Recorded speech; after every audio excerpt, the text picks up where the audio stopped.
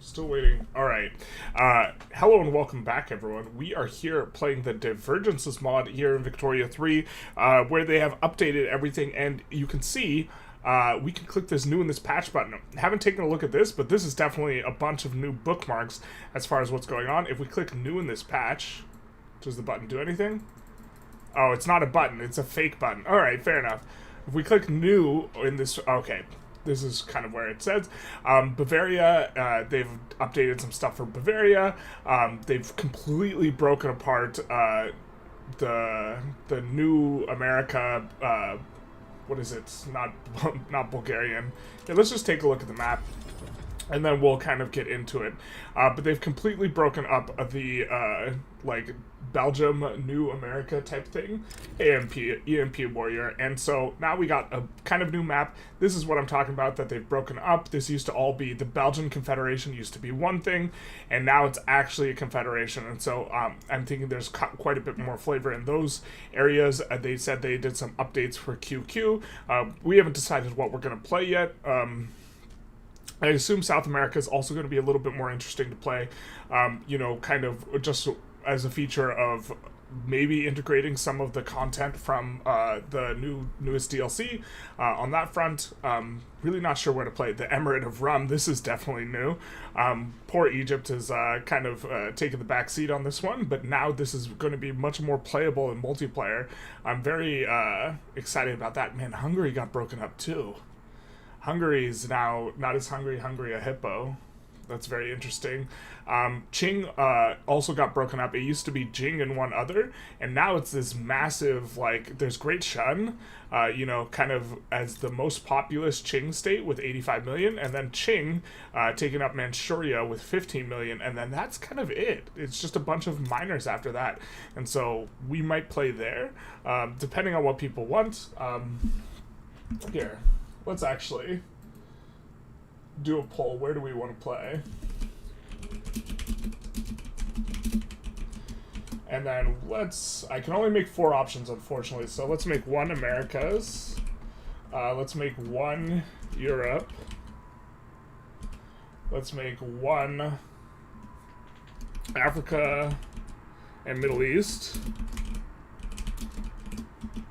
and let's make 1 Asia or Central, just Asia plus. So we'll start the poll and see where people want to play, but I'm very excited about this. So if we click back and go back to the main menu and go back to starting a new game, we can see that the fate of America, you know, kind of misspelled. We have, ooh, this is South America, right? Atlantia. Interesting. So that's a bunch of new South America stuff. Tawant, the Inca, also known as the Incan Empire, they survived the Spanish conquest. You know me, don't like to pronounce anything, and keep their own culture intact. What's very significant about these guys is they start out with here, let's kind of come back into the game. They start out with command economy, which is just an absolutely like wild ride of a thing to start out with. I think it's the most unique start. You know, here in Tawats, however you pronounce it. Also, this region is pretty nice on the back of, you know, like some of the changes they've made with like the Amazon, like rainforest and this type of stuff. It would be a very slow start, but that would be one that would be interesting. Let's just look through all of these. The Mandates of Heaven. Here we have, you know, after a decisive battle at Shanghai Pass, the peasant-led Shun dynasty has successfully repelled the Manchu invasion and brought an to the Ming dynasty. I think there's a word missing in there.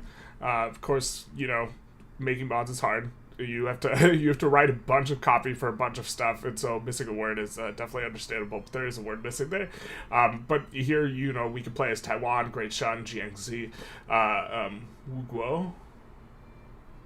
I don't even know where Wuguo is regionally in China. Masters of Europe. These are kind of the biggies. The Bohemia, Burgundy, Dual Monarchy, Scandinavia. One of the features about this mod, though, is that there's just a whole bunch of, you know, kind of middling powers, and no one's super overpowered.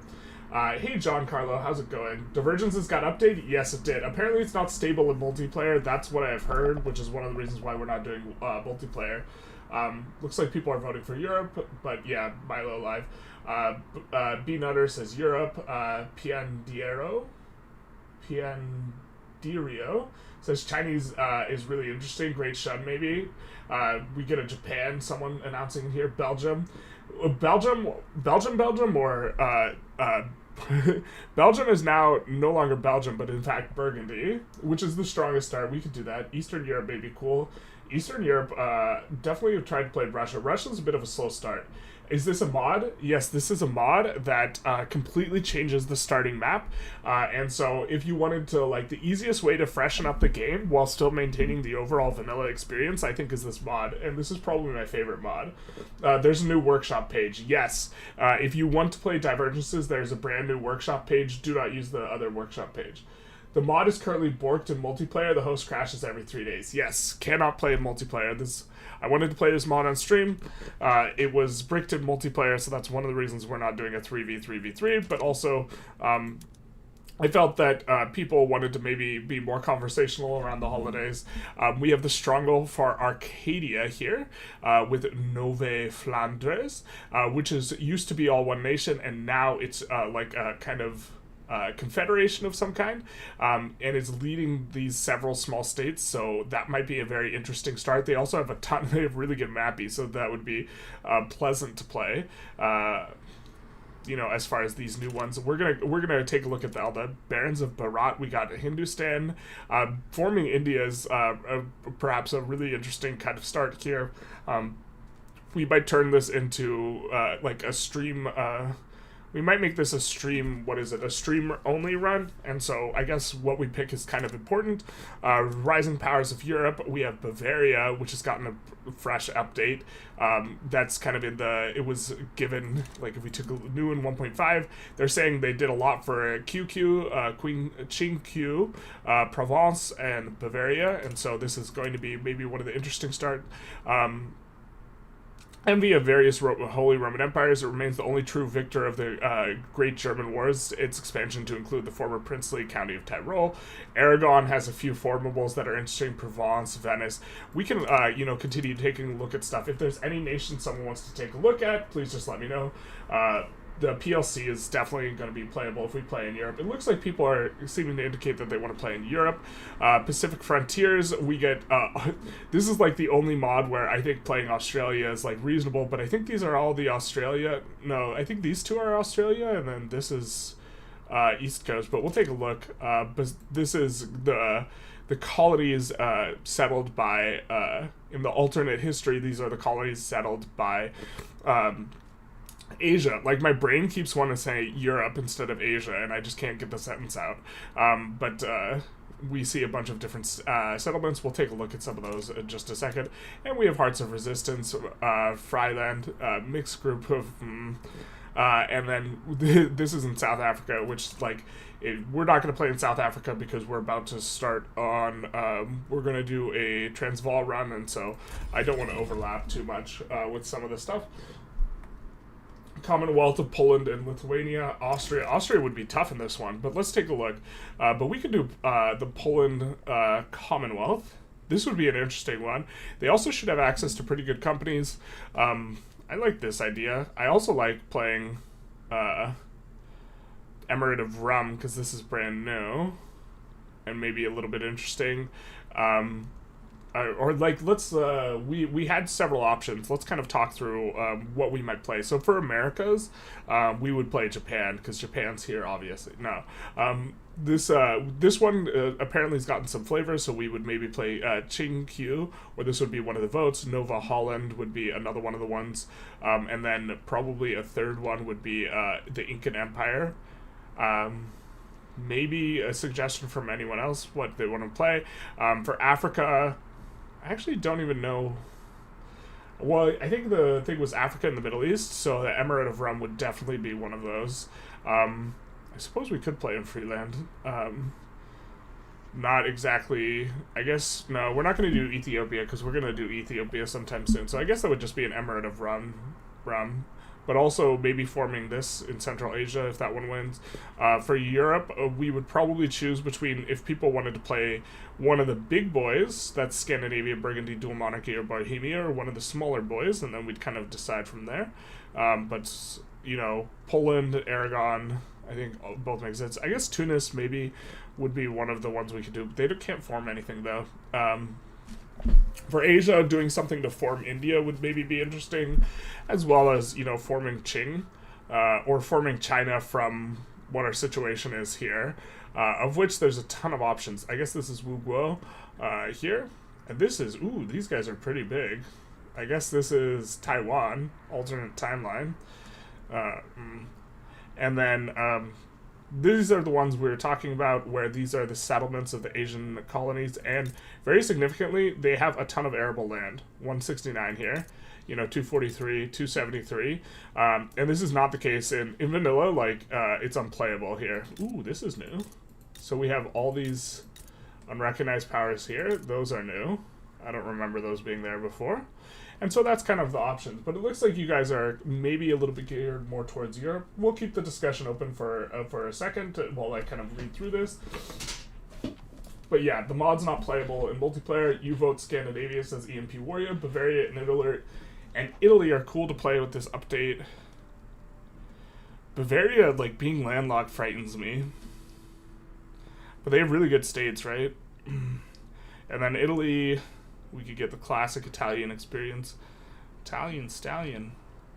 I forgot Venice is a... Venice might be an interesting one. They just blended in so well with the Empire of Rum. Play Austria. Austria seems like it would be a bit of a time. As far as I know, there are no country-unique companies. Tags that are vanilla might keep their vanilla companies, but I haven't played any of them yet. I assume I assume that all the country-unique companies are out, but there's only a few of those.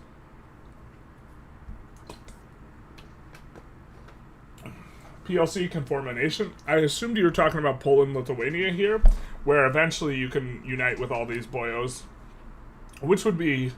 this is extending pretty far. The states have gotten reworked too, right? So I can't just be like, this state's this one, but they have a really good company. They have a couple really good companies in this region of both combination of Poland and over here, and they don't have Silesia, which is a little unfortunate, but there's a ton of really good states here. So Poland, Lithuania, someone's trying to get me to say the Inca Empire. I can't pronounce it. Tawantinsuyu. Form China with Tibet. Tibet's pretty big in this one. If there was a time to form China with Tibet, this would be it. That would be a lot of us just kind of waiting around. Not that I have a problem with just hanging out, but that would be mainly us just hanging out, watching the numbers go up. Papal States? Is this Divergences of Darkness? Yes. Bartix, hello. Yes, we are, they have updated it for 1.5. It's now playable on 1.5, so we're deciding kind of where to play. And let's see the results of the poll. I was seeing that Europe's... Okay, so we're going to play in Europe, because Europe's just crushing it. So we're going to end this poll, and we're going to start a new one. So do we want to play big boy or small boy? How big...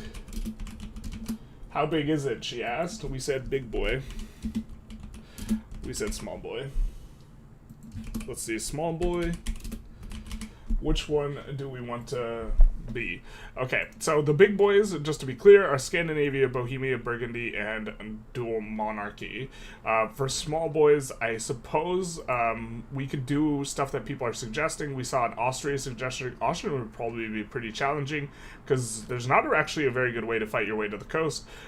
We saw a suggestion for Poland. I suppose we could play...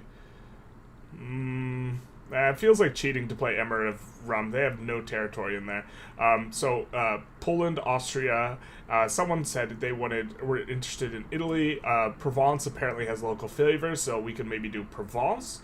And then either Spain or Aragon, something like this.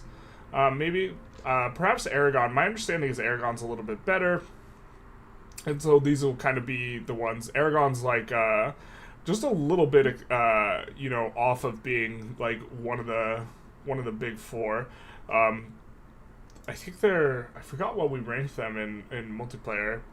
They're like somewhere, well, now in multiplayer there's no Jing and Qing anymore, so I'm not even sure. Great Shun being the most populous state, I'm not sure how I would rank these guys in multiplayer, which is a bit interesting, because before we had like the four great powers in Jing and Qing, and then it was kind of like Aragon and Spain, and now there's no Jing and Qing anymore, or not Jing as it once was. So this is going to be the Poland's not a big boy. Not, I mean, geographically they're a big boy. Oh, we could also play Russia as a small boy, but it sounds like you guys want to play the big boys. What is the Divergences update? This is new, but also they've added new events. I haven't seen all of them. They've broken up this, but it's all under Nova Holland or Nova Flanders, so it's going to be a little bit more of a slog to integrate, I think. They've broken up China. Apparently they've added stuff for QQ, but I don't know what they've added. But it looks like you guys are interested in playing a big boy, so then we could just run the poll. We could just run another poll. Try the Rum Empire. Are you thinking about doing a DOD? We might make this into a bit of a run. Let's start a poll though. It's nice that there's exactly 4 big boys, because which big boy do we want to play? And we will caduce not Spain, because they're not a big boy. Boho. That's Bohemia, Scandi. Dual Monarchy. And Burgundy. Burgundy, of course, being the biggest of boys. Burgundy is like, actually, there's...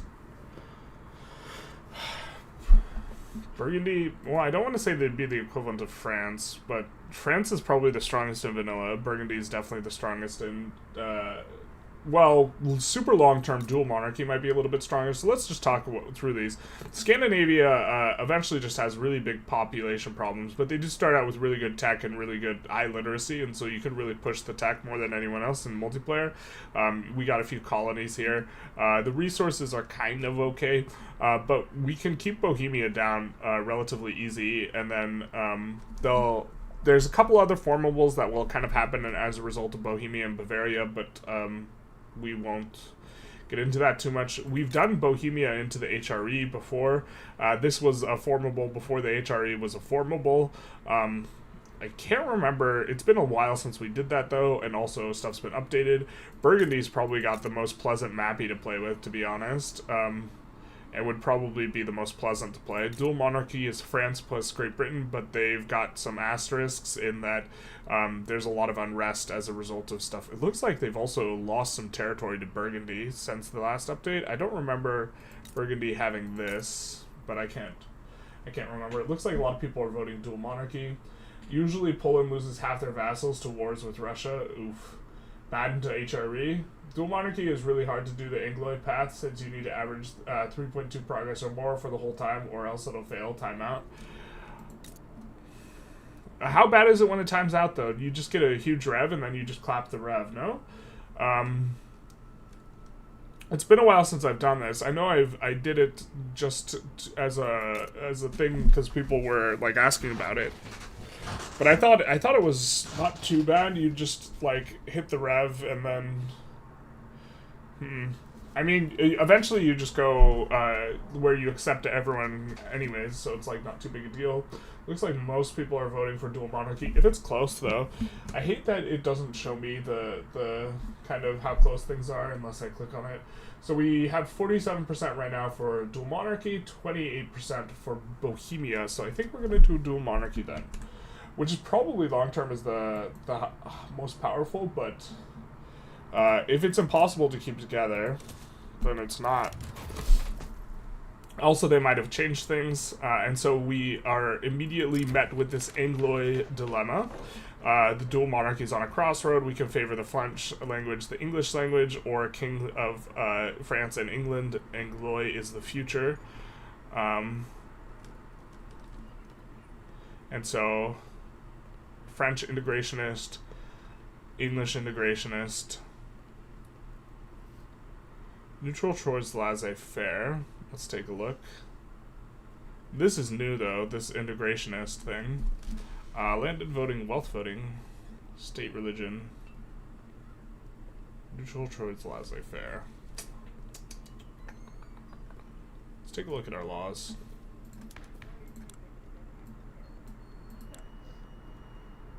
So we got landed voting, interventionism. So it's going to be hard to swap off interventionism kind of no matter what. State religion, feudal-based army model. This is one of the very few changes, is the instance of feudal-based army, but it's like not meta, so you would never stay on it. I assume everyone would want us to do the hardest one, which is the Anglois.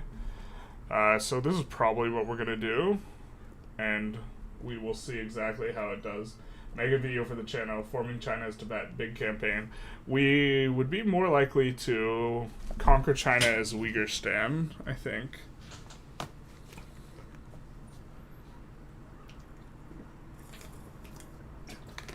I assume everyone wants this more difficult path.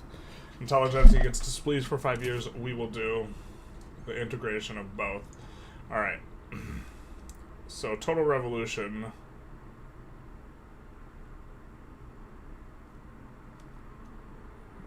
Will fail. Will complete if Anglois is accepted, and tensions reach boiling point, lost control of territory due to secession, Anglois timed out, dual monarchy does not have monarchy. Okay, so we gotta stay on monarchy. Alright, what do we got going on? Probably just doing this. But of course, we have to always check the very first thing. Do you have stock exchange? If no, research stock exchange. What tax law do we have? If we are on per capita, we need to... We're not. So, that means proportional taxation is going to be something we want to keep an eye on for our laws. We have some laws that we could pass. I think we want to get onto racial segregation as quickly as possible, right? But the landowners hates it. Okay. Cause right now, okay, we accept French, but not English is the problem. At this point, we have the Anglo identity. We have to complete events to advance them, and avoid total revolution, and avoid turmoil in Ile-de-France, which is the capital, for an extended period of time. So, you go Anglois, the ideology gets ended laissez-faire. Gets endorsed laissez-faire. Oh, does it?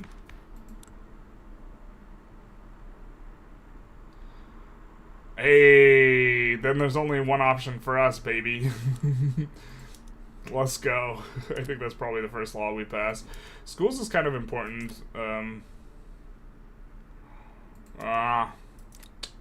We want to get off state religion. It's going to be a little bit tough. Looks like we got kind of this huge block. So I think while we have this huge block and we can make them happier by going laissez-faire, we will. Let's see. Are we? This looks like, yeah, we are spending authority right now. Let's get rid of the liquor one and the tobacco one. We'll almost certainly be wanting to use our authority there. And take a look at some of the state bonuses and see, because we haven't taken a look at this yet in the Divergences, if there's anything that stands out as being way different.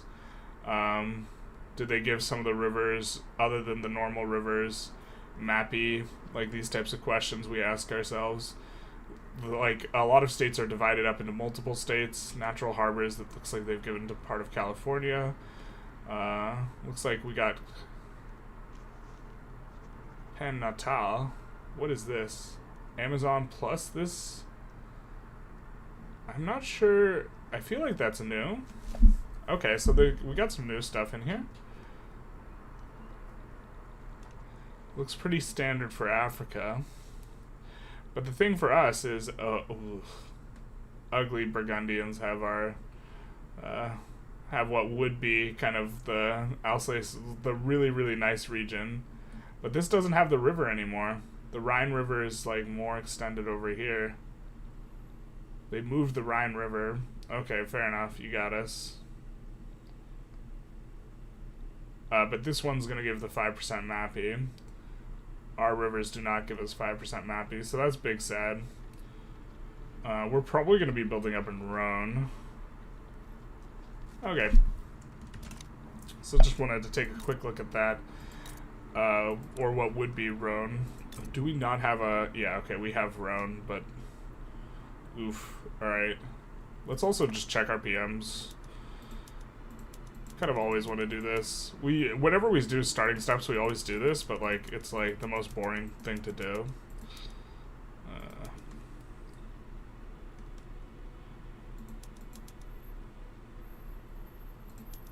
I think we want to get on that relatively quickly. And we have to do state-run churches.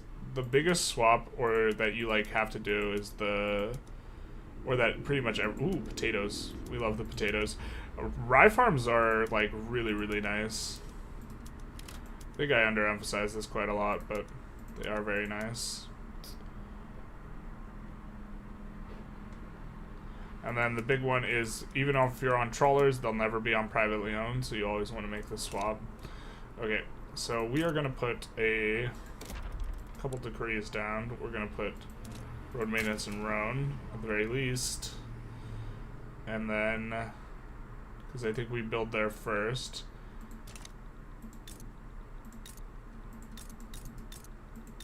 And then we do have another mapping state in Limousin. Is that really it for us? Rough. Oh wait, just kidding. We have all of England too. Alright, let's build in Lancashire as well. Alright, I think we have enough resources there that we'll at least want to temporarily do this. And then we could go for faster law passes, but I think we have a big enough economy that we would benefit from taxing everything. So we're just going to tax the luxury type stuff. This is 150. Porcelain is, alright, this is more cost effective than porcelain. We're taxing specifically the upper stratas, you know, what they're consuming. Because we don't like them. No, because needs are exponential, and you generally want to tax them. Man, we have a nice leader. It's giving us so much authority. Colony growth speed, popularity. Oh, minus popularity, but this is decreased decree cost. Minus oh, he's not giving us a lot of authority. He's actually very disliked. But this, wow. Wow. Quite the quite the fit.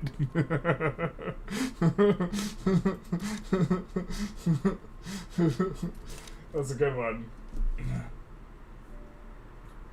Have 5.12 open. Bonuses the Amazons do seem new. Yeah. I mean, I think this would be a fun place to play too.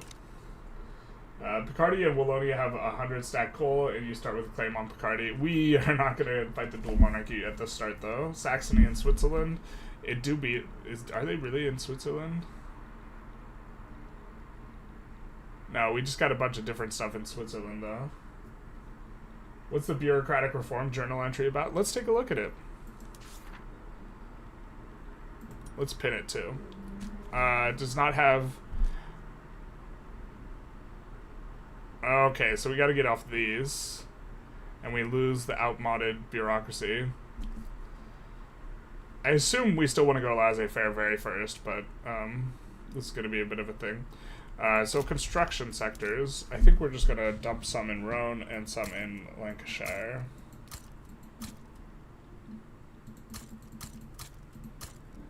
And we're losing money, but we haven't increased taxes yet, and we want to drain out this a little bit. In fact, we could add another consumption tax, but we're kind of running out of ones that are going to be particularly good. Oh, we're going to tax the liquor. Normally we don't like doing this. It makes the poor people upset, but there's so much money to be had here. So I think we kind of got that going. As far as diplomacy, let's improve relations with the kind of two other biggies that can touch us. We can't be touched by these guys. God, I thought that said Nutland, but it said Vinland.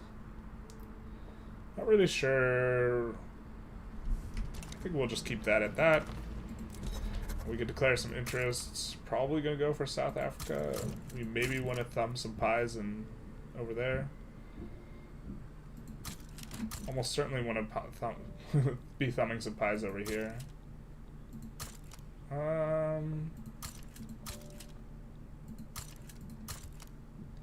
Let's do something like this, maybe. Maybe this India one's not going to be very useful. We'll put one in Arabia. We're going to look to expand out some of our interests here a little bit. And we're going to just take it on pause and be going on speed 3 for a little bit while I catch up with the chat. Winters are cold there. She needs to bundle up. Yeah. Can we show Asia? Yes, we can. This is, well, I mean, if you want to be fair, this is Asia. Which is, there's a lot going on here. So there's like all the middle like ones that can form Persia, and some of these we could also do some India formation thing, which would be interesting. They like exploded Qing, so now Great Shan is kind of the biggest one, which I think would have been fun to play. Qing also would have been fun to play. There's a lot of really good mappy states up here, so this would have been nice. There's Japan has like their colonial thing going. I know Australia is not Asia, but it's close, and all of these places actually have arable land. Oh, we're gonna need to go after the... I know what we need to go after first. Alright. I'm gonna take a quick... Well... maybe we just don't save before we start fights, yeah. Where are you? Where's Harvey Dent?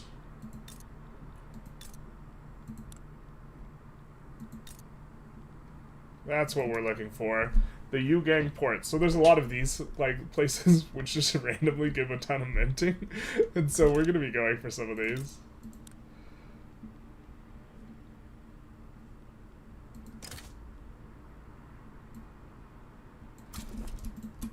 Alright. Let's consolidate some of these fleets. Or let's consolidate this fleet.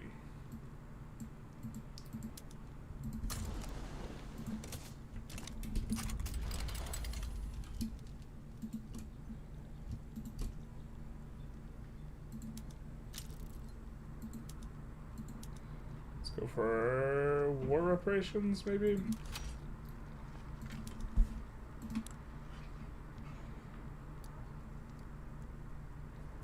Okay, I guess this is over here. We might be able to sway our way in. Probably not for anything too great. Diplo pact, yeah, that's fine. So we are going to continue here. We're building up a bunch of construction sectors. We have a bunch of excess bureaucracy. Can we use this? Let's take a look. This is not something we normally need to check, but could be the case that we start out with a bunch of unincorporated stuff. Okay, no, we're chilling. I think we also have colonization that we can do. So let's maybe do some. Looks like we already have some colonies growing. I think we want there, though. We are getting no progress here. I think we don't have any.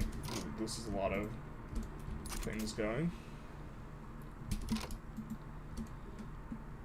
Let's mobilize a smallish army, or a couple small armies. Let's mobilize you guys. We're gonna need to give you a general. Let's avoid. We'll take a French integrationalist. Hopefully that doesn't scuff everything. I have the feeling that that decision kind of might matter a lot, but.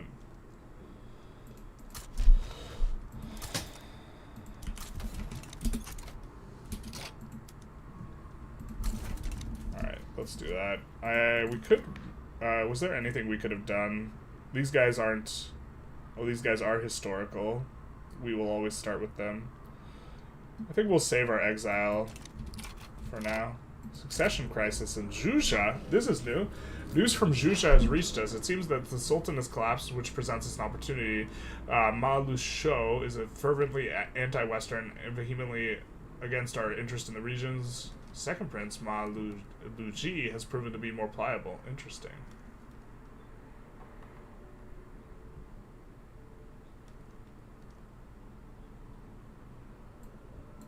We can send aid? Bro, this is neat. DVGs support Lucio. Alright, what does it cost us? Alright. Let's just send it. Expand our colony in here.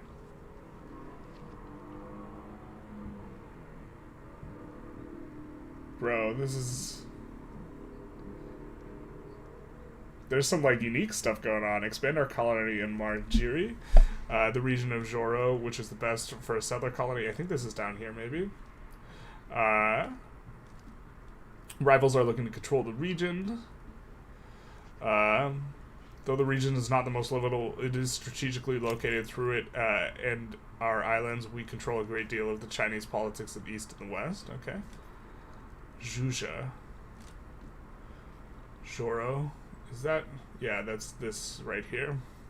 Sees Makasaran Kayujawa. Gold flows. Northern Joro. No, don't rival us, bringing me, please. Stop. I don't think we start rivaled. Oh, we do. Alright. Fair.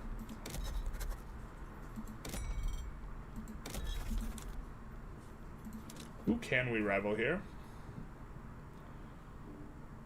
I think we rival the Emirate of Rum. I don't think they have a lot of boats. I'm guessing Hindustan's not going to have a lot of boats. Rivaling people who are unlikely to intervene in our affairs.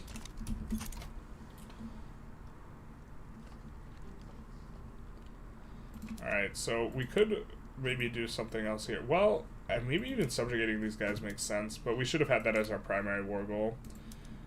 I think we're going to decay below 0 here, so we're just going to put them, make our protectorate, and maybe they back down, and we just eat an extra 7 infamy. Definitely not the most optimal way to start this, but, you know, it do be what it do. Someone's pie has been thumbed. Yungang. Did I mispronounce it? Freeland in South Africa is interesting. Yeah. The only reason I didn't want to play this is because we're starting a Transvaal run. I suppose we could do this instead. But yeah, there's a lot of like really nice states here. You know, you get to do some stuff. To complete the Angloid path, you need the popular Angloid characters leading IGs with a lot of clout early on. It's your main source of Angloid ideology progress. Alright, so this guy is popular and leading the stuff. But you're saying we need to keep these guys in power, like, really, really hard? Okay. Because it doesn't look like we have too many things that we could do, so...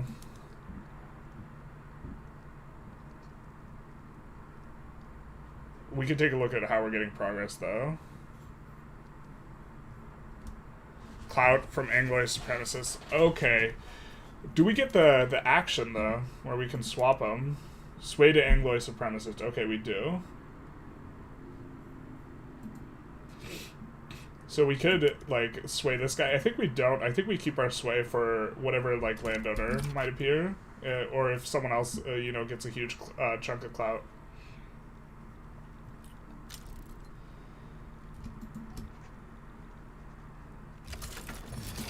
Alright, well, I guess we're going to get a nice little subject here. I think that this region becomes off limits after a certain point, too. So... we're gonna need to recruit some guys. So this is gonna really matter. So we're not gonna want the French integrationalists then at all, or the French or English. So we made a boo-boo because those guys, I'm assuming we cannot sway to be the other thing, and the other guys, I'm assuming we can. Oop! I don't think we want this. I think we want this army. All right.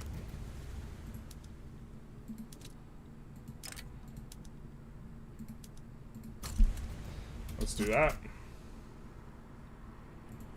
Let's see, what are your mobilization stuff? Just basic supplies. I think we'd be fine with that. I think we'll turn on chocolate, though. I don't think we'll need too much to get this going.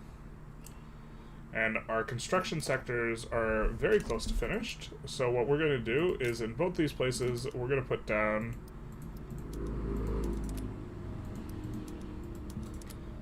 some auto-expanding going.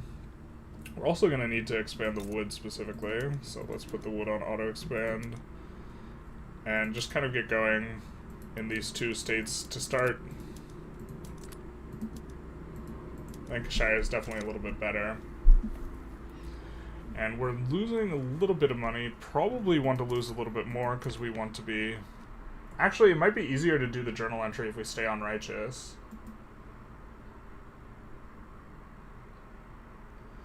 Is something to consider. So right now we're thinking of raising taxes. God, I fucking love this fit. Just be slapping. Do you have any colony in India? We control Sri Lanka or Ceylon. And we have this treaty port here. But this is definitely a region we want to expand more in. What are the unpinned journal entries? Are they unique ones? Let's take a look. So major situations, these are the normal ones. Normal. No, it looks like we just kind of have the normal stuff. The pinned ones are the unique ones. Gonna need political commissars in the military at this rate. Yep. Note that the Angloish supremacist character doesn't care about whether the characters lead IGs. You can get a bunch of Angloish supremacist generals and get the progress that way. Oh, we can? Alright. So, we're gonna be taking a look at that then. That's kind of silly. So we're gonna get this guy and then promote him to max. Playwright, nice. I think we don't need the prestige. God, this hurts, but I think this is the best button. I've never clicked this button in this context on popular playwright to give the landowners more clout, but since they're an Anglois supremacist,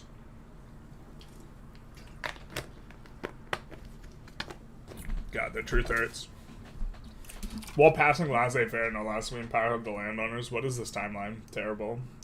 This is the worst timeline, everyone.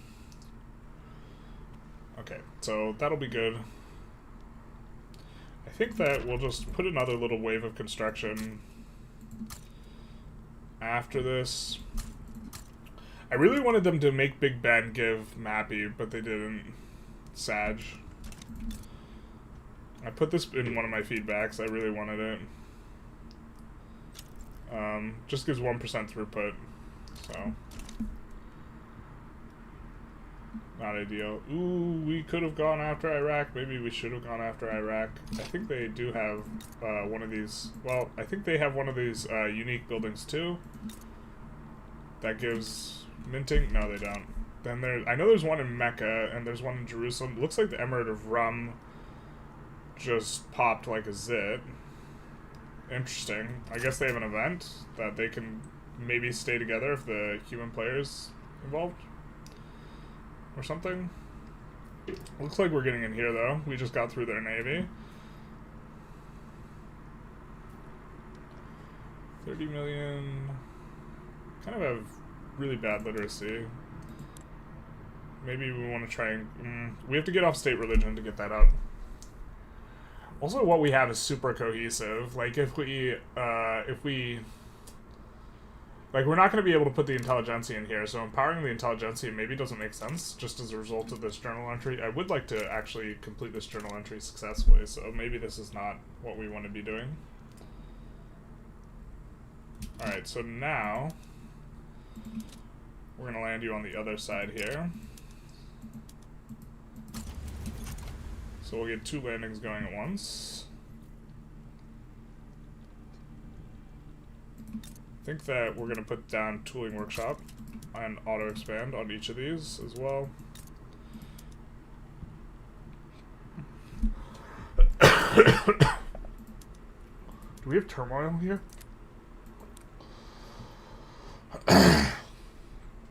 We do not.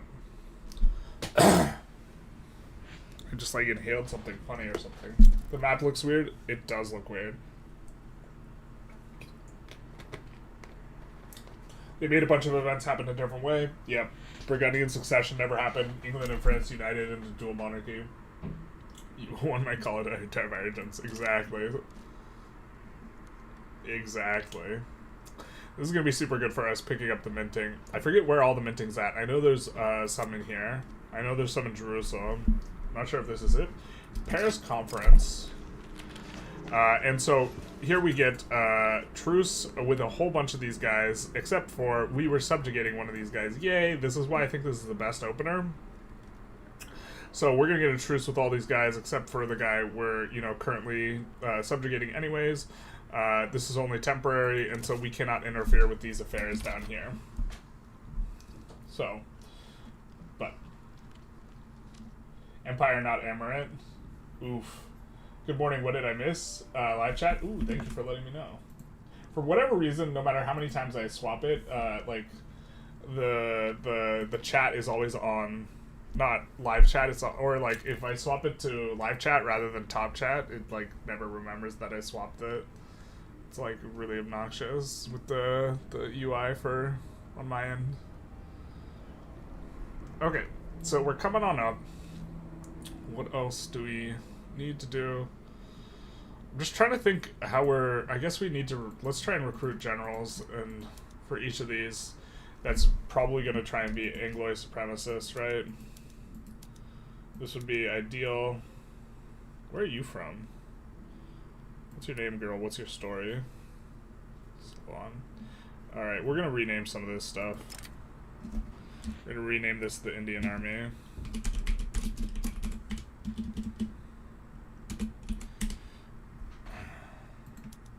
We're going to give it, let's give it regional color. And then, so the Anglo supremacist, he wins again. We're going to promote him up all the way. And then where is this at?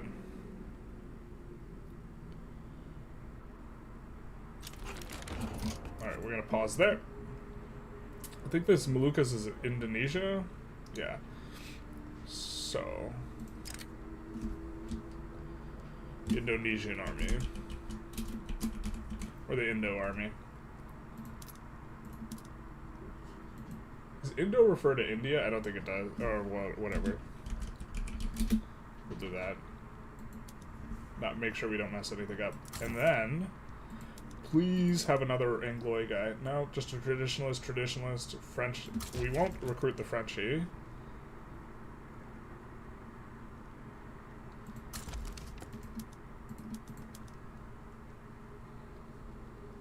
We want Angloy only. Slaver. Alright, maybe we stop for now. Or actually, we want the fleets to have each have at least one guy. This guy's an Anglo supremacist. Perfect.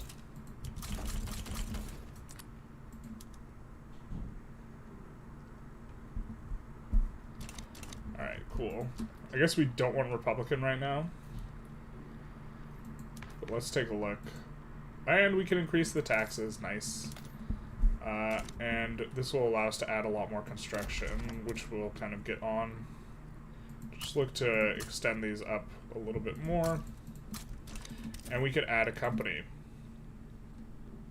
We have to be a little bit careful because now there is a cooldown with how quickly you can swap a company.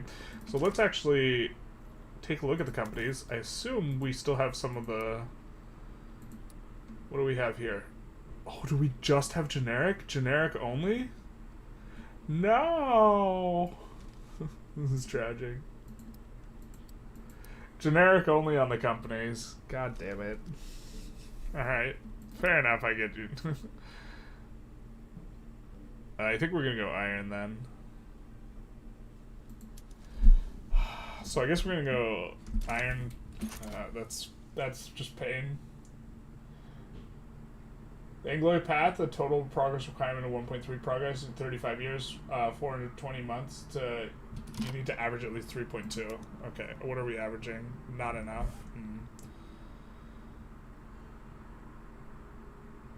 Government legitimacy. Anglo building levels. What? Industrial building levels. Okay, so I guess we're gonna get there. University building levels. So if we build a lot too, clout of Anglo supremacist interest groups, combined popularity of the characters. Looks like we're not getting a lot from the characters, but let's make sure we have at least a level 5 in the capital. We do. Where do we have? Oh, what is this? You mean to tell me we don't start out only on iron frame? That's a thing. Where do we have our unis? Isle de France, home counties, Leinster, Languedoc. That's probably fine. We're just going to slap down a level 1 as well in Rhone and Lancashire to hopefully smooth that out a little bit. And then we're going to add this. Don't start out with the railroads. The truth hurts. We actually have to be cognizant of that. We're getting there though. Ningxia. Shibei versus Great Shun.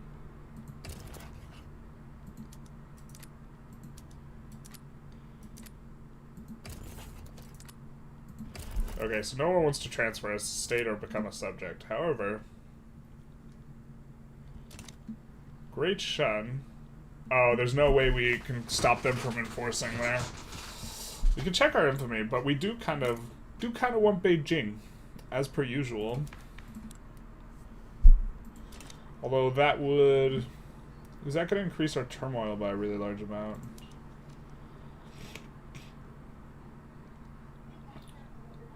We will have a foothold. Should we intervene in this war? Let's start a poll.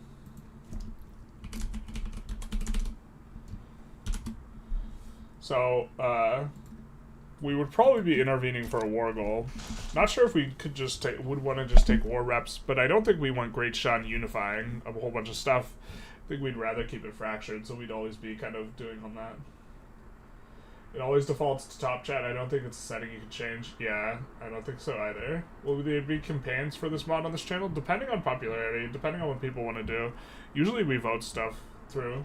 You can recruit any character to Anglois supremacists on cooldown as long as their ideology doesn't conflict. Yeah, I understand this, but with 60% of our clout on the landowners, I think we just want to keep our cooldown. You know? Because if this guy dies, right, then immediately the next guy we could recruit. I mean, well, what's the cooldown actually? So this guy's obviously 4 years. I mean, maybe this guy.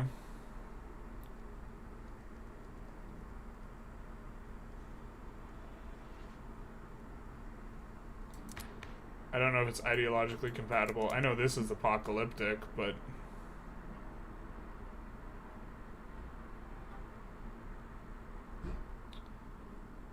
Landed voting, wealth voting, professional army, peasant levies, laissez-faire. Ooh, we also have to pass a new law. So let's do that. Let's maybe not have a feudal army, yeah? Looks like people are pro-intervention here. Time to society rush tech to unlock more companies. Yeah, I mean, they're not as good as they used to be. Doesn't Jibei have the Islamic... Does Jibei have the Islamic religion? Probably not. I don't think that... I think that was a... you're thinking a little further west there. Like here. Here we have the start of the Uyghur people. And here's predominantly Uyghur. So like... this is Northwest China in this game. But Northwest China in, like... For us, like modern times is here. Shibei. And then like... I think the Jibei, like, region is, like, all of this. And so we have this very small Han portion of, like, Jibei. If I recall my geography correctly, something like this. So Forbidden City is really good with dual monarchy because the bonus legitimacy. You could recruit... You could do the Anglo recruitment with any character, including generals. Ah, interesting. Did they change anything apart from the map? Not too many things. I mean, there's a bunch of events. But the only thing to my knowledge is they added this, but you never stay on this anyway, so it's just a worse starting condition. It's not, like, something you would ever pick. And so this is my understanding. Looks like people want us to intervene, though, so I think we're going to go fight Great Shun, and I think we're going to try and... I think we're going to go for... Beijing here.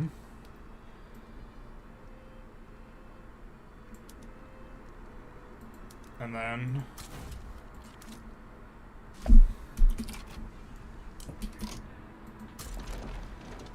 takes us a little time to get there. This guy's an Anglo supremacist trench rat, nice. So we're gonna put him on defend. Offensive planner. Yeah, we just want at least one guy on defense for each of these, so that'll be good. Traditionalist. I guess we don't hate traditionalists right now too much, so we'll do this. And then Anglo supremacist, nice.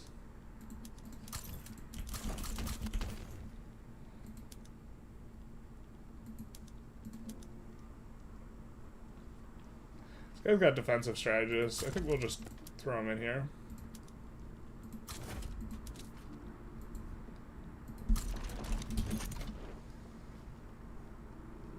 And then looks like this landing is going to get in, and we're going to be kind of finished with this pretty soon here. And they're going to commit more of their troops over here. So this will be nice. And then we'll use the Navy to land Great Shun. This will be a lot easier. Ooh! See, this is what we're talking about with there being a bunch of unique events. So, like, Burgundian, Scandinavian, the imperial diplomats have all been meeting with foreign ministers regarding a monstrous political snarl. The trouble originated with the conservative Catholic Duke of Nitra, who rallied dissatisfied Hungarian magistrates to recognize Holy Roman Emperors Sigismund V as King of Hungary, and encouraged him to depose Hungary's liberal president king. This is a direct breach of Article 18, annulling the Jagiellonian claim to Hungary of the Treaty of Paris, which ended in the devastating German War of 1820. The Burgundy and Scandinavia had been apoplectic at the notion of, I'm not familiar with this word, apoplectic. Okay.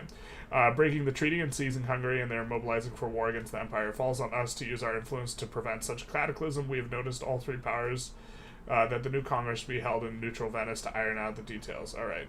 So we get this. Paris demands restraint. Everyone gets. Alright. Well, we're actually not making any demands while we're gallivanting in Asia, I don't think. But we do want to explore the local flavor of the mods, so maybe we will. Are you willing to come down for peace now, my guy? Looks like you are. That's gonna be nice. We're just gonna get free money from this treaty port thing. Or it's not a treaty port, it's better than a treaty port. It's the Yungang port. It's minting and infrastructure. Brazil. Brazil? Where's Brazil?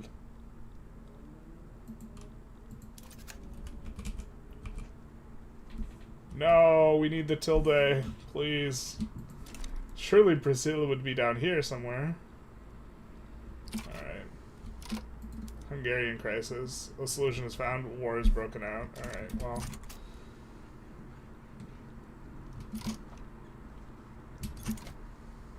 This is awkward. It's nice that they're not committing anything to the G Bay front. What are you guys doing other than sleeping?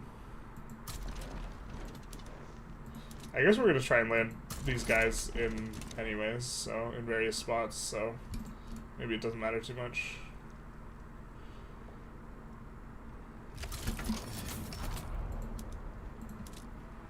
So we're gonna land the 25 stack Shandong, and we're gonna land with this. Alright, and then this 35 stack, we're gonna land you on the capital, hopefully. Beijing. We're gonna try and do that. Alright, they have to decide what they want. So Hungarian power, Pomeranian power, solution is found. Ugh. I don't like any of this.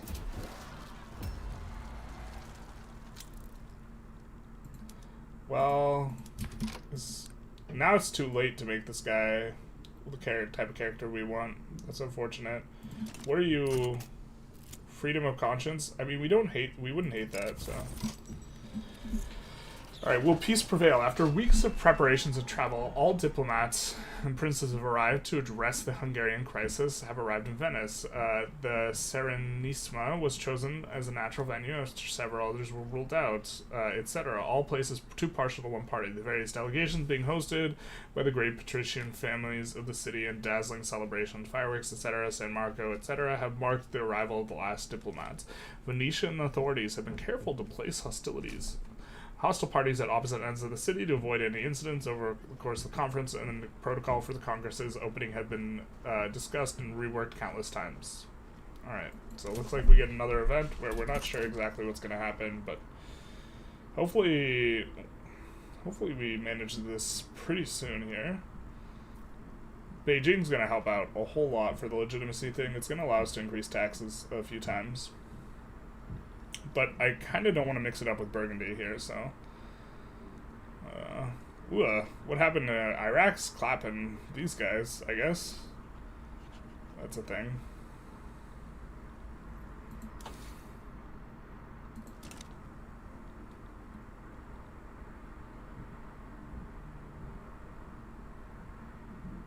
It's not a generalist gaming video if we don't take Beijing facts.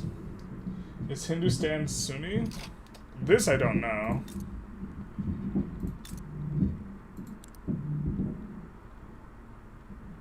Looks like they're mostly Hindu with some Sunni. Apoplectic equals angry. That makes sense with the context. You only use Divergences mod for this run? I'm not sure how much Divergences we're going to play. It's going to depend on how popular it is. Or how much people are interested in. I mean, like, so I really like it, but generally, because I've played so much vanilla, and it, like, offers, like, a kind of new look at things, but, people generally seem to prefer vanilla, so, this is why I don't play on this mod more. Right, the Divergences content gets very little traction, generally speaking. Alright, I think we're just gonna add more construction. I think we maybe want to start branching it out a little bit, so we're gonna add a few there. And probably a little bit slow on this adding of construction. Looks like they're very nearly full occupied over here though, which is gonna be sufficient for us here.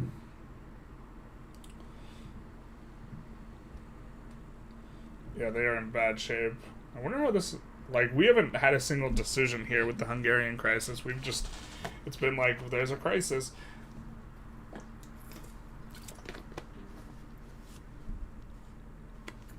I don't think we hate freedom of conscience, though. Alright, we like that. I don't think we hate freedom of conscience, because this is going to allow us to do better schools. The Catholic Church hates it, but they don't uber hate it. I think we're fine trying to pass that next. I'm just giving into this. We will have to make sure we're a little bit fast about it, though, because often these movements will go away as soon as you actually get the law passed. Sorry, Great Shun.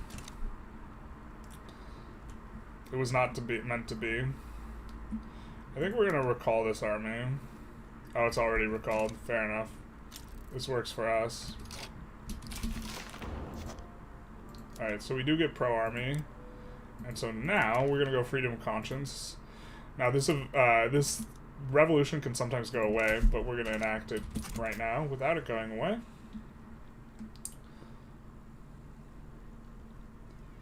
I think this is just about wrapped up. So, not very great, are we? I don't know if they updated it, but last Thursday the Hungarian crisis does nothing mechanically. You just get a whole bunch of flavor. Oh, okay. Burgundy must die. We gotta get to that later. They're stronger than us right now. Oh man, I can't believe I have to miss the stream. You'll watch the VOD later. Oh, okay, Juan. Merry Christmas. Yeah, Merry Christmas, Juan. Merry Christmas to everyone. This is definitely a happy holiday stream. I suppose happy respective holiday that you that you celebrate to everyone. is perhaps more appropriate. But we do get Beijing. We're gonna incorporate it immediately because the malice does apply to... Oh, wait, what? Yeah, the 10% throughput malice for being unincorporated does in fact apply to the Forbidden City, so we don't want that. And we are going to check and see if they have a port. They do not. So, first things first, building a port. Which, that adds quite a bit to our GDP. And makes people happy. So now we can increase taxes a little bit and still be... I guess we just have regular Catholic Church. Wait, what? Why do we have this on the Catholic Church? What the fuck?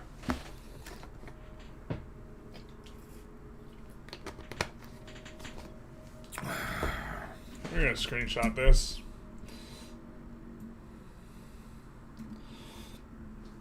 That's definitely an oversight. Investment pool contribution efficiency, that's normal.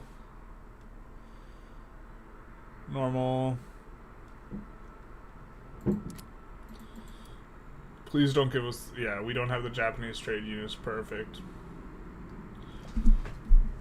Or Japanese industrialists. Don't want that. The Ottoman speech. Hungary will gain +1 power. The Bohemian delegation was first to speak. They advanced absurd arguments to justify their claim upon the Hungarian throne. They're making no mention of the fact that they were doing was a clear breach of the Treaty of Paris. This was expected by the Ottoman delegation, which has long been contemplating the tone to which to set their remarks.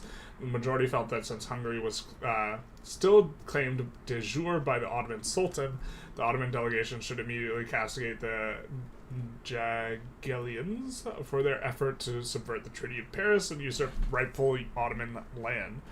However, more cautious diplomats were conscious that the righteousness, etc., etc., etc. Okay. Interesting. I mean, we don't have much skin in this game. We actually have a lot of infamy right now anyways. Look, we got the sad face thing, which doesn't even tell us what that does. Outmounted bureaucracy. I guess that'll be the next thing we do. Holidays can be rough. Thank you for sharing your time with the community, and happy holidays to you too. Yeah, holidays. Holidays, if you like, yeah, holidays can be rough. They're like generally very polarized with how they are for people, which is unfortunate. Oh, there's no coal and iron here. Terrible. They didn't incorporate that up part of the update. The martyr. All right.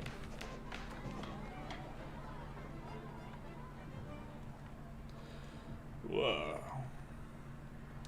Well, I think we just do that. Unfortunate to get a negative tick there. I think this means we could put them in government, but there's no way our government would possibly be legitimate here. Oh.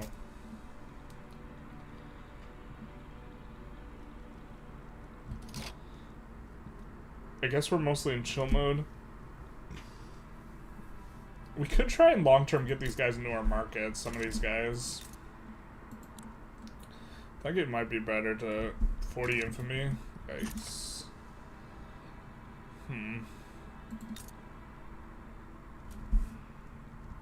I think the thing to do is go after all the minting states still, so Hejaz is probably the next. And they're a protectorate of the Empire of Rum. Mainly because if we come in here, there's Mecca, which gives 5,000 minting and 50 authority, and Medina, which gives not as good. Is this one single state? No, they have this too. But the Hejaz is the only thing we would care about.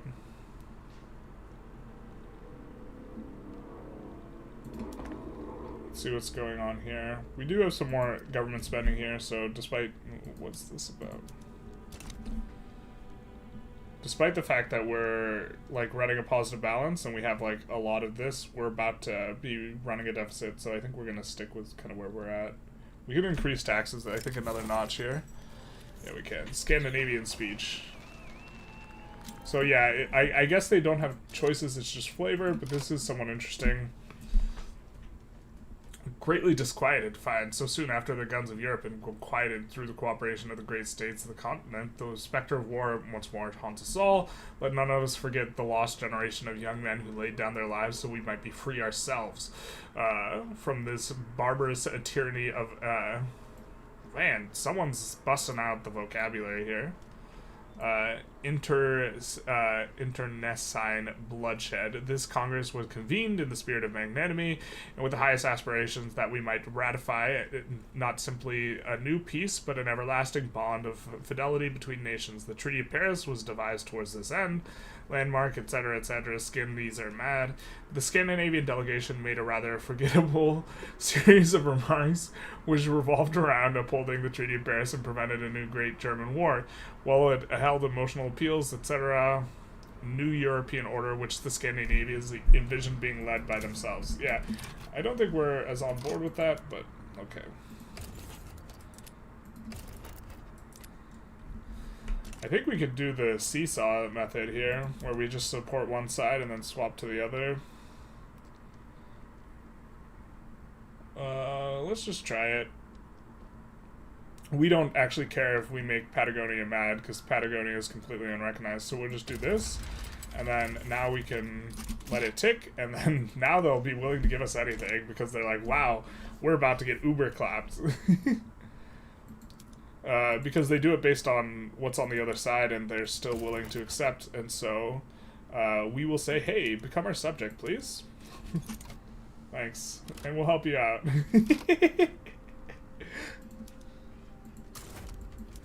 Definitely exploitative. You can only do that when there's only one diplomatic play and you're not involved in anything else, but we get a nice little colony for our trouble. They slap radical reducing bonuses to the reactionary conservative IGs because that helps you deal with the radicalism that comes with suppressing the French English. Oh, that's intentional? Is there... That's such a good bonus. And it's not what the Catholic Church ever has. I think I'd rather they put it on like the PB or something. Alright, so we have to see how much... Alright, so we still have... You know, let's do the progress on railways here. Nice. We are on steel tools, right?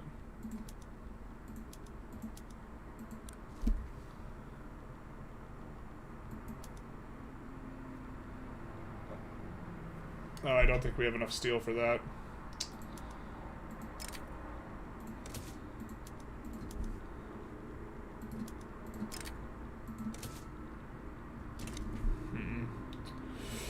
Alright, let's just kind of go through some stuff here. We do want to be on sawmills everywhere. We're going to prioritize softwood production everywhere.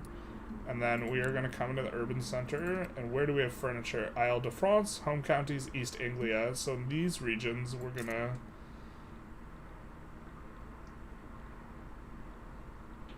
In these regions, we are going to, for the wood, turn on focused hardwood.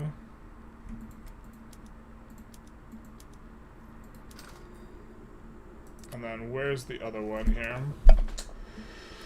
Home counties, I think. Yeah, okay. And then I don't think we have any places that have bonuses for this. And then we need to produce more steel, almost certainly. I think we could go gas streetlights. Let's continue.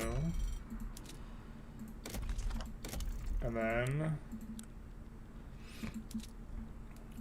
let's put in Lancashire and Roan some steel at the front of the queue. I think that should be pretty good. I think we're not going to not finish the vineyard at that level of progress. So that should help things out a little bit.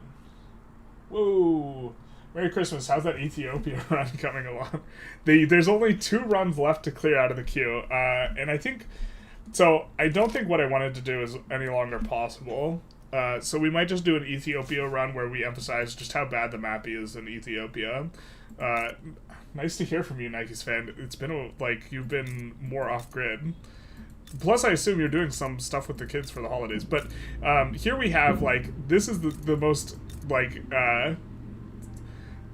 The most upsetting thing possible, in the one state where you have iron, you have no wood. And so your mapping is just like absolutely catastrophically bad for Ethiopia. So we might do a run where we focus on that. What we initially wanted to do was start as Belgium, conquer Sardinia Piedmont, release Sardinia Piedmont, release play as Sardinia Piedmont. This way we would get the Belgian tech, and then with Sardinia Piedmont form Italy, and then conquer Ethiopia, release play as Ethiopia, then with Ethiopia subjugate Italy, then conquer them, annex them, release play as subject Italy, and then as Italy conquer Belgium, release play as subject Belgium. So we would be this. Italy would still be the subject of Ethiopia, and Belgium would be the subject of Italy, and then from there, trying to form the HRE. I don't think we can do that.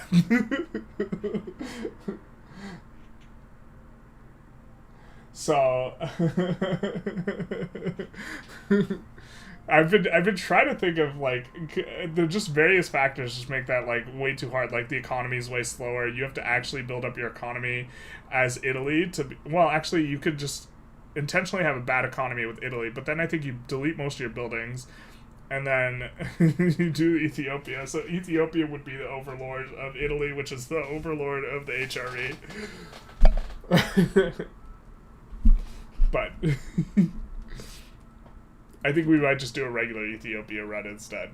But Ethiopia's there's 2 runs left.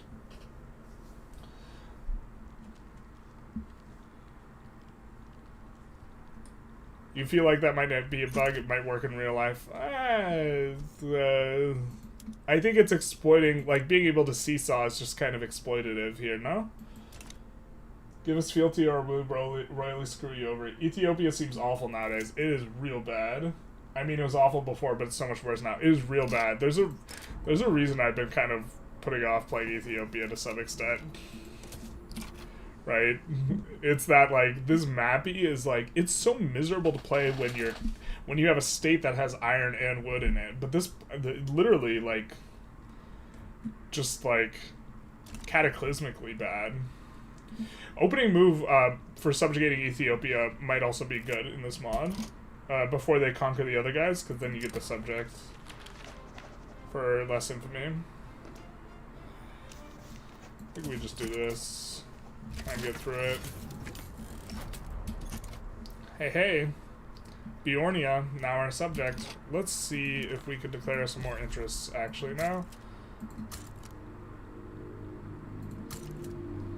Ooh, Persia might be a good place to go after. Iraq looks like they took some dirt.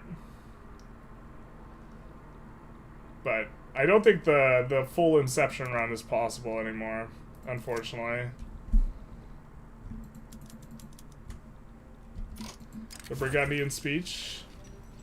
So I think that most observers expected the Burgundian delegation to follow the Scandinavian line of upholding the Treaty of Paris, etc. As Scandinavia's most prominent ally in Europe, however, the logical assumption. However, this is not the only option. Scandinavia currently holds Pomerania, a land once ruled by Galians and long coveted by them. Emperor Sigmund V's desire to reclaim it as part of his desire to rebuild the Jagiellonian position within the Holy Roman Empire is well known. If they were to solely undercut Scandinavia's arguments with their own remarks while demanding the Treaty of Paris, and in particular Article 18 be upheld, it could set the stage for Sigmund into giving up Hungary in favor of Pomerania, and a free Hungary could be a good ally in the Balkans. Oh, this is interesting. So this allows you to get coastal access, maybe, as Bohemia when playing, single player. I think, what we did when we were forming the HRE, we did that with Bohemia, but we just, like, fought Scandinavia and Burgundy at the very start, utilizing the very, very strong enlistment efforts decree, because if you put down a few of these, you could script up, like, several hundred over what you normally can. But that's interesting that there's a kind of more there's an easier way to maybe get coastal access. Here, we can end the poll. This is no longer relevant here. But you're welcome for helping you out with Patagonia. We knew it was going to be such a struggle for you. So we do get some interests activated here.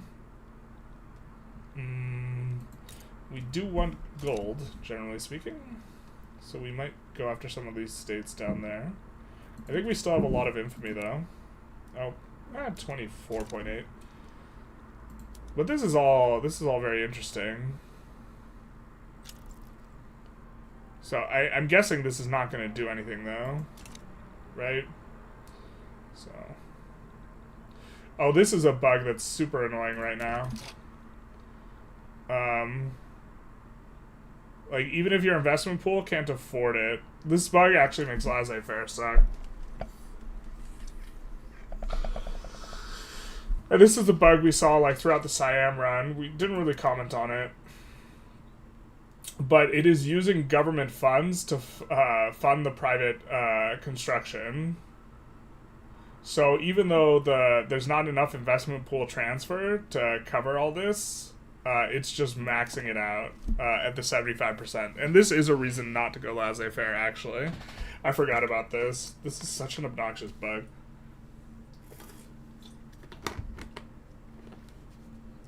So you just only ever control 25% of the queue.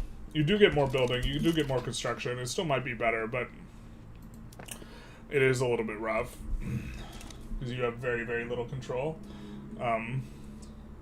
Has anyone else been noticing that bug in vanilla?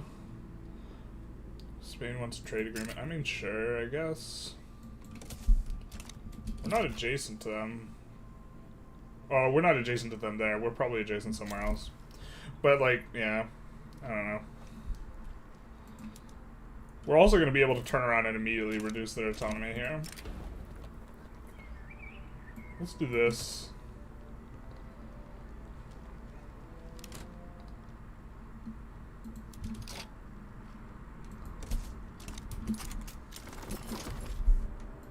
And then, let's reduce your autonomy.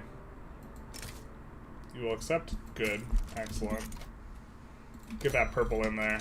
Yeah. Argentina.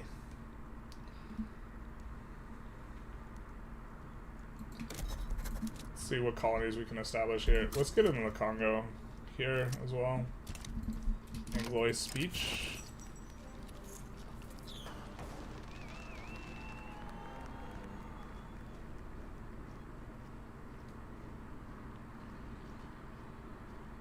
Let's uphold the status quo, I guess. We love status quos.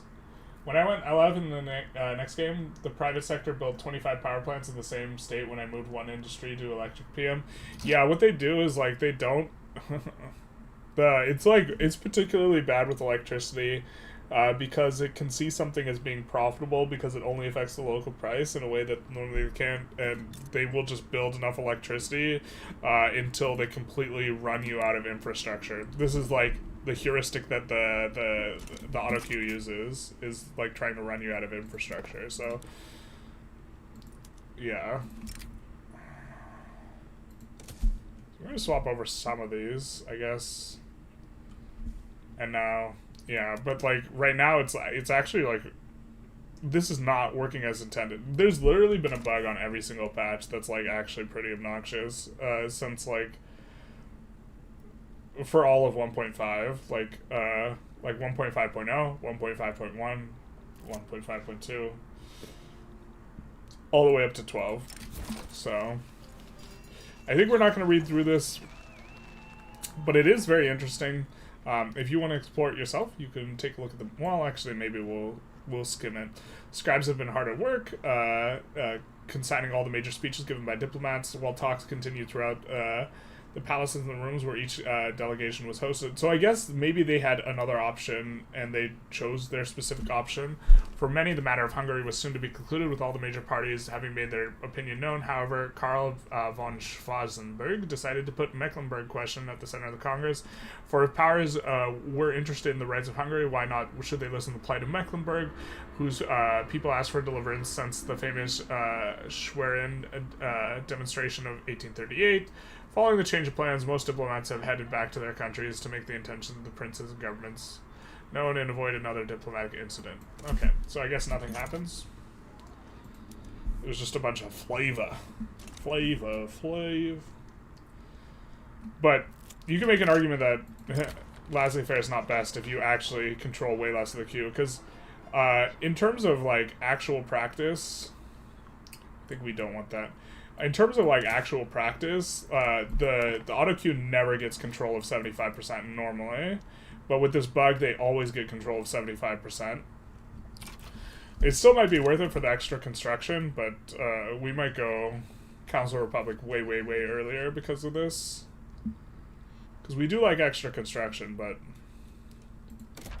we also like being in control, so I think we add a little bit of Midlands, too. I mean, the auto queue will... Ooh, Midlands already has a bunch of iron, so maybe we add a little bit more. Is that us getting... Yeah, baby. Alright, so we are going to also... at the front of the queue, build this in Lancashire. And then we need to think about what tech we want. Almost certainly water tube. But we do have to... I was about to say, we have to think about this, but egalitarians and not spreading to us, so... corporate charters would be pretty good, too. Dialectics we could actually make use of. But we're relatively ahead in tech. Oh, no, wait, we're a little behind in tech. We don't have the best tech. We don't have skirmish, for example. So maybe we go dialectics next. I think we just go water tube boiler and then see from there.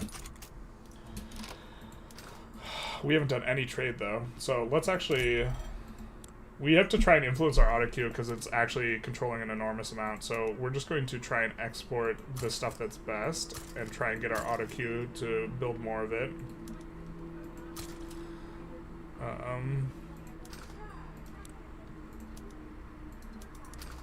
So we're going to come in, put export prioritization on all the resources here and also tools. And then import prioritization on grain and fabric. I think we also don't want people importing our booze from us. Okay, and then now we can try and export a little bit. Okay, coal. No, or do we have to unpause for that to take effect? I don't think so. Alright.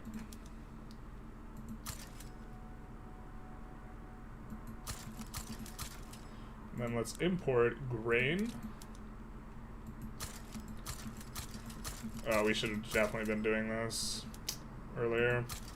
Sag.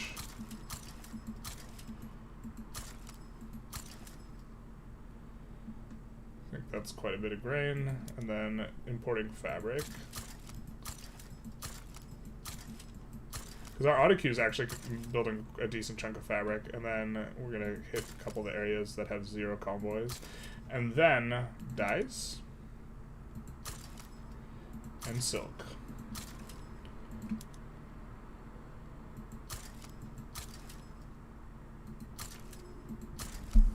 Something like this.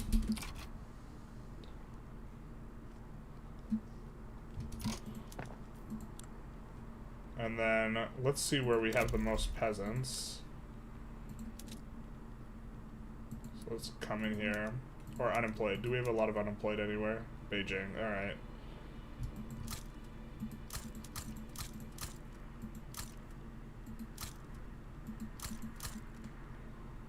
We're also going to set a lot of these to...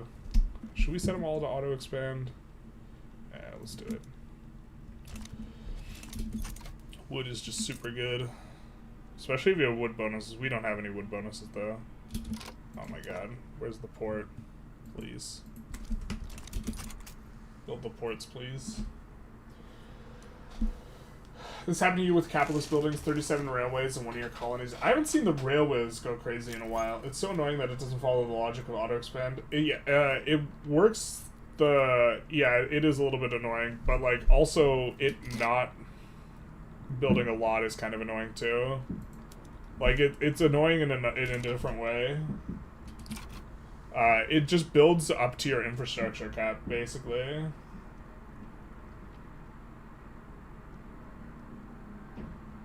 Communism is the self-reinforcing meme that never dies. Communism being best. Did I see the new Spriffing Brit video? No, did he make a Vicky 3 video? I'm gonna want to. I will check that out later.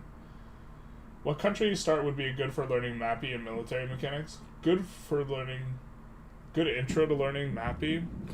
Well, maybe Belgium. So Belgium's problem is eventually France is gonna want to take your dirt, and so it's really awkward. But Belgium has one state that doesn't have the resources and one state that has all the resources. And so it really, really kind of is a as condensed version of like a Mappy illustration as possible. So maybe them. For learning new Mappy and military mechanics. Also, generally, dealing with something smaller is a little bit easier. But they have really good Mappy. If you played Ethiopia, if you played Belgium and then you play Ethiopia, you will immediately be like, wow, that is crazy. If you play anyone without coal and iron and wood in a single state, and then you play someone with coal and iron and wood in a single state, you'll be like, wow, that's nuts. That's insane. I'll never do this again. And so it makes an absolutely huge difference. Ooh, looks like we could go Catholic Church. We have an election coming up.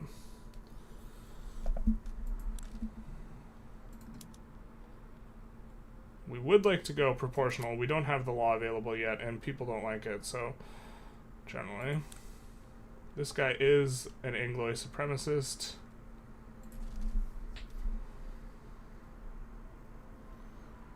Can't make that guy an Anglo supremacist.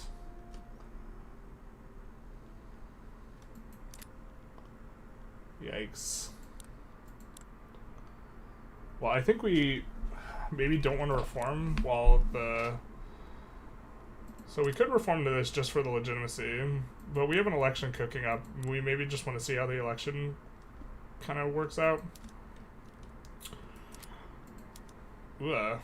We do want to get rid of slavery. Yikes. I didn't even realize we started with slavery. How do you play games when you don't have eyes? The truth hurts. Dedicated police force would be nice. We do have to get off of this, though. So what's the... These guys are really happy, though. And so maybe we can get appointed. They'll still be super happy. Just long-term, this is going to be better. Elected. Let's just go elected, I guess. Oh, why is it passing at 0%, my guys? What?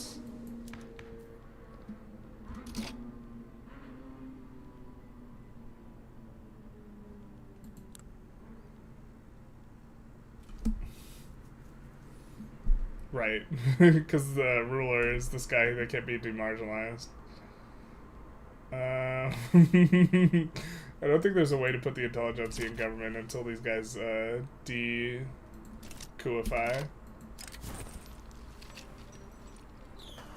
Europe is counting on us. Started the Second Congress. Banquets are offered by the Republic, far less generous than the first opening for many patricians, etc., etc. The best representative of the Teuton stock in the land since Barbarossa. Much stuff. Alright, Europe is counting on us. That's true. Can't we put these guys in government? Can you please stop being insurrectionary for one hot second because you're happy with us right now? So we can put you in gov so we can try and pass the law. No, I guess not. Where are these guys? I think we don't accept this. Let's see who we can get trade agreements with, though. Ching. Ching's a funny one. This isn't anywhere near as good as it normally is. We also might subjugate them later, but we can subjugate them even with good relations, so we'll just do this. Can you please stop being revolutionary? It doesn't say you're plotting a revolution, so I don't know what that's about.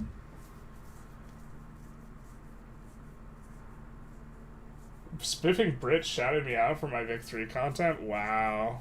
That's crazy. Spiff's so big.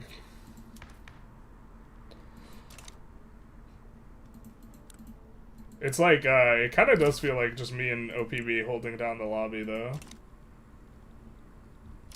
OPB also, like, as soon as something for CK, like, drops, he's gonna switch back to CK as well, I imagine.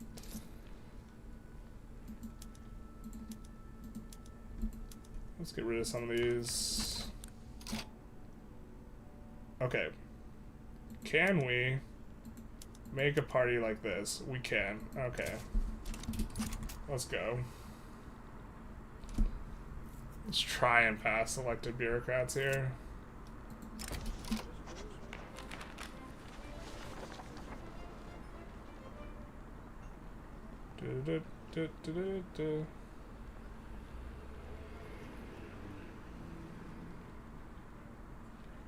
We'll take the throughput here.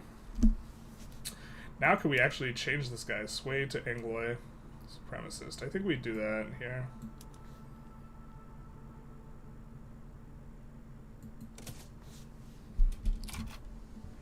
Now they're extra happy.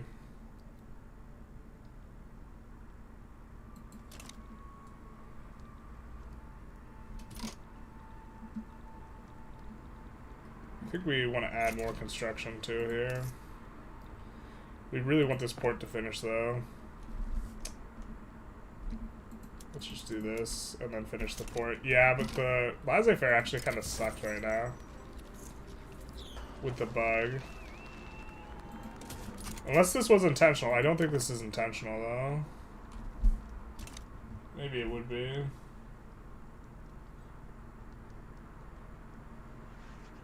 I wish they could add an option to auto-manage automation PMs. I do too. When I played as Belgium, France was either revolting or fighting Germans, so I was chilling. Yeah, I'm saying Belgium is probably the good shout with an asterisk. I guess we could think about other countries that would be pretty good. You know, something small is generally more manageable. I think it's not a country, but releasing and playing as Manchuria is maybe one. That would be good. Imperial speech. Imperialism. House of Mecklenburg-Strelitz, scions of the vulnerable line, since it has been immemorial ruled by the duchy, which bears its name in noble dynasty. But the rightful lands have been usurped from them. The United Kingdom of Scandinavia and Scotland has transgressed upon the ancient domains of Mecklenburg, reducing the once proud member of the German Empire to the last sliver of their realm. For as long as the Duchy of Mecklenburg remains under unlawful occupation by the Scandinavian... It's going to be so cool when they put this in. But we get interesting ... So I guess they're still whipping on that. Watch me whip, watch me nay-nay. Yeah, we were totally noticing this with the Siam run, where it just, like... Actual 75% went over, which... Everyone's always like, oh no, 75%. Like, it does also mean that your investment pool is always drained, right? So there's nothing that, like, prevents it from draining, which is maybe a good thing. Oh, I forgot we got some Sour Patch Kids. Hell yeah, brother. Alright, well, this is the best we can do right now. While trying to pass elected bureaucrats. Jan Mayan, never forget, never forget. Elected bureaucrats is nice, but I've started voting in the plague since it gives insane clout to the PB late game, which makes it hard to pass multiculturalism protected and guaranteed libs. I mean... I kind of like a PB that doesn't get marginalized, to be honest. Because the interest rate is pretty nice.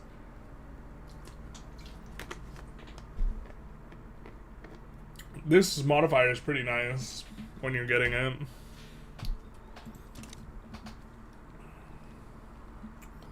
But, like, if you get, like, a radical on your PB with, like, and you're relatively, like, what is it, forward-thinking, let's say, or progressive, then you'll do pretty well.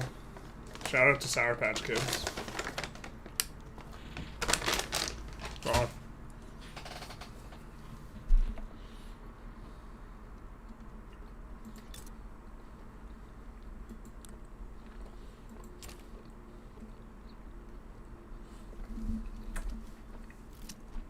Genoa is a country.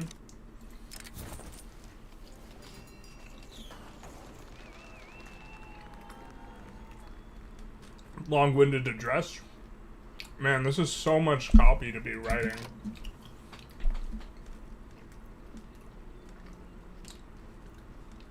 Whoever worked on this mod and wrote all these things is going hard as fuck in the paint.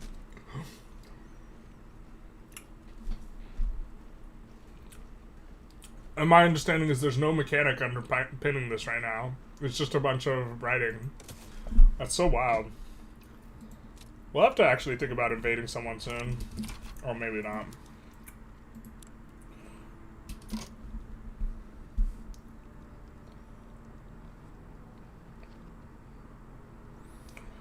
So we maybe do the trick again here. Let's save.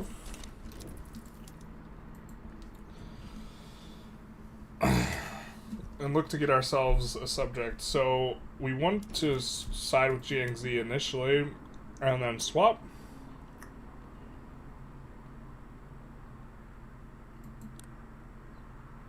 Right? So we can do this. And then wait a tick. Oh, they didn't like it as much. That's why we saved. They won't offer us nothing. So we'll try the other way around. See what we can do. I've been meaning to test out, like, this mechanic and situation a little bit more. It's super cheesy, but, like... So, we're gonna want to side with Jiangxi. Right? So we're gonna side with these guys initially. Actually, will either of these guys give us anything good? No. So we're gonna side with these guys initially. And then...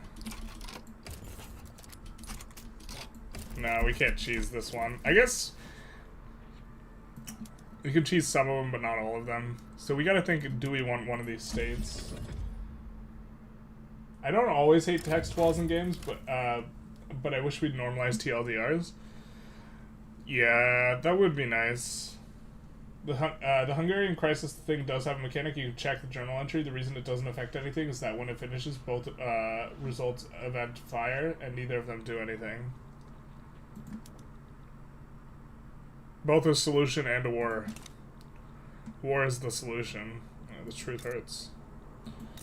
So... Do we actually want this dirt? I mean, what we would really want is actually just to prevent this from happening entirely. More than anything. More than actually. We'd want to stop this aggression. So...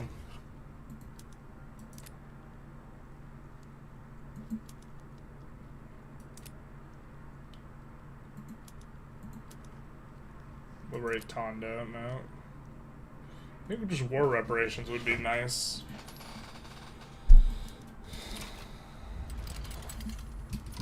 Can we actually assign to that front? I think there's no shout. Yeah, there isn't. We cannot. But we have territory over here. So let's move that there. Let's station these guys here. Get ready to rumble.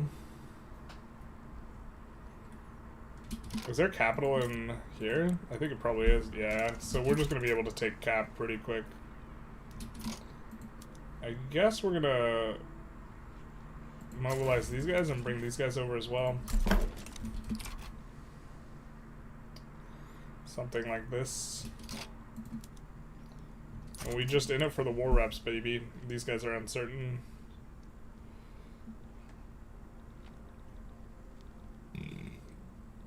Yeah, because this guy just gets annexed, and we want to keep these guys small so we can do stuff. Friendly reminder to check progress for Angloy. Yeah, 4.2. So we're making good progress. Above the level that we need. Let's swap the rest of these on over to steel, or swap more.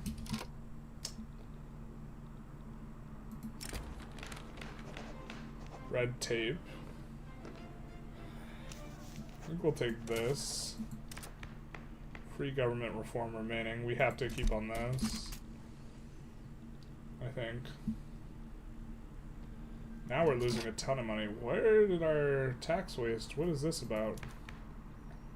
Did we lose some modifier?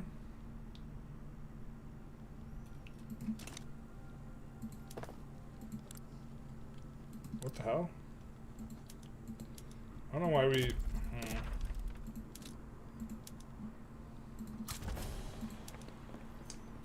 Alright.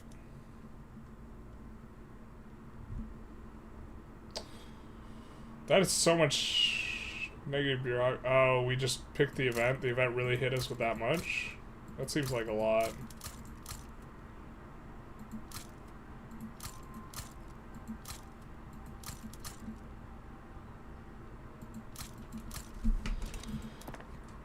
Seems like kind of a lot.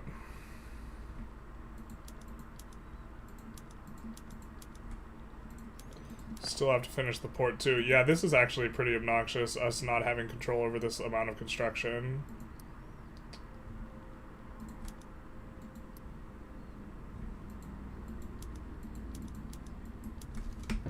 Let's just do that.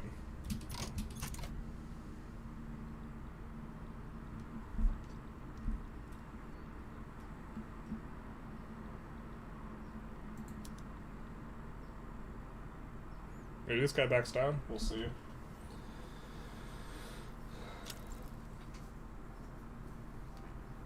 Well, this is the question. The answer is yes. Yeah, the truth hurts. The truth hurts. We could also reduce these guys' autonomy. Maybe get rid of the forever occupied thing. Annex County in Western Siberia. Looks like someone's being a little naughty over here. Scandinavian speech. We are going to stop reading these. Oh, Criminal Emperor in Prague. Wait, we got to read this. Roard, the foreign minister, would have honored this assumed honored assembly believed that the Treaty of Paris and all of its provisions were nothing but a scrap of paper to be thrown out with the evening refuse. Not content to seek the kingdom of Hungary, and though the basest deception imaginable, exploit her moment of weakness to clamp the crown of St. Stephen's down upon his head. He now schemes, yes, schemes, gentlemen, to advance the spurious agenda against the Scandinavian realm. His honorable representative speaks of the House of Mecklenburg, but when did that house rule over all of Pomerania? And if, gentlemen, you were to accept this argument, what would be the result? Shall we see the borders of Europe completely overturned day after day at the whims of a petty noble? Our nations, including the German Empire, signed the Treaty of Paris for a region. Dispense with that reasoning, and we shall dispense with the very notion of law. So theirs is Madge. Looks like we do have another thing. We could maybe thumb a pie for something. Probably not anything too crazy. This is over here. So we're just gonna stick with the pie we are currently thumbing. I think that other 4 stack is their little Chinese army.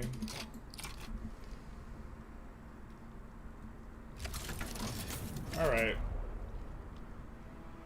So you guys will land here and try and assist not that fleet, with that fleet. And then the 25 stack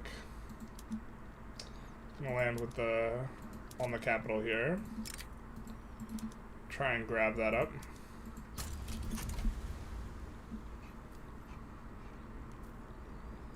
So we try and deal with our bureaucracy problems. Oh, we could cancel a bunch of trade routes too.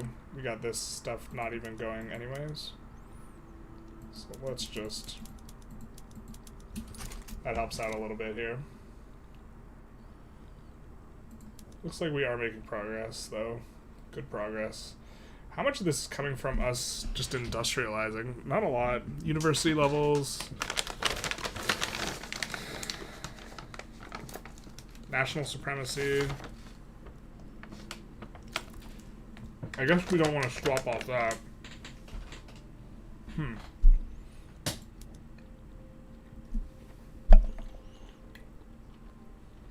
We do want to get off of land-based taxation, though. And we should have natural spread. Oh, we haven't finished egalitarianism. We will soon.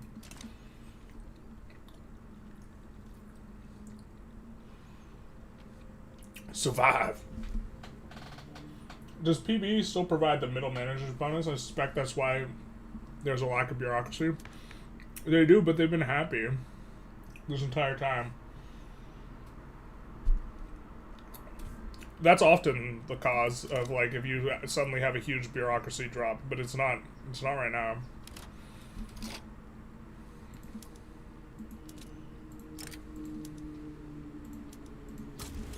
Let's get in there. Let's get in there and save our boys. Except they're not our boys. We're just getting war reps from this. Burgundian speech? The Burgundian speech. You know, I've said it once, I've said it twice.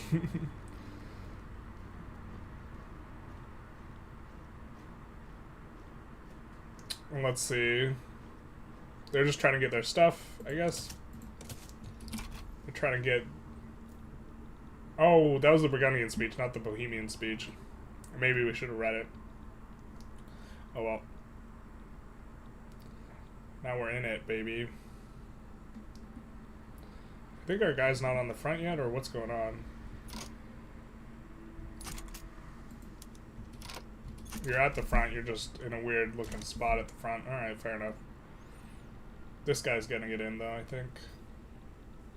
And we already have the capital, so yeah, they're getting wrecked. Alright, the duel.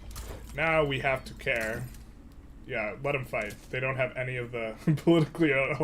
Is that what they call being dead? Politically unaligned.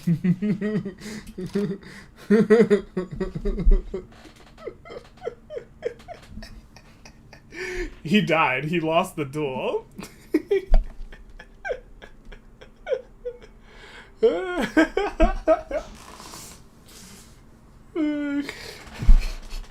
politically unaligned.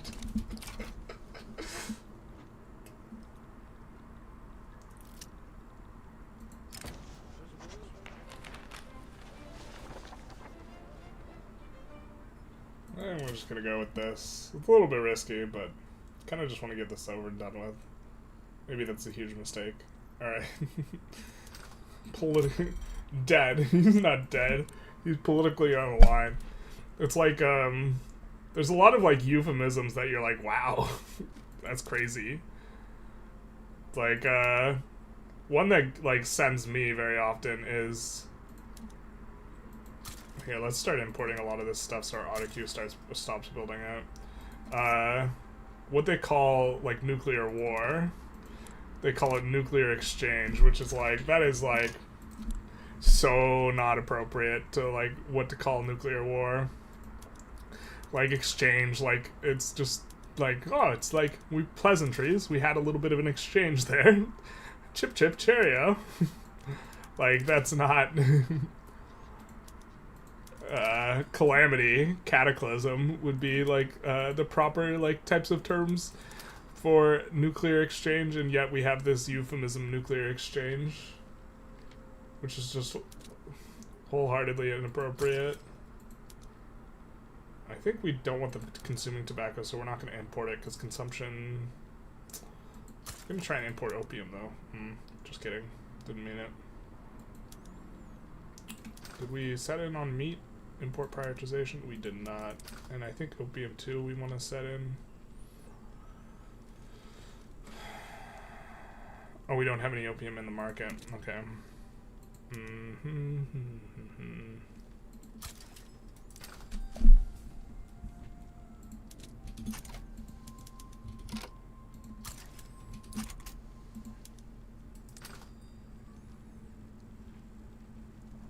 There we go. Got some opium in the market now. Alright.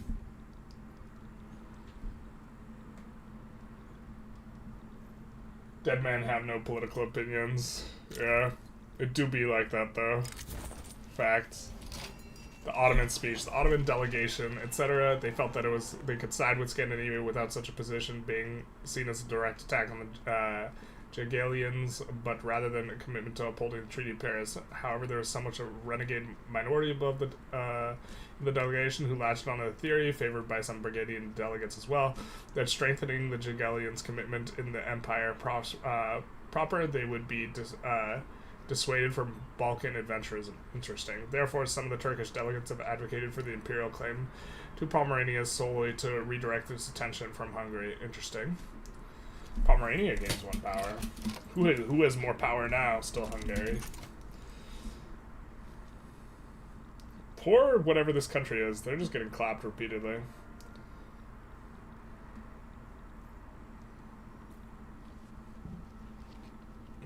I think the negative event, the tax waste, is also tied to us like trying to pass the law. So once we're done passing the law, whether it's like we've gotten it successfully or not, we'll be in a little bit better shape.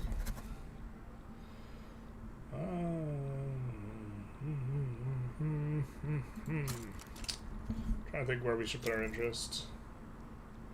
Stalled? Please, no. But this war should be tidied up really quick. Politically unaligned. You're technically correct. The best kind of correct. Yep. I'm with it. Why?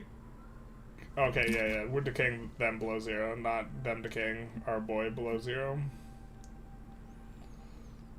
Perfect. Perfection. We did it. Belgium interest. This is in Belgium. That's what the strategic region's called, not like this. Belgium. Alright. Looks like they got an event to unify. This is like one of the reasons why I think playing here is super nice is look at all these coal mappy states. Coal and iron, coal and iron, coal and iron. And you don't have to deal with New England being the 15 different states, man. We also get a ton of whales in that state, I guess. Not all of them. I think Statue of Liberty goes there. I can't remember which. However, I can't pronounce your name because I can't read Cyrillic. Question for chat.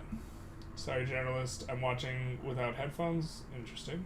I was playing Prussia and Vanilla declared war on Austria for German leadership. Should I take Moravia or Alsace?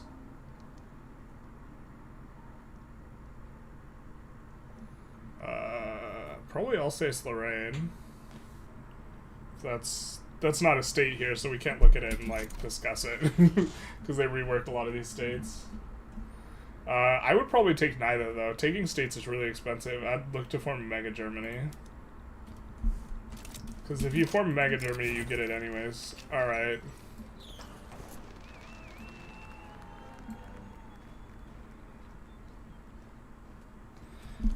So we can give Pomerania. Apparently our options don't matter. We're just gonna pick the Pomeranian one. I think we would... Well, actually, we're not really that scared of Scandi. But also we've heard this doesn't matter. Let's uphold the Treaty of Paris. We like status quos. The crisis is completed. Does it just take which option? Here, let's load and choose the other option. And see if it does anything.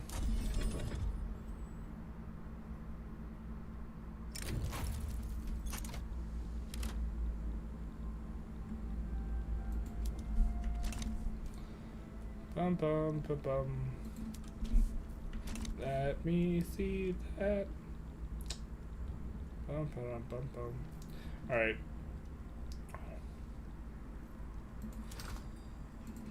Trying to import all the agricultural stuff so that we don't build it. Can we export tools now? Alright, we'll say return Pomerania. Let's see if that does anything. No, it doesn't seem to do anything.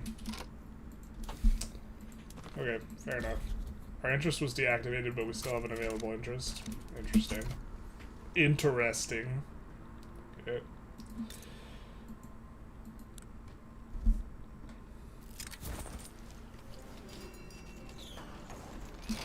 Second Act of the Congress of Venice, Magyar independence, etc.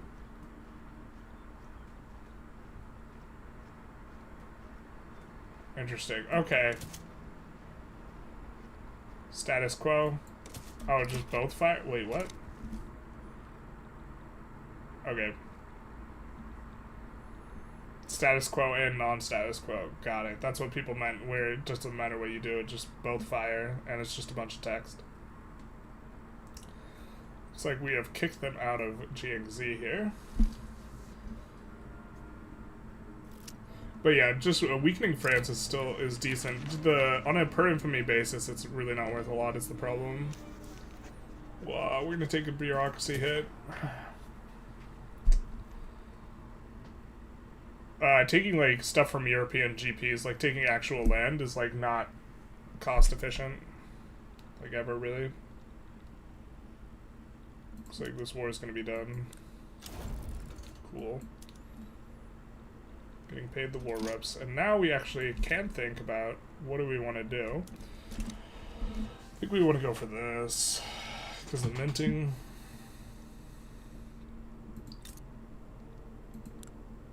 Could also go for one of these guys and like subjugate them and look to slowly push in. I think I don't hate this, especially because this guy's 2 states, right? So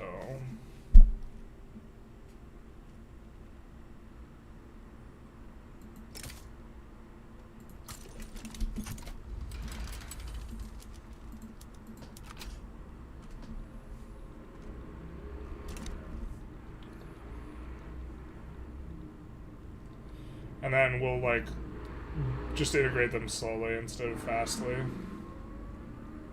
Fastly is definitely a word, by the way, in case y'all were wondering. We can still increase taxes. I mean, it won't... Will it take us into a lower bracket? It won't take us into a lower bracket, and we can add more construction, too. This construction bug actually, like, makes me really sad.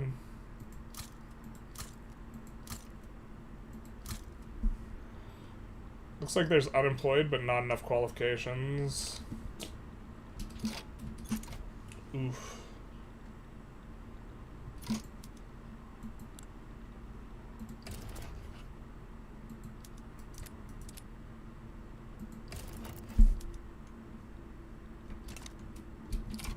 I think we'll stick out of that one.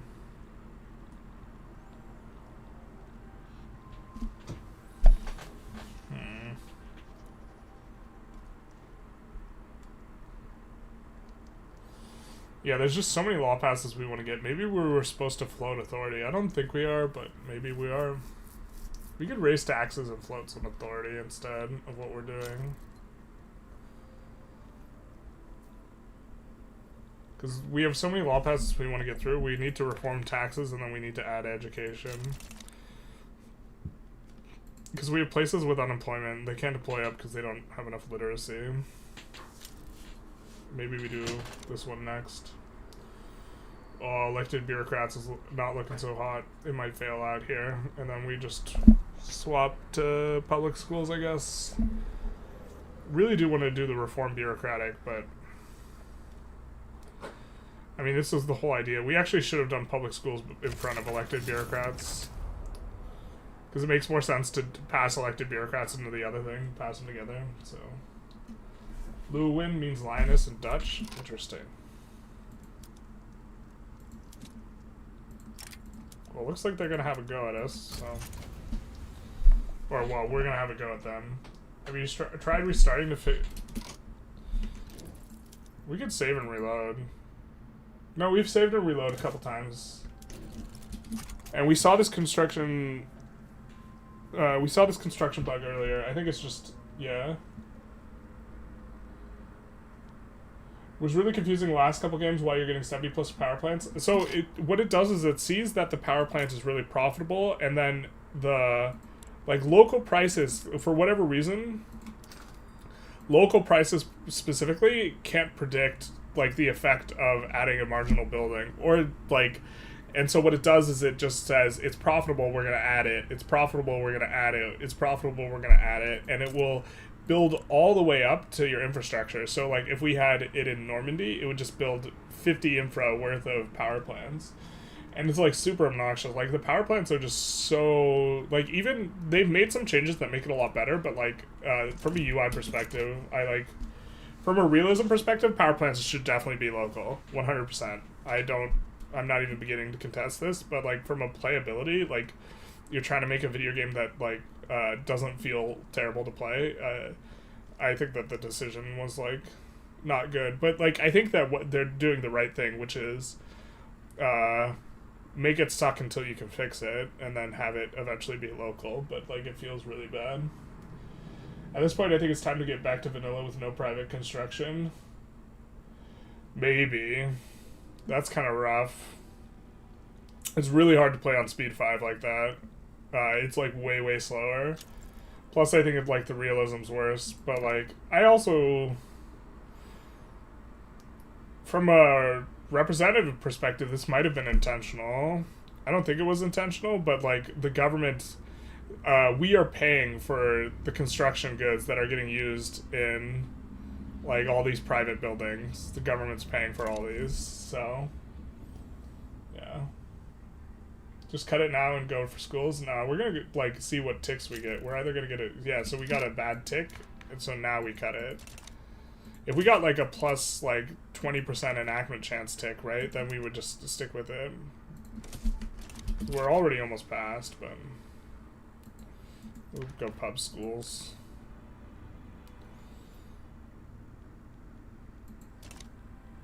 How very legitimate we are. Still getting 4.1, so we're still in good shape there.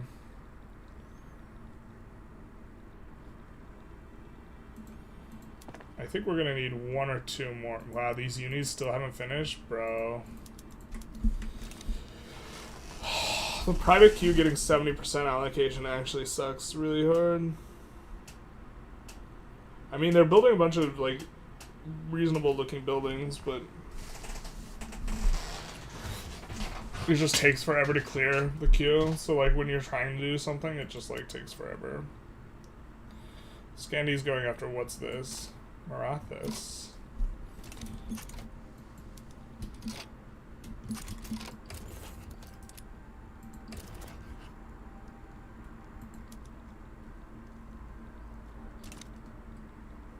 Do we hate this?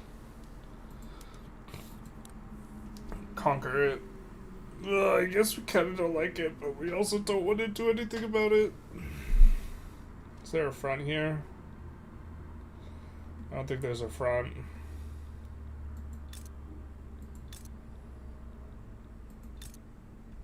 I think we just rather kind of do our own thing, not mix it up with Scandi. Aren't they allied? They're allied to Burgundy. We really don't want to fight the two of them, especially without skirmish infantry.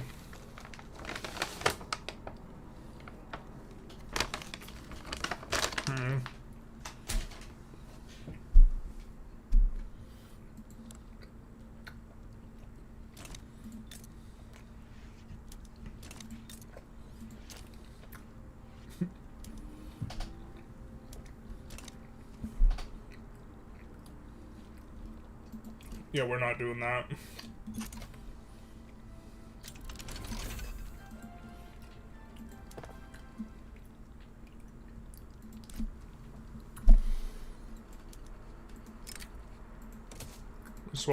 Finish swapping those over.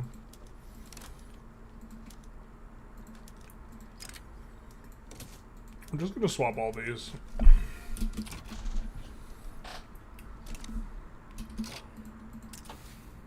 Now we have a little bit of a choice.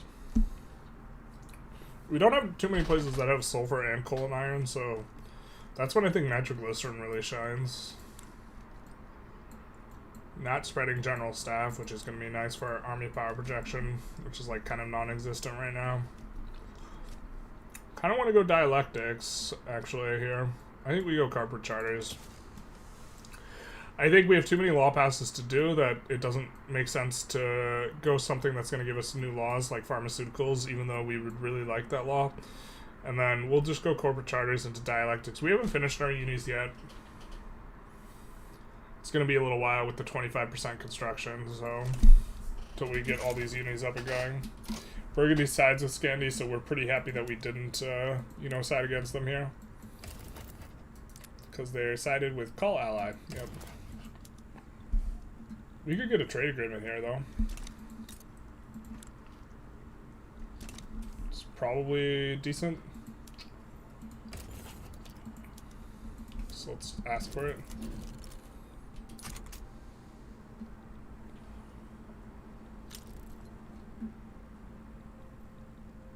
You've been using Gray's private construction mod and it feels a little better. I'm fine with how vanilla feels, like when it's not bugged. Like right now it's just bugged, or they didn't announce this very major like change in how play works in the patch notes, or like. I mean, I guess maybe I have to take a look. Maybe I didn't look at 5.1.2, but like, bro. It like it just feels. I mean, you don't have a lot of control, but to be fair, I think you shouldn't have a lot of control over what gets built. But the problem is we're paying for all that private construction. The government is paying for that private construction. So like, I think the government shouldn't. Whatever. Power plants are a very difficult thing to model in itself. There's no way to actually model something realistic in game, anyways. Power should be should not be distributed locally, more like strategic region. Well, my understanding is the technology at the time for power plants could not even transport power half the length of a state. So, like, yeah. I mean, it makes a lot of sense for it to be local. I think we just eat the throughput malice, and then we just kick the unis to the back of the queue.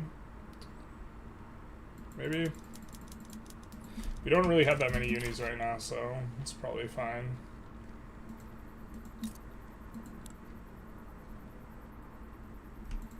We'll do that, though. When we do get them, we want a few more.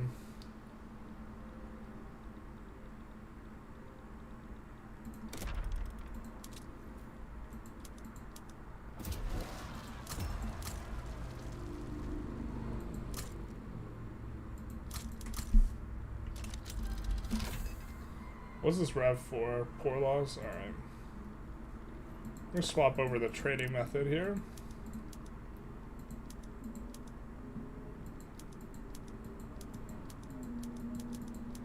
Let's get secular, I guess. Well, actually, maybe we don't want this. Oh, we'll do some of these secular, I guess. The reason being is with the Catholic Church that gives us minus radicalism SOL decreases, maybe we want to lean into it. And then we'll just capitulate here. We got our trade agreement.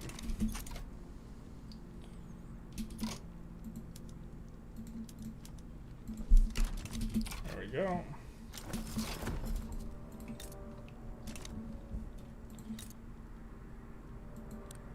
We still have a truce with these guys?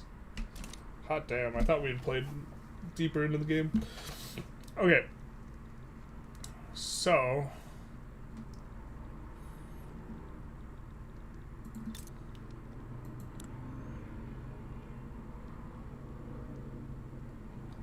Conquering Hejaz is 9 infamy.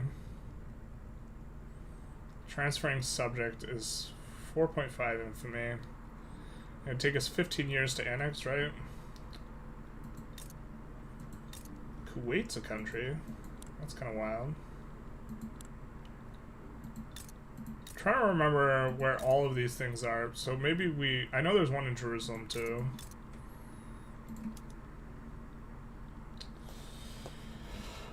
$100 authority, why not? Jesus. It's so unbalanced. This is one thing about the mod I don't know if I like.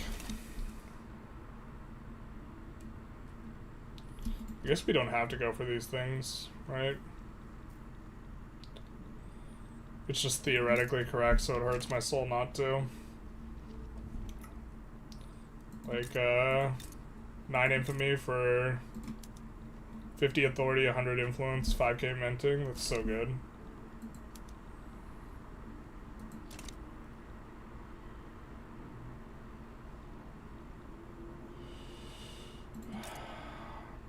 Alright, we're just gonna take it.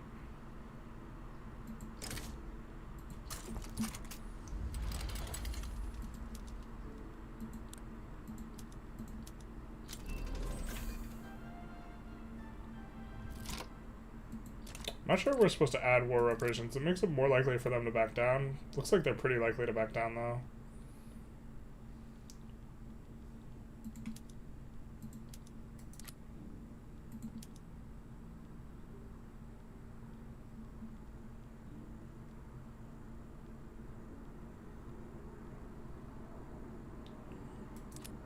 The rise of radicalism. Please no. I think we have to support the establishment.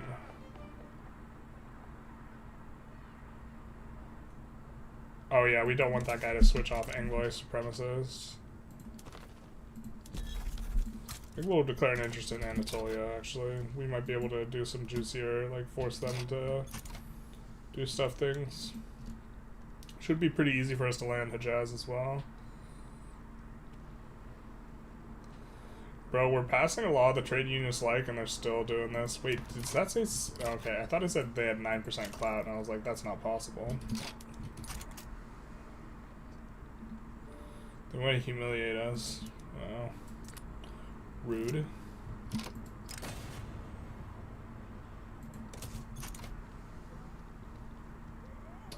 How rude of them to humiliate us. We see conquer...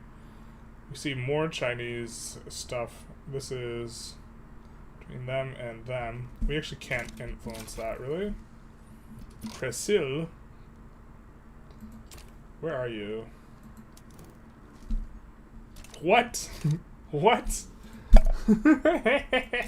This was a country? What?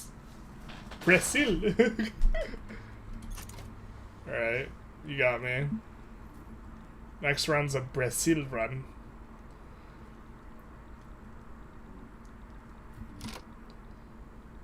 Alright, we should have our interest there activated now. So let's see if we can do anything that, West Rum. Surely that's... Where is West Rum?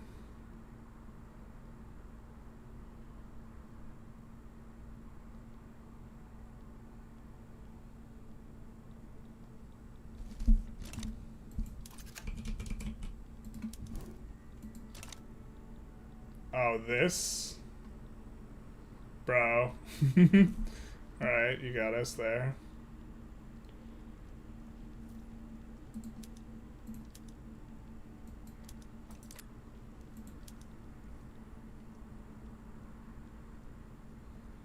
I guess it's just these guys. Let's do that. We're just gonna add a bunch to make them very likely to back down.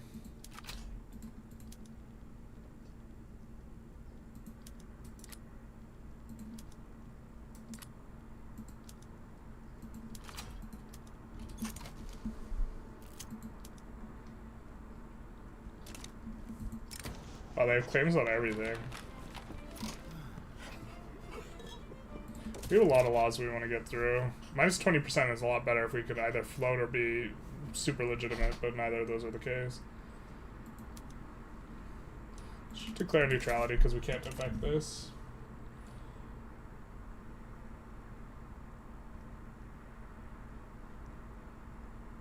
Whoa, there's so much text about electricity. That's good. You think there's a singular best state in the Divergences map? I have no idea. Probably Shaanxi, though. A whole bunch of states have 50 to 100 stacks of iron and coal. Those are really good. Yep. I would agree. I mean, I think Shaanxi is not touched, and saying Shaanxi is the best... Well, so best state excluding buildings, like specialized buildings. Because otherwise it's maybe New York. Here, let's slow this down. Hello, Jonas. Would you like to make a video and tips to the mid to late game, like transition? Yeah, that was the plan. That's still the plan. To make, we're gonna do, I think, early military tech, tier list, and then after that, then we will look into doing, I think, a mid-game, like, kind of flagship episode where we talk about transitioning off of, like, only caring about peasants and you start to care about other things. The problem is there's, like, the mid-game is, like, it's so much different for so many different countries, and so it's, like, really hard to, like, characterize in, like, one complete way, you know? Which is just, like, the general difficulty of it.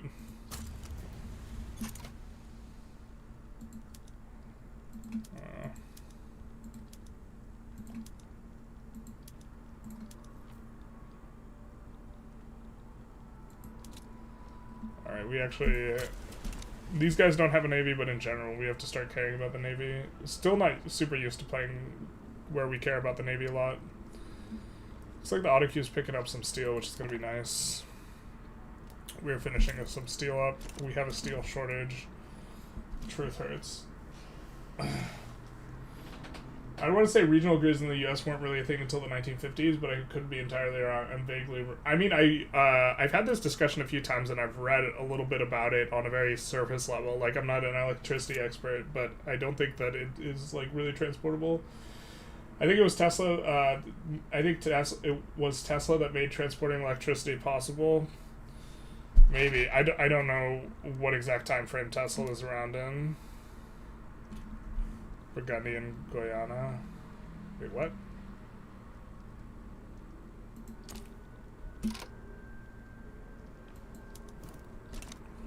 Yeah, I guess this is fine. I forgot we'll likely be able to trade provinces to these guys in a way that works out pretty well for us. Tesla worked for GE for a while, and it was the beginning to invent infrastructure for long-distance power transmission. But, like, long distance is, like, for, like, in this time would be, like, from here to here, not instead of from here to here. Like, you know, instead of just only in the city, it was, like, oh, like, a little bit, you know, transported. Maybe the buildings follow the game rule you can change. Not sure what that means.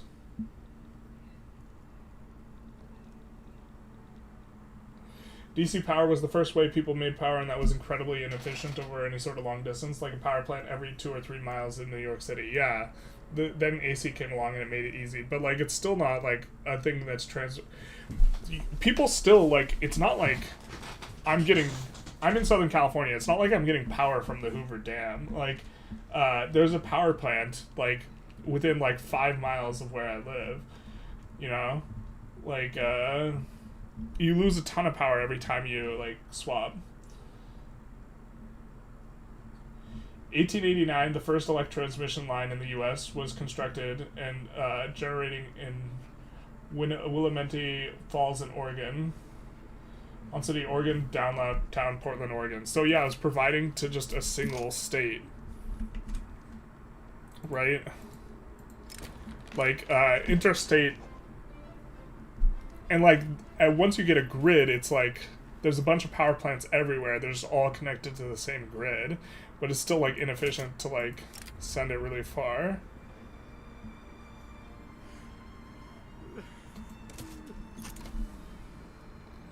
I don't think we have to be too afraid of that, Rev. Really, really rough for us to get Springtime of the Peoples, though, when we have to stay a monarchy. That's kind of super obnoxious, but I guess it is what it is. If we're above a breakpoint, we are above a breakpoint. We're getting increased access here. Just to kind of slow down the bleeding a little bit. And then I think we have in the queue at least one bureaucratic administration. We're going to kick it to the top. We're going to kick a couple to the top here. Alright, we have our primary war goal here.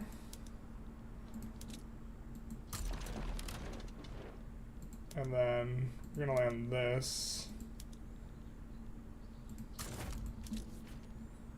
over here, or try to. Try and land this over here. Oh, they're a little bit busy. The 25 stack is.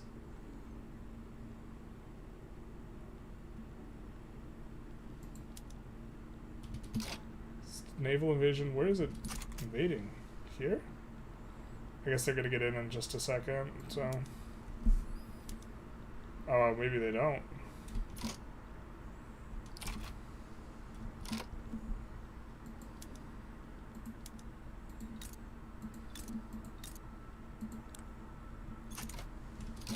We have 0 progress here, so we're actually just gonna cancel the landing. And then put this guy on the front. Wait, why can't we do that? Does he think he's a boat? He might think he's a boat. Son of a... Oh, he is a boat.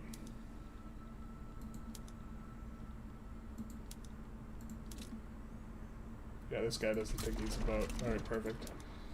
And then... this guy... In theory, we should have an army for defense, but... let's just go a little crazy here, huh? We could actually just split off. Oop. All these guys should be skirmish. Let's do this.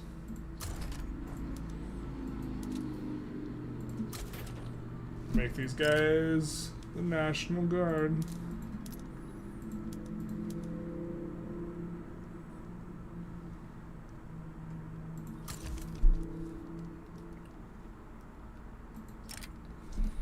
National Guard. We'll just keep these guys at home most of the time. And we'll upgrade everyone to skirmish. Of course we need ammo. I like that you can do it mid-war now, and it just like slowly upgrades. I think that's a big improvement.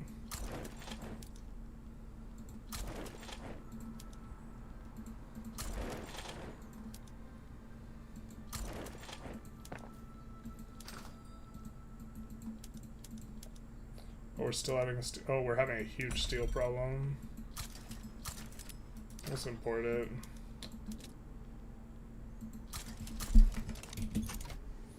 For now.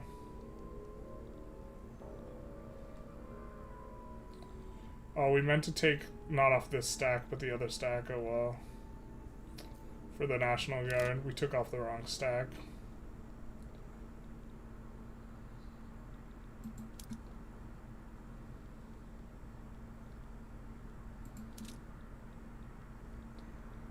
I think we could add a little bit from some of these.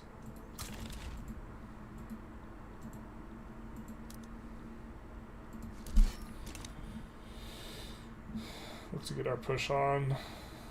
I think there's, yeah, they don't have anyone defending back home, so they should just get crushed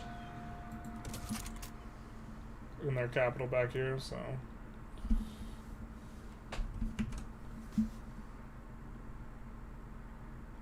I think it was specifically the development of 3-phase AC that meant the shift to AC efficient. It also takes to -100 without taking any land if you are taking land of a subject. It will, even if we don't take his dirt. We have other war goals. Anyways, the point was that there are limitations of modeling. For example, input shortage is definitely not a thing, so game design should precede realism here. That's kind of what... As it stands, that's what I think, but if they manage to make it so that it doesn't feel so bad, like I wouldn't have a problem with it. You can disable monument effects for balance. That's true. I like the monuments in vanilla. I don't know how I feel about the monuments in this one. I mean, I think I would prefer to play with them just because the novelty of it is, like, worth it for me, but, like, when I think about it in the abstract, I don't... it's not that I just like that they have the effect in there. It's I think that the effects are way too big. We'll just go with that.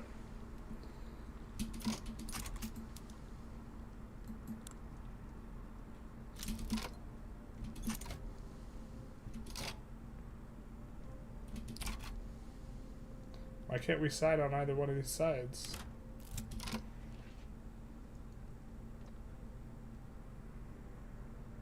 Oh, we have truce. Got it. Oh, yeah. Okay, got it. Uber got it. Definitely have it. Never didn't have it. They're our subjects, so we can't fight against them. Makes a lot of sense. Yeah, they're just getting crushed here now. Smell you later, Ottomans. Or Empire of Rum. Rather.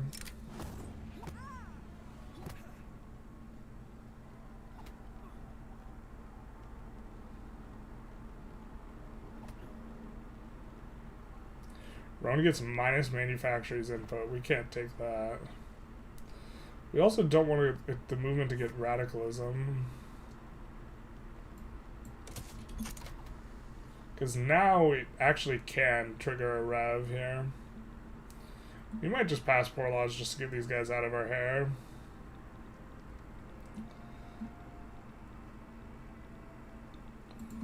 Who's leading this? Let's get another pushing army.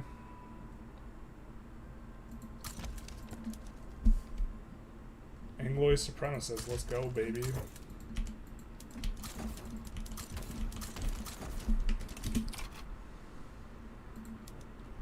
It's making decent progress on this.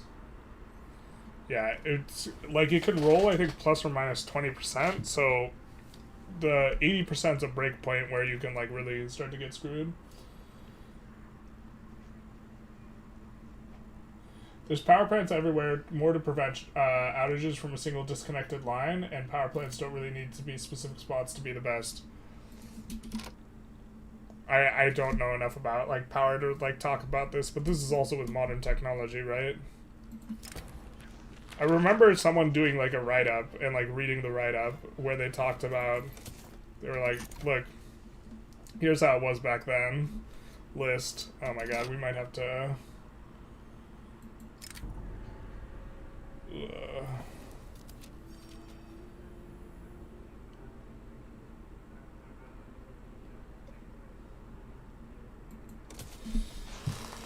Oh, I don't know if we could do this. We could just save and hope to get a good tick. I think we're supposed to stop passing public schools now. It hurts so bad, but I think if we rev...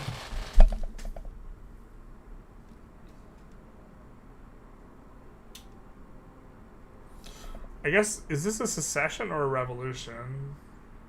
So, I actually don't know which one this is. If this is... If the revolution causes total revolution, then this is an unacceptable risk, taking another tick of this rev. And if it doesn't, then I think, how big would this rev be? Oh, we're so not prepared for that. Man.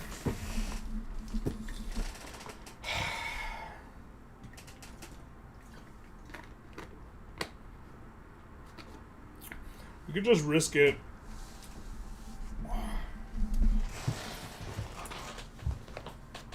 The problem is we can roll, like, bad enough.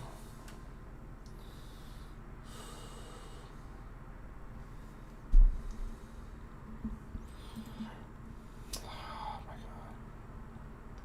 I don't know what we're supposed to do here. Why is this game so hard sometimes?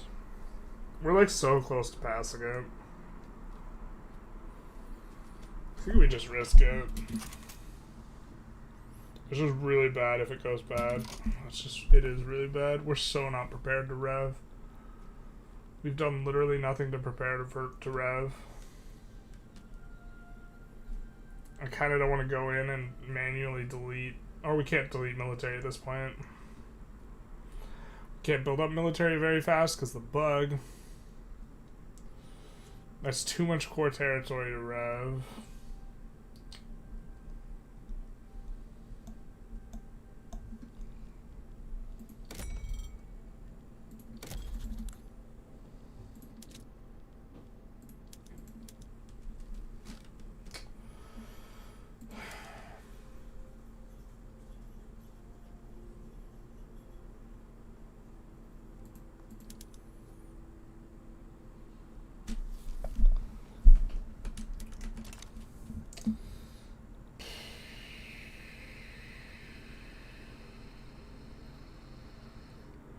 Yeah, I think I don't even... Such an obnoxious point. I think we risk it to get the biscuit, but... Secessions are for specific culture. The English secession, so the rev is perfectly fine. Okay. Well, I'm also not sure we win this rev, to be honest.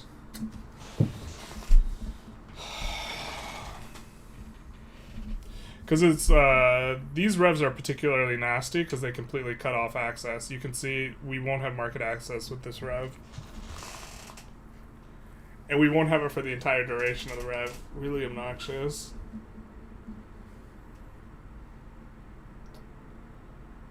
But we're so close to getting pub schools.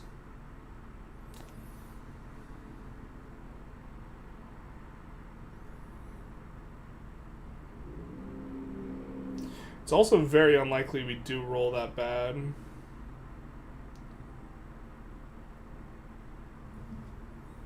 I think it's super unlikely for us to get plus 11 and 1. Well, actually, it's not that unlikely. Well, they're not all going to rev. It rolls a chance.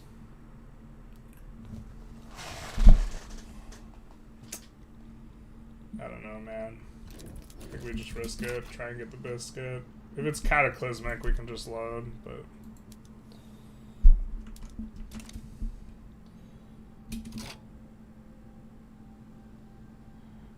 I think it's funny that you're in SoCal, you're also in SoCal, and think that the traffic sounds just like PCH in Long Beach. It's definitely the PCH. I'm not going to say where I am in SoCal, but it's the PCH. Well, for the time being in Victoria, it made sense to have power plants local. Yeah. The problem is with local prices that they ignore distances. Yeah.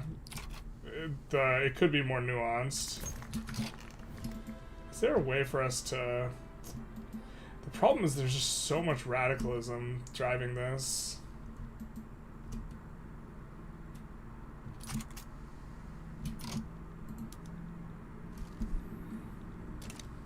That's a big one.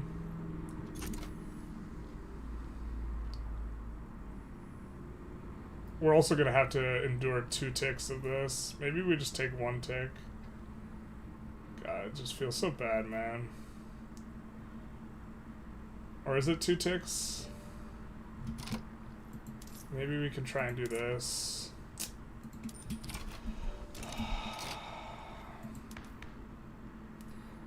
It's like no one to suppress, no one to bolster.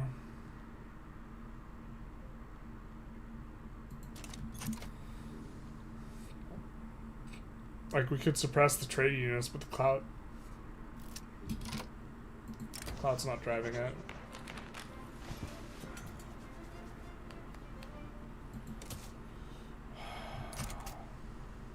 So I think we are gonna get 1 more tick of ascent before this, and then if we don't get it, we have to swap off.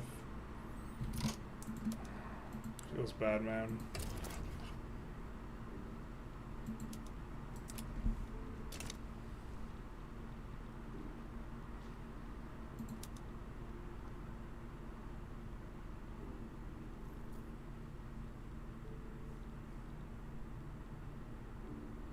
Great Shun is trying to take out Formosa. We could side with Formosa against Great Shun.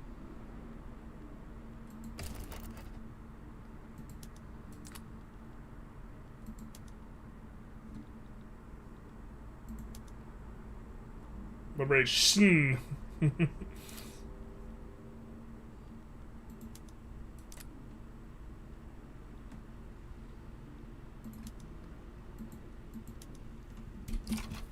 I don't think we want to risk 2 ticks, though.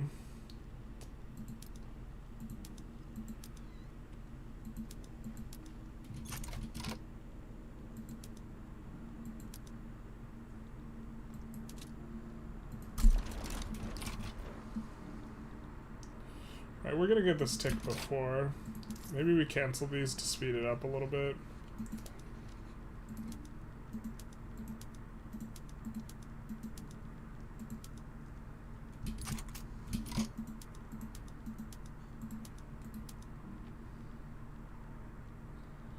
Maybe we shouldn't have been taxing freaking alcohol this entire time. Maybe it's just not worth. This will speed up enactment. We want to make sure we get this tick before this one. It just feels so bad, man. I really want the pub schools. I have zero problem doing the poor laws too.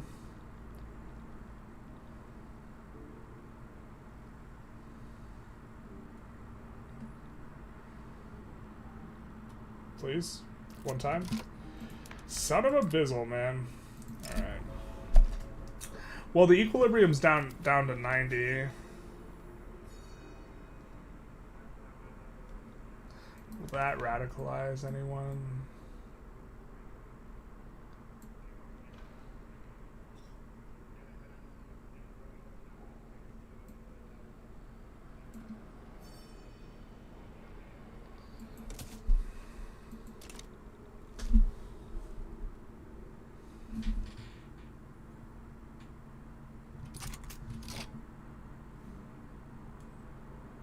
I shouldn't have picked that one. I think we have to cancel.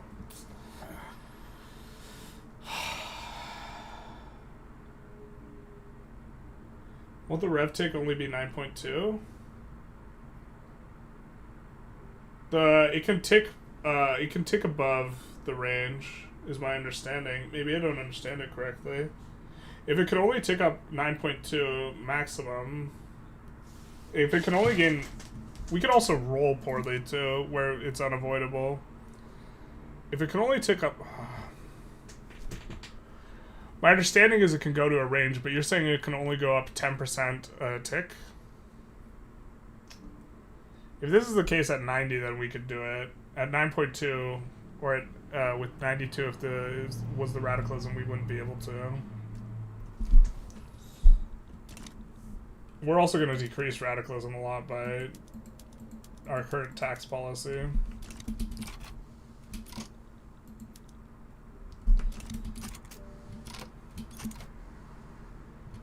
But if it could tick up 9%, like if we low roll the range, we get a rev. I suppose then we have to low roll the rev too, huh? We're just gonna try it. This might like be uber bricking.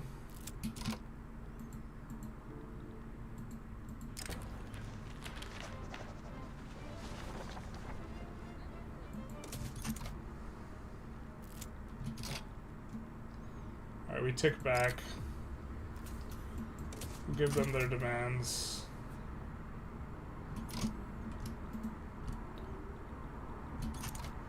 Alright, the radicalism's dropping because we're just like not taking money from people anymore.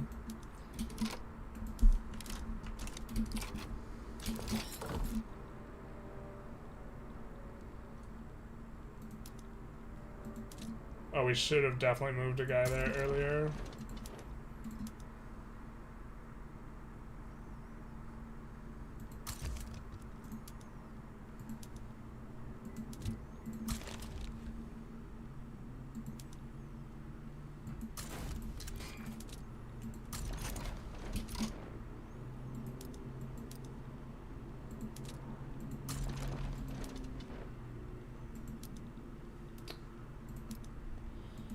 But only 10% also makes sense.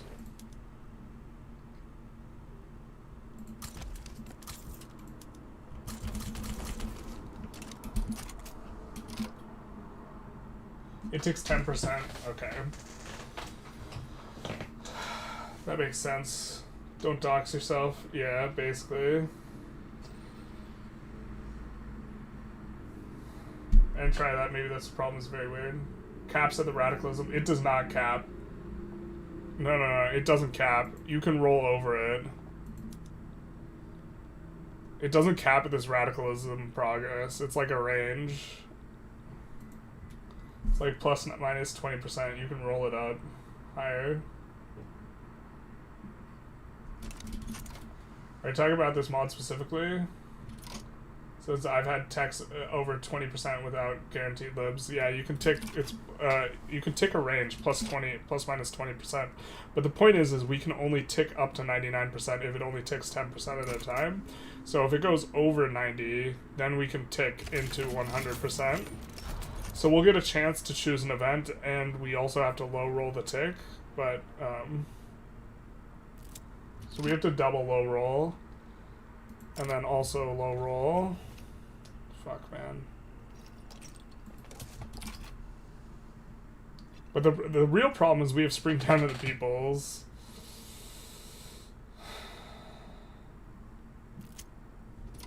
Right?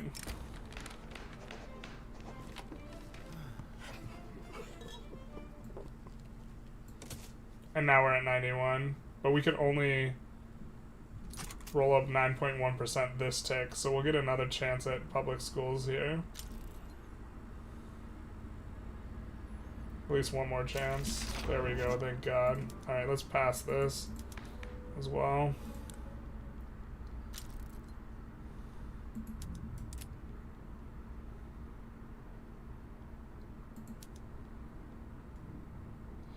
Oh, this is gonna make those guys mad. Not too mad though.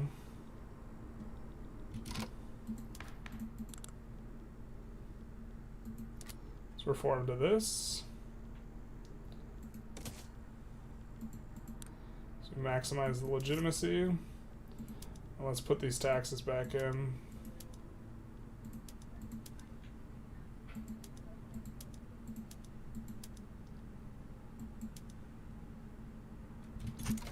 Yikes, we're in kind of bad shape money-wise. We might have to delete some construction. Big problem is bureaucracy, or that is a problem.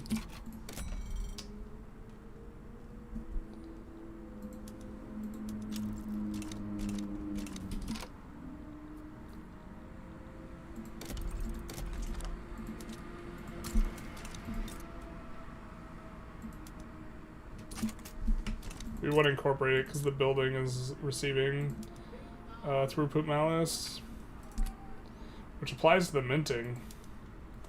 Can't have that.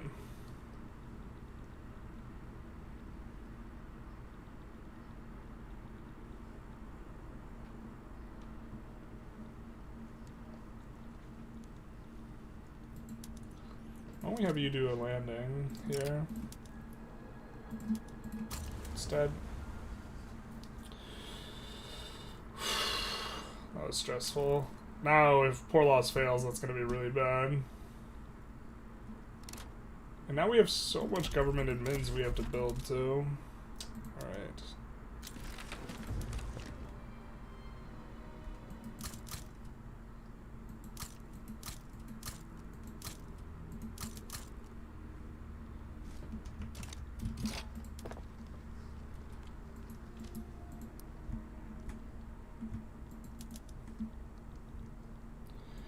And still only getting 25% of the construction hurts so bad. Because the problem is we're paying for all of it. Normally when you only get 25%, that means the auto queue is paying for so much of it. And you're just like, cool, this is free money, this is free stuff, and you could add way more construction. We're not at that. We actually have to just pay for it. So we're just getting bent over.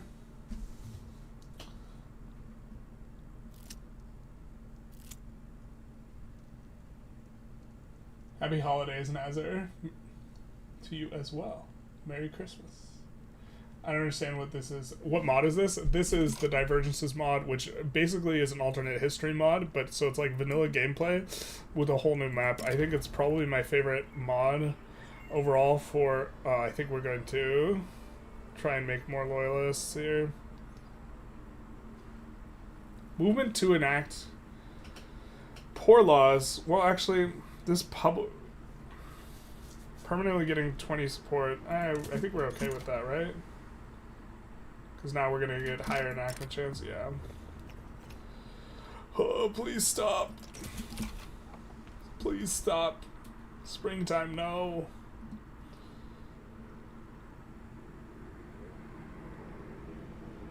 Once our 44 stacks there, I think we'll be in much better shape. Yeah. Hopefully we don't get bricked, but...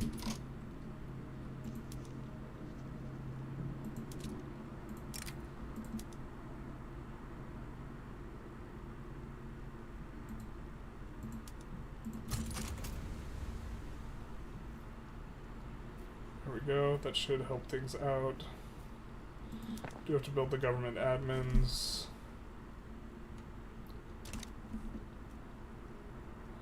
Gonna need more and more bureaucracy. What's our unemployment at anyways? 1 million? It's actually kind of an enormous number. They're all in Beijing, I imagine, right? Let's take a look, because we're gonna actually have to deal with this really hard.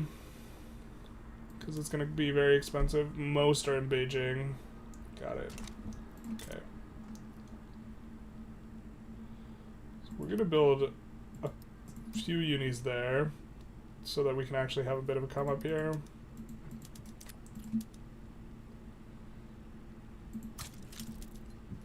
And I think we still have turmoil, so we're going to have to roll back this, I think. Instead, violently suppress in Beijing.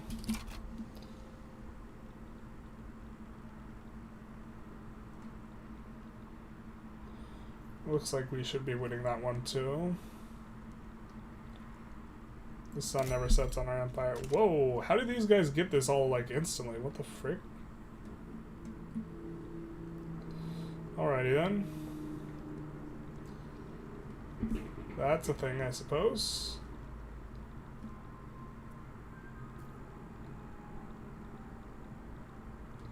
We'd actually prefer... Actually, I think we would have preferred that poor laws get enacted slower. Revolutionary of our time? Please, no. Alright, so we can get a radical in charge of the PB, who's currently Anglo supremacist, so we don't want to do this. But we do get this boyo, who's going to agitate for something. We have to keep the monarchy for the Anglo ideology.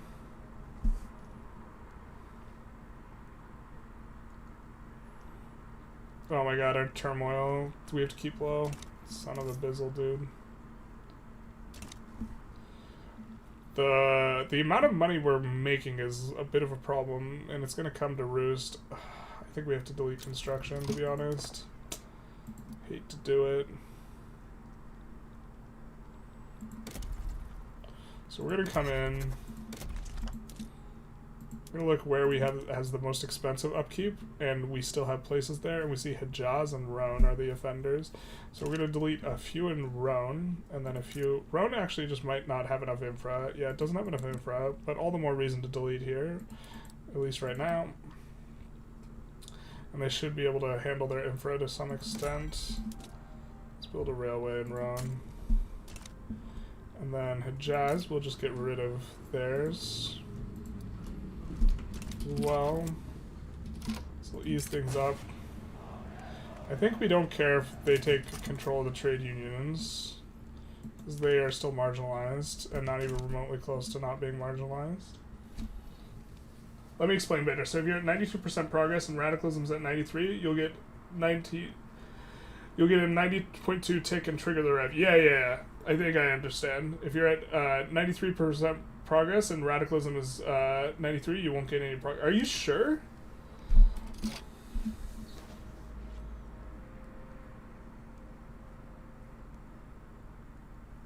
%, progress in the radicalism. Okay, I understand what you're saying. So if it's at max, it doesn't go up. That explains a lot. I was actually unaware that that's exactly how that worked. That's kind of silly.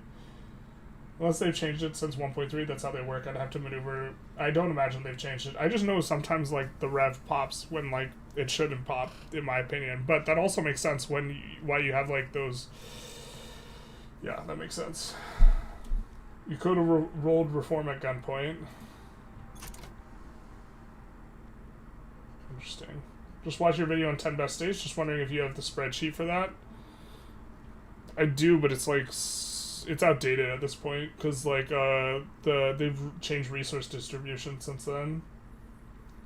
I've also never experienced a rev ticking in a range. It's always exactly 10% of radicalism. Are you sure? Okay.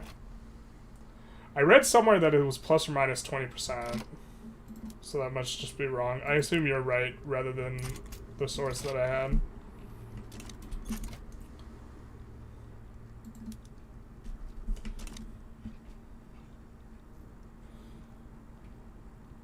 Like, it's one of those things The mechanic, though, what you're talking about, it ticking if it's just below, ticking well over, this explains the phenomena that the range thing was supposed to explain. We probably don't want to radical on the trade unionist, huh? They're super loyalists. I guess we don't super love positivists, to be fair, so we could probably take this rather than getting the minus approval. I don't think this will tank their approval as much, so... and we weren't planning on putting them in government, although we don't hate guaranteed libs and this type of stuff. We just have to stay on monarchy, so...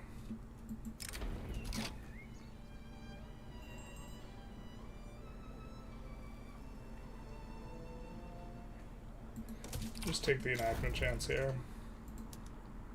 We liberated Shin. Shin has been liberated. Shin. Hopefully that's not offensive. Not so great are they anymore. There's Great Shun. Not looking very libbed out. So, let's check our own infamy. Let's see Paul Allen's infamy.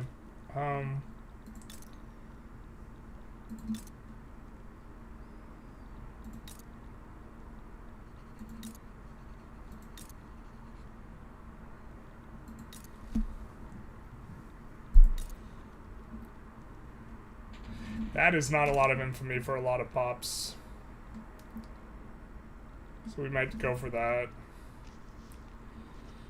Let's reduce autonomy on some of these guys. Wait, I can annex or reduce autonomy? This is a different thing. So this is a very substantive difference, that you can annex someone instead of just reducing their autonomy. You can annex them from Dominion. That is a big difference. Why do we still have a truce with this guy? Bro, we conquered you at the start of the game. Wow. Fair. It's the event-driven truce. Do we have any other subjects? Let's take a look.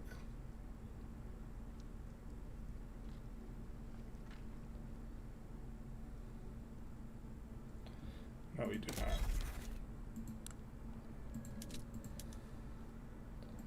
Spain wants to join the customs union, though. So we're fine with that.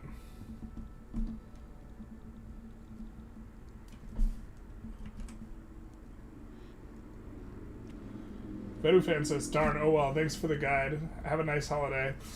Thank you very much for the donation. Yeah, I have the spreadsheet somewhere. It's buried underneath a whole bunch of stuff, but I would have to update it. It would no longer be current.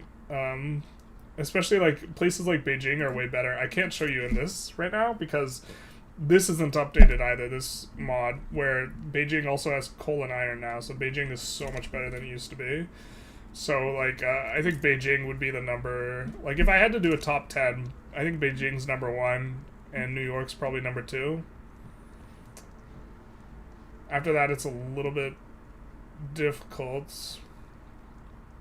Probably Shaanxi, because Shaanxi is got the river modifier for 5% market access price impact. And so now, actually, the entire evaluation changes a lot because of this. The places with the 5% rivers are just going to be way better than they, like, otherwise would. And so, like, you come in and you, like being on one of these really good rivers. So, and we aren't with, like, the vanilla states, but and then you also have to think about companies. So like Luhansk is on the Dnieper River and it has a bunch of coal and iron. It's not present here, and it also has one of the best companies in the game, so maybe Luhansk is really good. Perm, like, unfortunately, like around here, isn't on one of these good rivers. There's also like Alsace-Lorraine in vanilla, which is on the Rhine River, which has reasonable looking resources. I don't think that, like, for example, Silesia doesn't have a river bonus, but the Danube gives a river bonus, but none of these states are absolutely insane. The best is maybe Wallachia, because I think it has iron, coal, and a good amount of oil. The UK doesn't have any of these. So, like, talking about the best states type of, like, conversation now is, like, a bit strange, because how do you rate this, like, 5% market access price impact, like, modifier? It's, like, really, really strong, but it's, like, it's completely oblique to the way you evaluate states before. And the biggest thing though is like North Bengal, Delhi, these places get a lot better, and like all these places in China get a lot better because just about everything's either along the Yellow or the Yangtze River. So like, it's like pretty nutter. I don't know. It's like hard to do or hard to like really think through. Hello, Onio-san? Onio-san. Yeah. It is a very cool mod. I think this is my favorite mod. The radicalism cap you can confirm, but you've had ticks over 20% to get the attack, and there's a risk of rolling bad when you're above 90. Yeah. Why is the string of time of people still going when the radicals are still marginalized? I don't know. Gotta step away again? Alright, Nike's fan. See you later. I meant the bad event gives you 10% rev progress. If you're at 90%, then you can get the rev, yeah.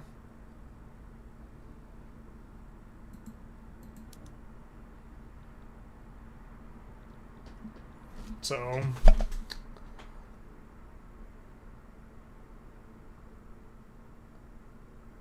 oh, we just have to exile this guy. We let this guy become radical. Let's actually save, because it might be bugged.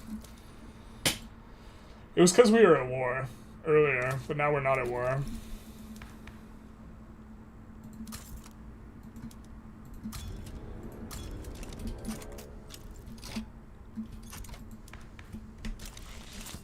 Okay, the revolution is vanquished. You were right. You get legitimacy. Oh, this is nice. 10% loyalists. Let's go, baby. Okay, so we do want to still think about what war we want to declare. We're at 7% infamy. Currently. I think we want to wait for this guy to finish colonizing before... I think maybe we go for these guys, actually, to be honest. Gold does appear here. Oh, I'm still thinking of it from a company perspective, but there's no companies. There's no unique companies. I mean, I think we do want to subjugate Congo. Just for infamy. Let's do it. What are your thoughts on the Victoria Tweaks mod? There's some change. Overall, I like the changes. There's some changes I don't like, which I don't necessarily disagree with, because I think that the intention behind them is wrong. Well, I think the trying to make sure the PB becomes really powerful, and the changes, I'm not sure how I feel about the changes to the urban centers. Like, these would be things I disagree with, but there's a lot I like. I like that railroads and ports are giving MAPI. Like, I think that that's pretty significant. Employment seems harder because SOL's depressed, but that's like a numbers thing. Like, you can make SOL less depressed, and maybe you want to have the SOL not depressed. But on episode 5 of the Siam run, that run is going to get bricked because it's just full crashes. And so I don't know how stable VTM is. I'm not saying it's not stable, because I know a lot of people play full runs on it, but I think I just low rolled, and so I'm kind of annoyed about that. So I almost don't want to comment, because I think it was probably the mod, because I haven't had a run killing crash on this patch, or a recent patch on vanilla, and so I think it had something to do with the mod. And then I don't know, I was enjoying that run a lot, and then it got bricked. But then I'm not sure how much that's a separate issue, right?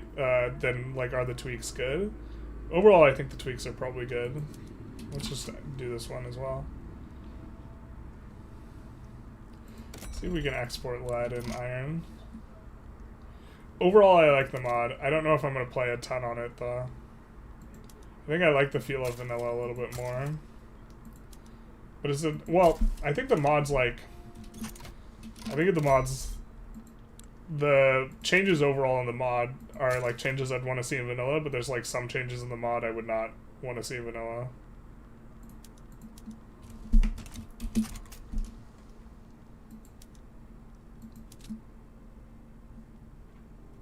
It's hard to think of them all right now, though, or bring them all to mind.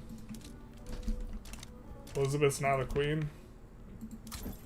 Oh, what happened to her get up? Terrible. We really like that other get up. So now the PB can become marginalized if we take them out. We could even do this. Despotic alliance. Democratic alliance. Because now we're including them in government. Swap to wealth voting painlessly, but I think what we want to do is we want to... we can't afford to go for prop tax yet. The other one's not available yet. We can't get rid of slavery. The truth hurts.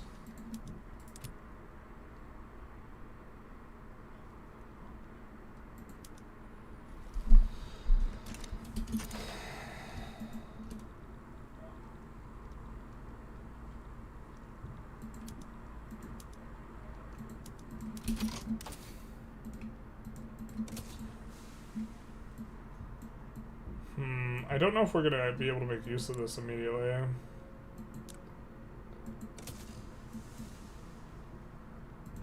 So we still have some laws we're trying to pass, right?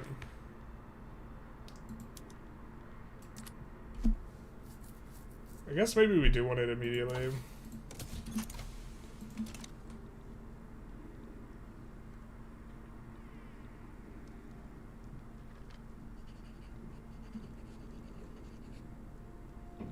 Oh, they're importing, China's importing grain from us. Oh, how the turn's stable. I'm going to take another look at where our upkeep is most expensive on our construction and look to delete out from under there. So it's still Rome, mainly because they don't have enough market access more than anything, but we're still going to delete a couple out. Worth a download. I think it's definitely worth checking out. I know there's a lot of people who play the game a lot on the Discord who only play Victoria tweaks. So I think it's the premier rebalancing mod. This mod here, I think Victoria tweaks is probably the best rebalance mod. This mod, and also I really like that the AI is a lot smarter. This is probably my favorite change of Victoria tweaks, is the AI plays a lot better. But like this mod here, it doesn't really change balance too much. Although, as we can tell, it does change it a little bit. And so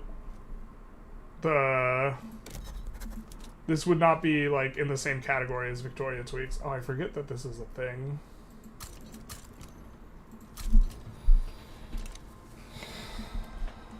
But I think it's definitely worth checking out. There's a lot of really small things. I wish there was like a full list of all the things that get changed, but there's not. Which makes me sad. Because then I could like talk about them like one thing at a time. But like, I think that I don't like the changes to the urban centers, which is like a pretty big aspect of like Victoria tweaks. I'd have to take a closer look at it and compare them side by side. But my understanding is he kind of like, the buildings are a little bit nerfed. Wait, this produces transport? I guess not a lot. Not enough. Oh, we don't have engines is the problem. Fair. This is our first demand for engines. Got it.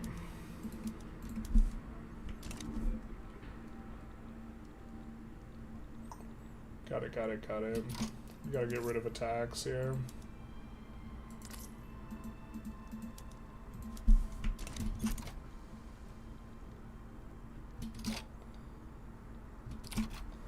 But this is like, this bug is like a little bit rough to play with right now.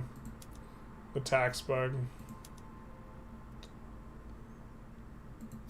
We're gonna go up to speed 5, I guess. Maybe it's because we're just playing on a slow speed because we're trying to keep up with chat. I don't think this is it though. I think that it's actually just rough. Or we're just like super not used to playing in this way. We still have all those unis. We're gonna kick those unis to the back though.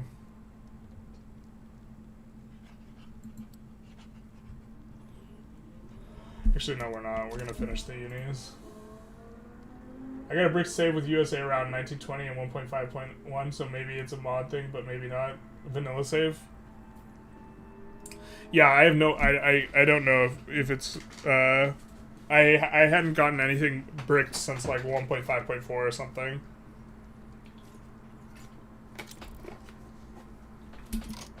I think we might as well switch to wealth voting though.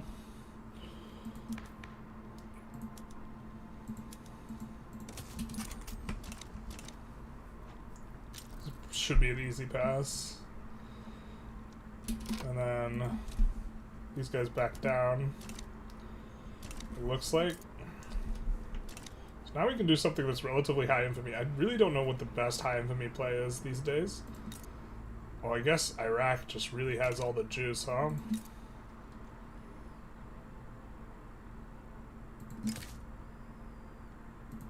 Does anyone know if there's another one of these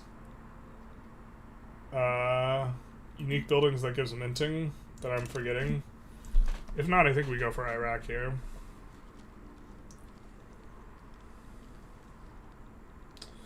Because there's oil here and here and here and here and here. It's in all these places.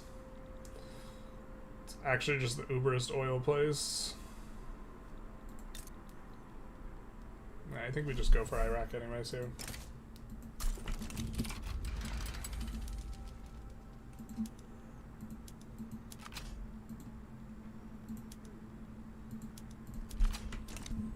Here we go.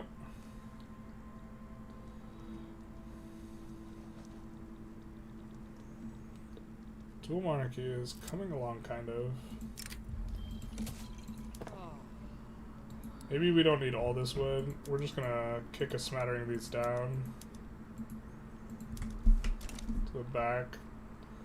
We definitely don't dislike the wood. How's wood freaking expensive in our market, dude? That's wild. We could still export it. Also wild.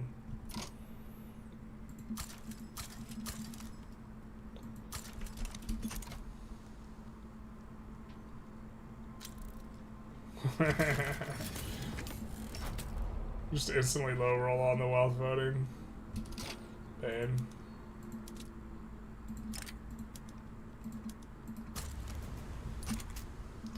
Alright, we're just gonna send in with our big stack. So we're at relatively low infamy. I suppose we could kind of take a look at our trade routes. And let's kill some of these that are just not very productive. And let's look to see if we can do any more productive grain ones. I think we kind of made grain a little bit cheap, and we can. Let's see if we can do the same for fabric. We can. Dyes. Alright. Coffee. Nope.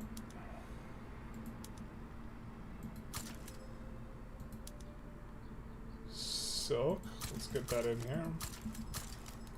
Sugar. Sure.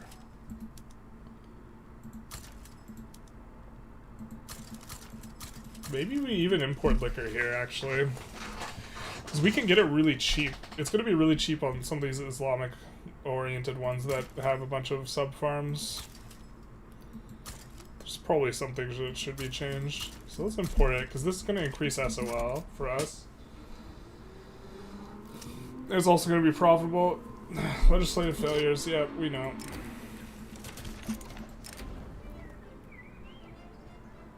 I think we're going to choose this one. Angloy pops in general are not very mad. Are we getting enough progress here? +5, okay, we are. They want a trade agreement? Sure, bud. We'll probably go after Shin at some point. Because there's a lot of resources here and here. Mainly here. Probably still the best state in the game. I don't know if the person asking about... In terms of just raw resources, it's the best state in the game. Let's kick some of these government admins to the front of the queue. We really need to add it. Oh, what is this? Someone suddenly get mad at us? Oh, we still have the 10% bonus from the PB. That's rough that this is what's going on with the bonus. You know what we should have researched? We should have researched Central Archives, to be honest. Now we're just gonna do this, but Central Archives would have been a little bit better. Are we actually getting in? Cool, we are. Super. So we're gonna subjugate Iraq.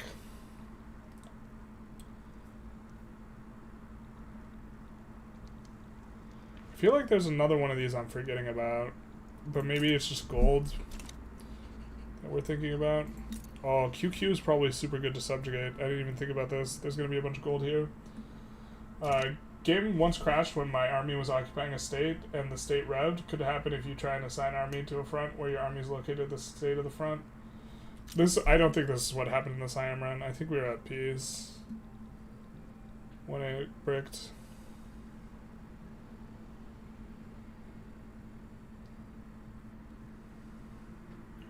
It's so wild that... What is SEK's currency? Venufin, I mean, he said he was going, but what is the... I don't know if I've seen that currency abbreviation before. What does it stand for? Does anyone know? SEK?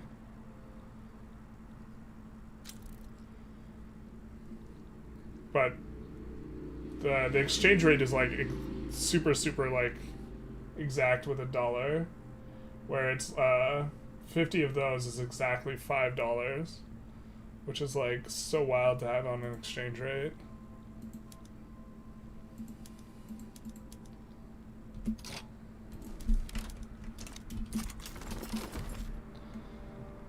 Alright, so we have Iraq. We know there's a lot of gold here, and they're also unrecognized. We don't have an interest in that region. Let's kind of get some of these down.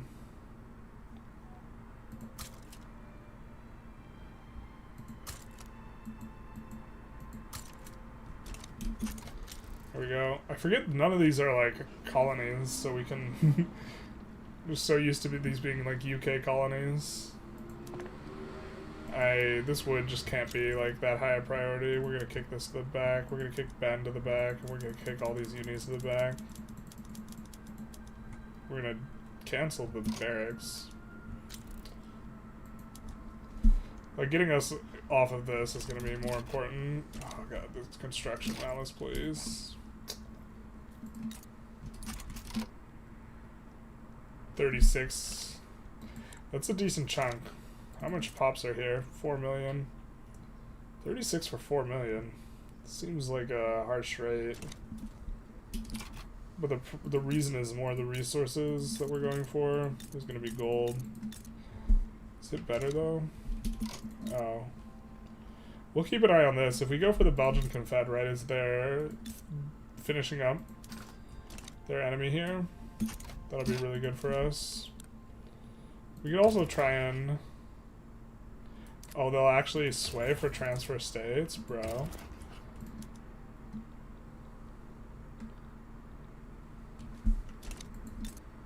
Yeah, this is useless. But we could try and see if we could do the seesaw thing.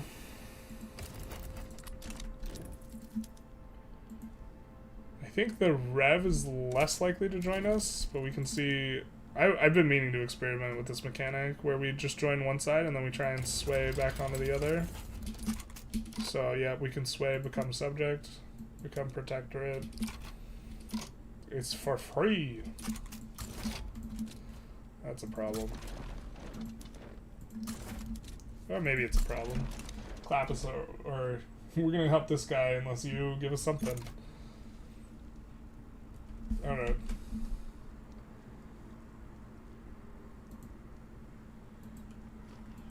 How exploity is that? We're gonna do a poll on this.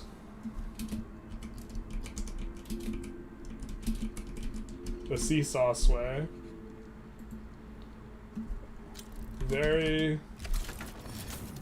a little... not exploity. And then realism.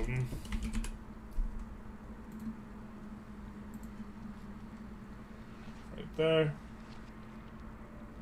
Swedish krona? That would make sense to me.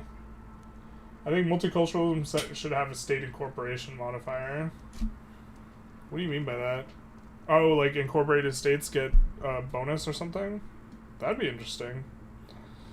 Looks like Argentina's pretty close to finish colonizing, but if we annex them now, then they won't be able to do the things.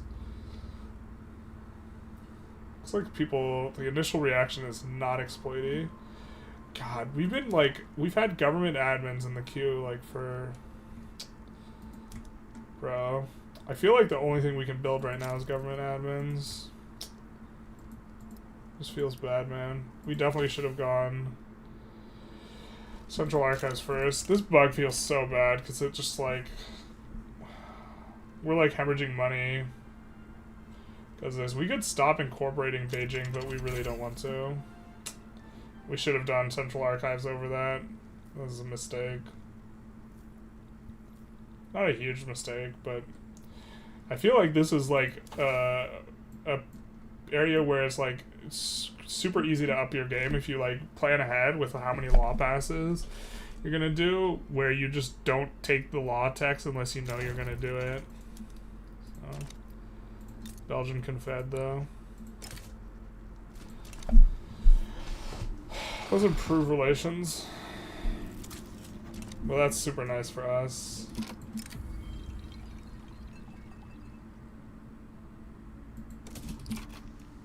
Happy to kill that interest rate. Altharinga is finally touching Brazil. Brazil. Let's reduce these guys' autonomy here. The art of doing nothing. Okay.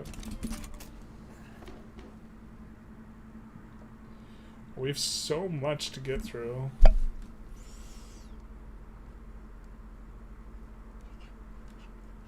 Wow, it's a ton from generals and admirals.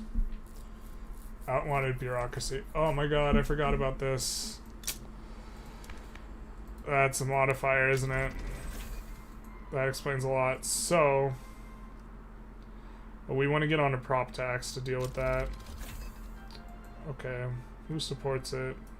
The PB and the armed forces in terms of who's in government. That's not that much. These guys is real caked up.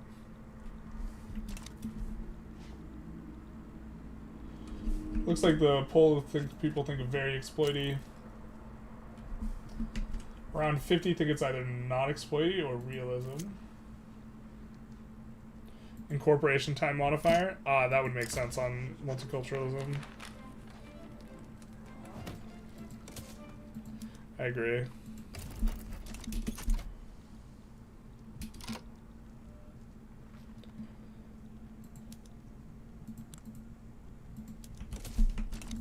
What's our infamy at? 6.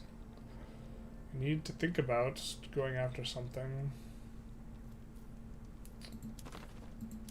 I mean, long term, what do we actually need here? Just having a bit of a thing. I mean, gold is always good, right?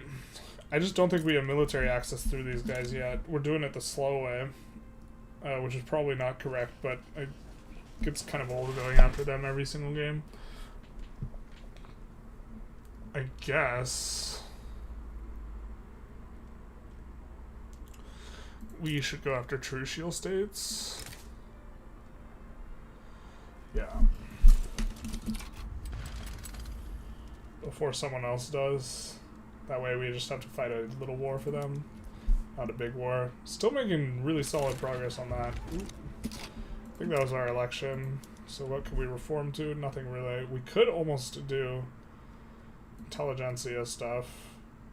So when these guys come up a little bit more, we'll be able to do stuff with them. I think we're gonna...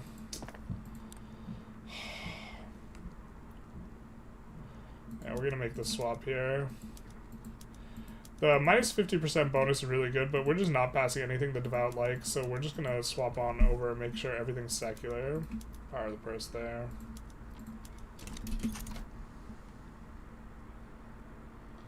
Swedish krona. And now we are gonna kick these to the back again, I think. Actually, let's finish one of those in Beijing. And then let's put some more of these government admins in. We're gonna sort by upkeep and then places where... Let's get that to 21.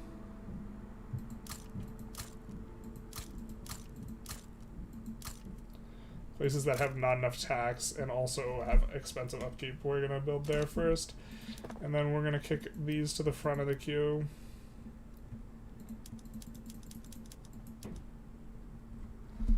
It's those ones. And just build that for a little bit.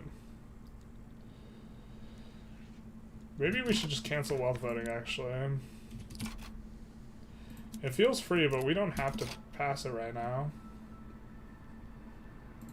We could pass public health insurance. Oh no, this is why we want the Catholic Church. The last thing we need the Catholic Church for.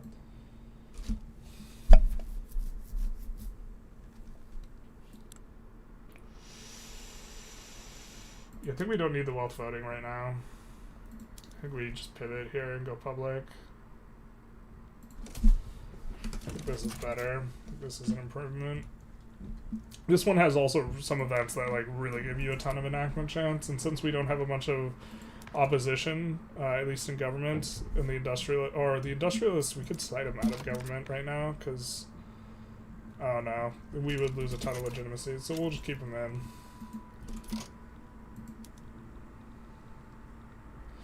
Oh, we forgot to put in extra war goals, so they back down. Terrible. Whatever will we do?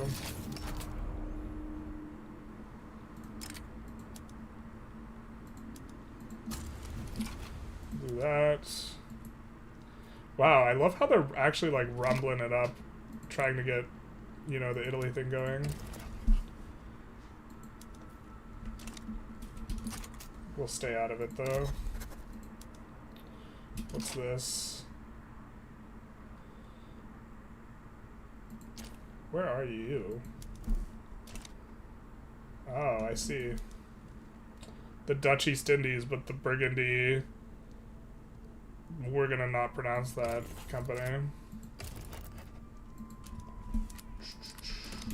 Sure, we're just gonna let that happen.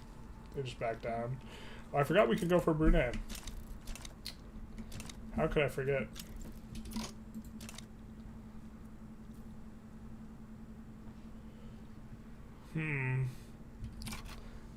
I think does anyone who plays this mod know if there's any more of these things? We should be taking them if there is, but I think I got them all, other than the one in Jerusalem. I mean, maybe we go after the Jerusalem one though.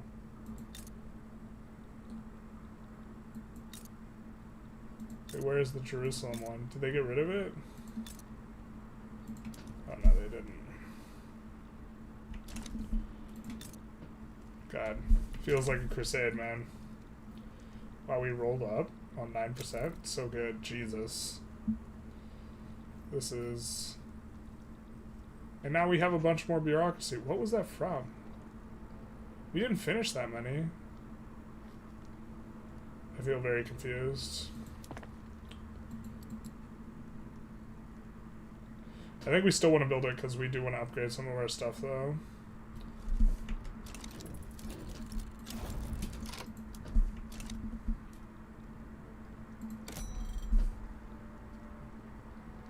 We have a nice expanding market here. Ooh, these guys. How are you in our market? Your protectorate of Spain. Okay, cool. Okay, how many pops you guys? You guys got 4 million pops. And we can protectorate you for 21 infamy.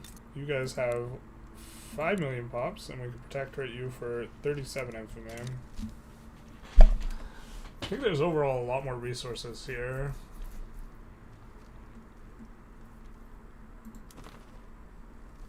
You could also just go for the Chinese ones. They have way more pops, but then it's actually a pops consideration more than a resource consideration. GMZ just has to be super efficient, right? 24 infamy for like probably like 50 million. Yeah, it is 50 mil. It's just insanely efficient. For 4.2. Alright, we're gonna wait till we're about at 1 and then we'll go for them, I think. We can seesaw.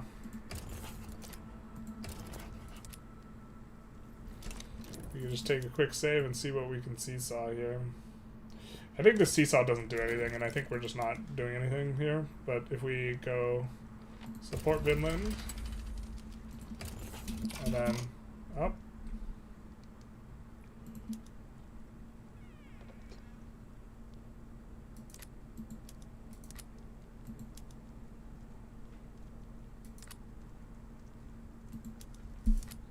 That's interesting. So that one bricks us out. We're gonna load again and see if it still bricks us out. Looks like people are leaning towards realism on the poll. I'm not 100% sure how I feel about it, but like I don't like that it feels like it heavily increases the opacity of things, because before we do the seesaw, we don't know exactly what's gonna happen. So if we just do this and then now we can ask for transfer subjects. The huge guy.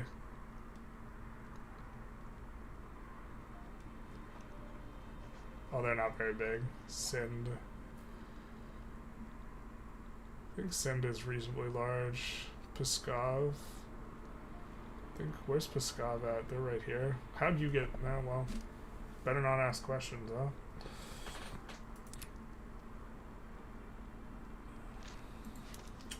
Could ask for a bankroll too.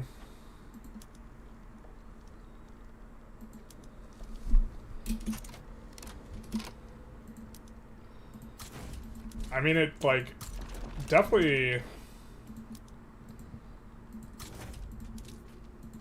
like, if we were ever to do a full min-max run, we would definitely have to do a ton of that. Wait, what religion is Jiangxi?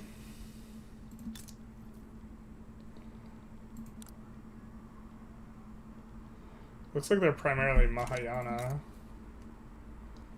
Xinjiao Christianity, though.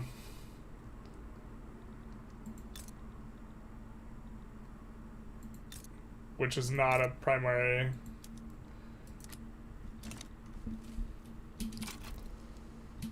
Actually, let's save and take a look if they have a unique religion bonus. We're saving because it's going to kill all of our auto expands and our graphs when we do this. God worshipping society, alright. Minus 100% radicals. Bro, does everyone get the same modifier? Oh, well, that should be the modifier they have, but like, let's. Oh, I think these guys have the same thing.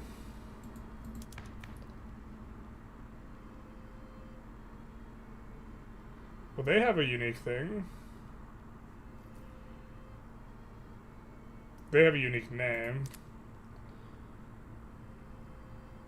The Ulema also have... Everyone has asceticism. Yeah, everyone has it. Interesting. Christian and Eastern traits, that's kind of cool. Yeah. That is cool. I agree.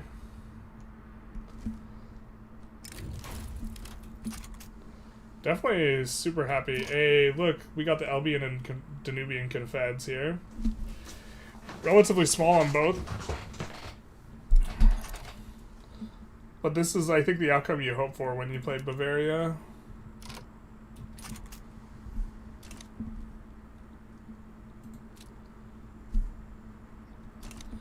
And we might not even actually help out in this war. We might just say smell you later and then go for these guys, or go for Jiangxi. Gonna be a lot of pops. 50 million pops.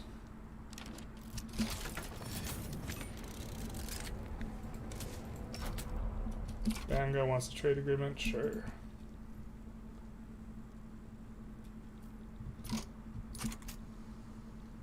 We'll help him out a little bit, I guess. Because we will need to decay down to 1 anyway. Or we would like to.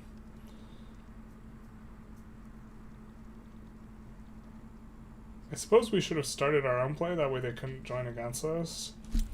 This would have been probably the way to do it. Rebel without a clause. Do be like that. I think the Industrialists are not happy with us right now, so...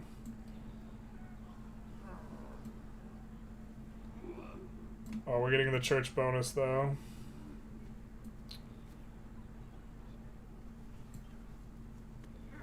Bro, maybe we switch back to the being church-oriented, because we can't put this... Yeah, we're gonna switch back. They're happy with us, and we can't...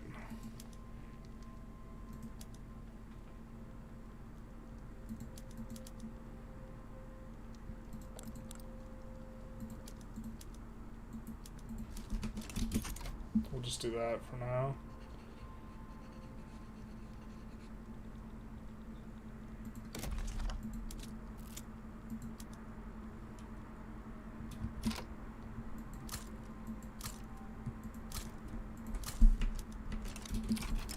Re-add some of the construction. See if the unions provide. Nice.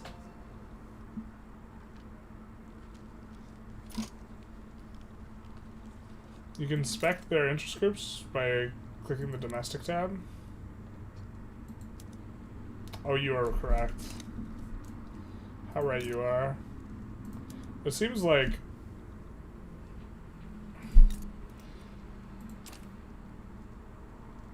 Seems like everyone's getting this. I don't know if they have plans for... Oh, you know what's funny? Is this... Oh, no, it's not our occupation. Let's just capitulate here. It was too much for us to bear. I think in theory we could seesaw again. So what is this? A Savoy versus Provence?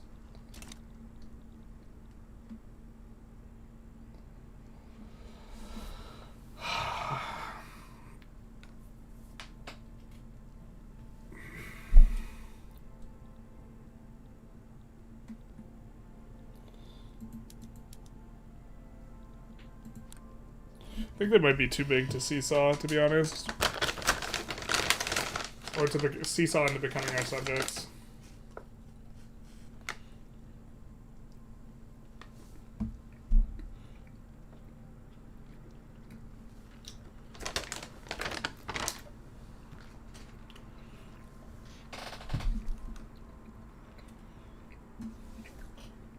I mean, how does this work, though, if you're not save scumming? I think we definitely want to start our own play, though. But we can do that. We could also just do this, so that Scandi can't join against us. Now they can't join any plays against us.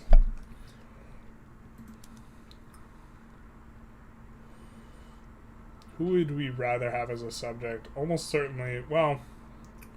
I think we'd prefer Provence for the border consideration, but Avignon being there is also kind of obnoxious. So let's try this. Ah, but now we can't. Oh, we have to be exactly in one diplomatic play. Here. I forgot. I forgot the conditions. So we would have to... Whatever. I mean, I think it's not intended because you have to be in exactly one diplomatic play.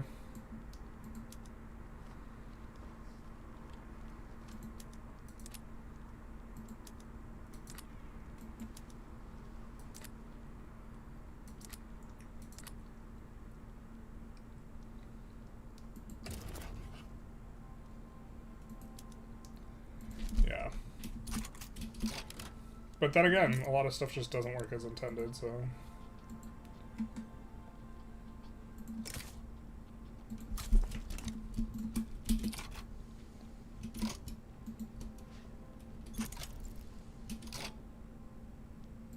Hey, we're gonna get a random big war. Alright. I suppose we get what we deserve, huh?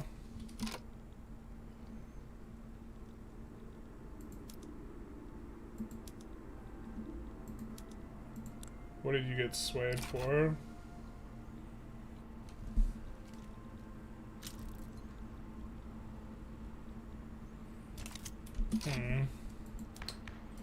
Well, I feel like we're gonna use...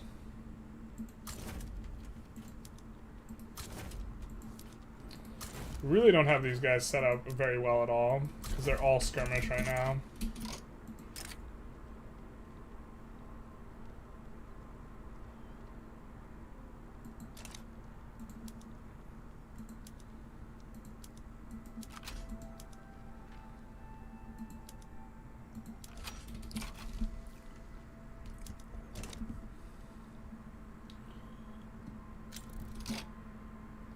We advanced public health twice, was just 10%. Yeah, that was, we just like hard nice roll it repeatedly.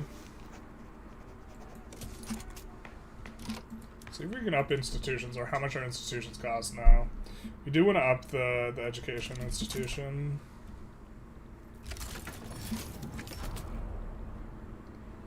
Alright.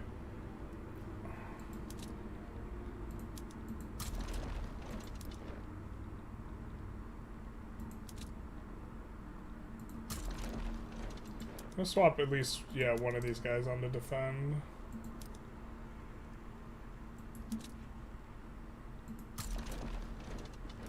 Wait, this... Oh my god, I thought it was the other confederation that did something. Alright. Nothing's gonna come of that.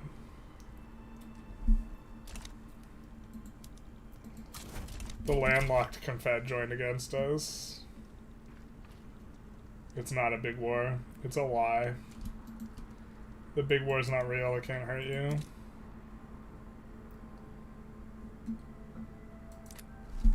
Oh, those guys just backed down. Got it. I was like getting ready to land. I was like, where's my land again? And that front's completely occupied, so...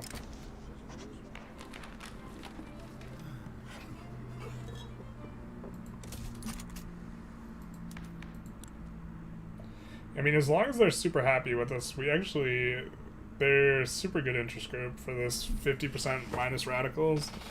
Especially because this is going to be one of the drivers of us not actually being able to complete the journal entry, which we're like cruising on, but... This is going to be good for us. Keep up the good vids. Have a great holiday. Have a great holiday to you too. I'm doing quite well. Nice little holiday stream we got going on here. I think we'd rather get their approval. Yeah. Question, does Albania really start that big on the new update? For the mod? I think so. But they start out as subject of the Empire of Rum, but then they get released. Or like, I assume it was an event that released all of the subjects, so I'm not sure what that was about. You would have to maybe play either as them or the Emirate of Rum to like get a feel for that, maybe? Okay, we're switching this, right? We're switching this. Okay, incredible. I guess we kind of only want this, so we're over-swapping here, but I think it's fine because we're adding an institution. We're going to put that in as a placeholder for now and just kind of take a look. But I think it might be the one we want. It's either this or joint stock. We want joint stock, to be honest. Oh, let's go with this. I think it's close, though. I just, like, in my society tech video, I just said how you almost never research one company and then don't get joint stock, and now we're doing that exact play pattern. The truth hurts.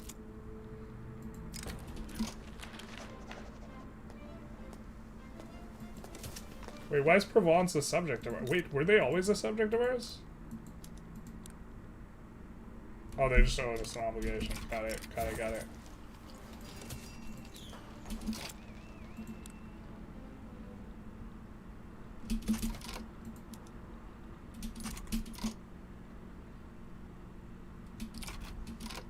Are they stuck at 100?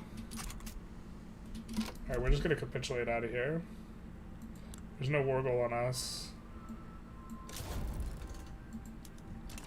I does deoccupy some of that stuff. Paris Citizens Association. But now, Wagwo versus these guys. I think neither of these guys can become our subjects, but they could transfer states. I think we'd rather side with Wagwo. So we'll do this, and then... Alright, can't get anything. But I think we'll just go for...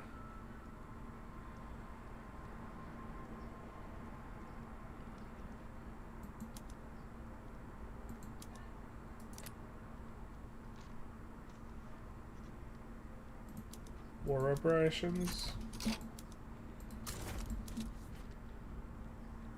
Wow, I can place on that front? That's wild.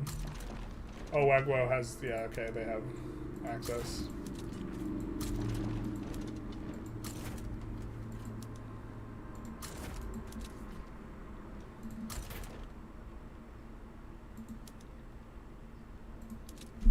There we go. We're just gonna move on over it. Will there be a guide on mid-game economy? Yeah. I have to organize all my notes. That's actually kind of the most complicated one because it's like, there's so many different things that are like important and like shift in importance. Whereas like the late game's relatively simple, where the late game is all about this investment pool, like contribution modifier just being such that, this modifier here, being such that you want to go Council Republic. And then also like you... like collapse taxes in the late game, but you also do that in the mid game, so there's like kind of overlapping like things in regards to what you do. I'm gonna increase at least this one. Plus 0.5 SOL is so strong. It was like 1 during the beta, plus 1, which is just insane.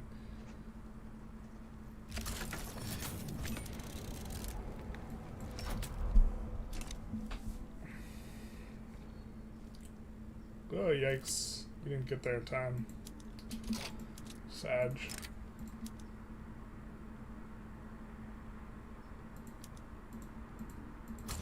Hopefully we just occupy their capital in time, though.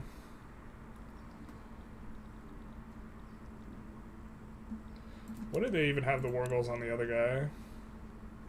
Yeah, they all have claims on the same stuff. So, return Hebei and Shandong here. So now this guy will be the biggest one. Which isn't exactly what we want either. We want them all to stay small.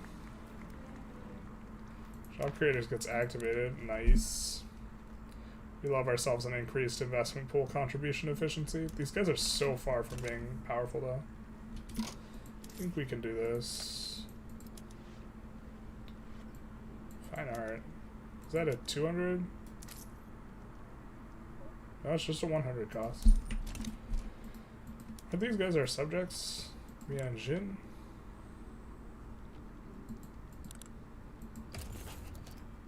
Transfer states. That seems free, right?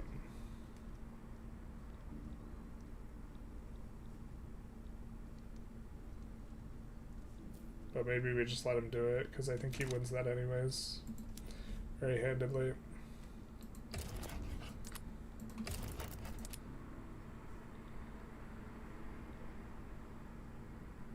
You lie. We can't declare on Zusha, right? Because we have this internal truce with them. But with this guy...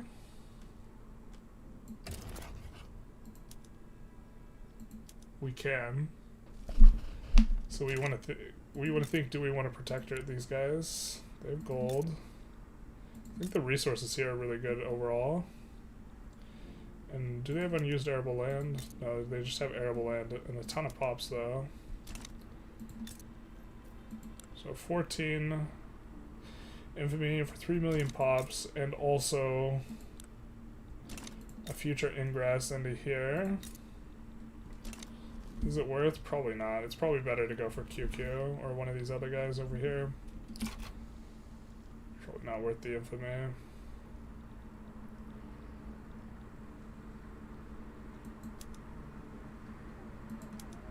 Oh, Jesus, we're having trouble.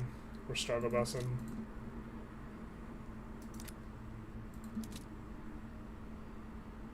Can we send these guys over here, please? Our fleet gets defeated. That's not ideal.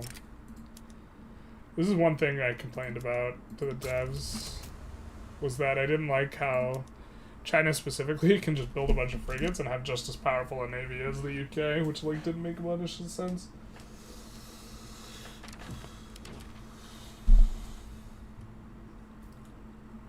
I feel like there's always a bit of stagnation mid-game. Yeah, because every building you build is nowhere near as profitable as like it normally would be. Like the profitability of buildings falls off. It falls off really hard as you don't have places to build iron and coal. As population growth is not historically but bound to SOLs, so the only economic growth seems to be through exports. Somewhat weird, IMO. Yeah, exporting is definitely better than importing. I think we'll end this poll.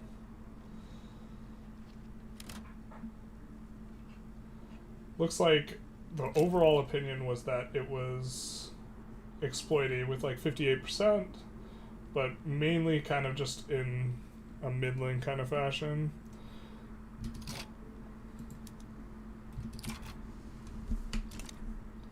Yeah, I mean, if you're uber min-maxing the run, it's definitely the way to go, but I don't think it's intentional, so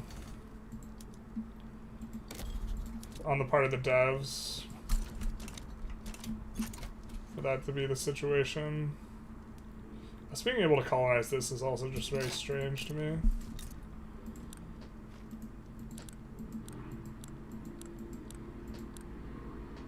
I do want to maybe, some of these guys, that's going to be a while before we annex them, we maybe want to change their laws.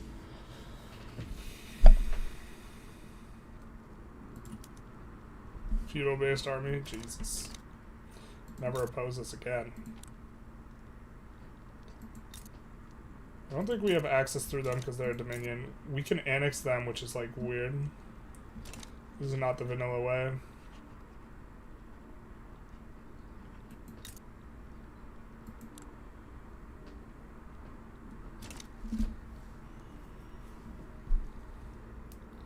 I think we had maybe one or two other subjects. I can't remember.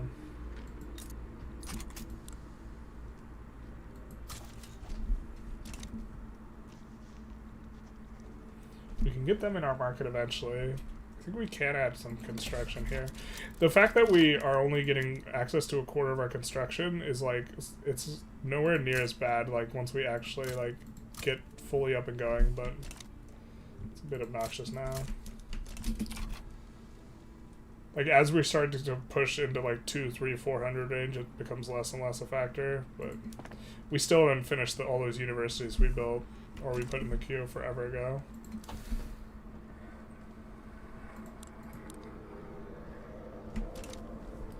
And like when the auto queue shits the bed, it's gonna really, really shit the bed.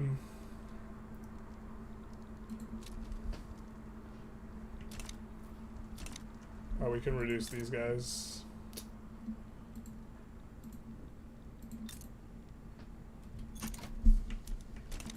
Yeah, let's just get the timer going. Oh, that's right. They weren't feeling that. I forgot. They thought that that was a bad idea. Definitely a them problem. I'm not sure we could even land them, to be honest. Well, I guess we're not declaring war here.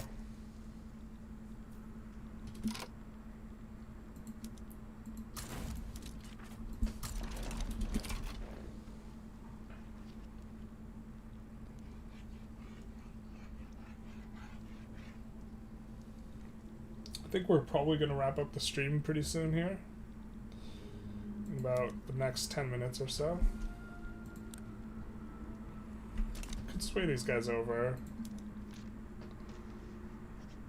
I mean, we're pretty close to getting this without, like, this hasn't been very painful at all. To be fair, we could run higher taxes and maybe look to crank it. Let's try and crank a little bit. Especially because they won't care as much about the taxes being increased as they did earlier.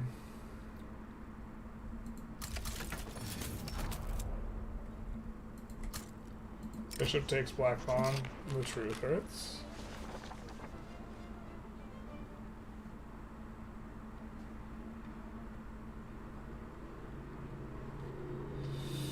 Alright, we're just gonna give them momentum. We kind of... well... we don't have wealth voting. Once we have wealth voting, things will change a little bit. Ooh, we hit a legitimacy, like, breakpoint here, so we're not gonna actually increase taxes, unless we're increasing it 2 notches. I don't think we want to do that just yet. Well, maybe we do want to clear some of this debt. Let's actually probably try and pass wealth... let's try and pass this. Prop tax is going to be really nice. This is going to be a difficult pass, though. We probably don't get this through, but if we do get this through, it's incredibly good for us. Also frees up a ton of bureaucracy because of the negative thing. Looks like Russia's having a hard time. Maybe we should be messing around in Russia a little bit more. I really don't like that we don't have the like full companies, though. This is kind of a little bit sad. We just only have the other ones. Cranking up reasonably well, though.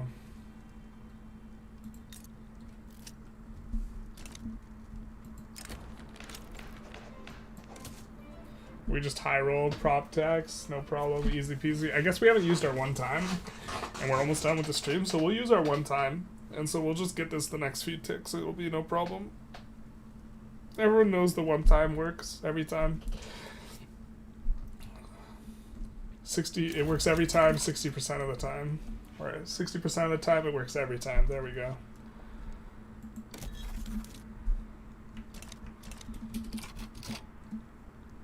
So we have a bunch of subjects. I think we have truces with like all these guys though. Except these guys. Have a truce over here. I mean, I guess we could reduce these guys' autonomy. They might just accept 15 infamy. We can afford that right now. I mean, we want to reduce it. The problem is like, can we land them if they say no? I think if we land in 3 spots, we can probably get in, right? Alright, let's... Alright.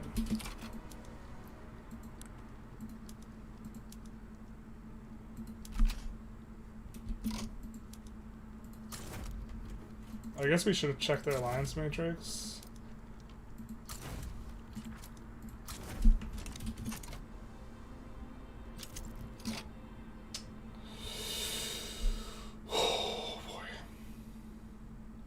Alright, maybe this is the best time to conclude the stream. We're gonna choose this one so it just resets the thing instead of keeping us at 1%.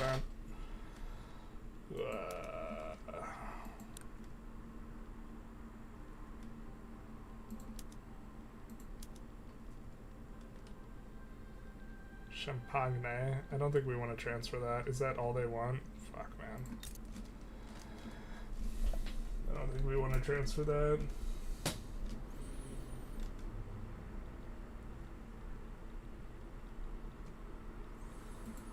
I mean, we're on skirmish 2 now.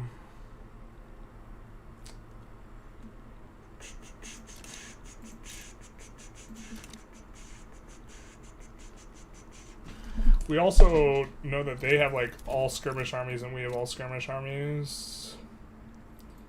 So they're really not going to be able to push us that well.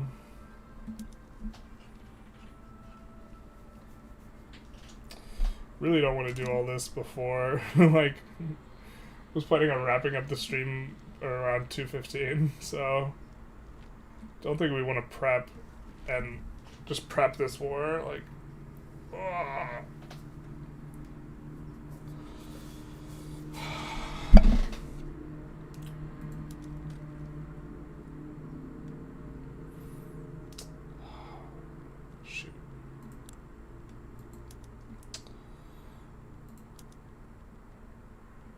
Oh, we can liberate so much too. This is gonna be like such a big thing. Because you probably liberate the Netherlands here.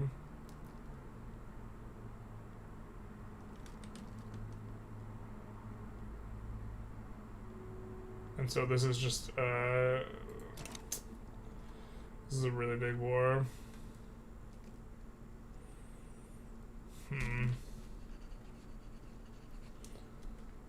I suppose we want to wait a week just to see if they abandon them. I don't think they do. No.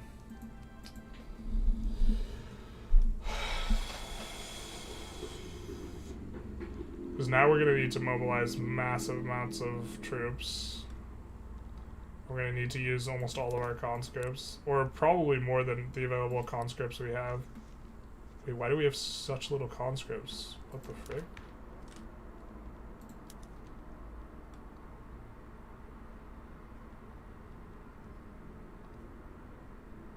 Bro, is this part of the balance?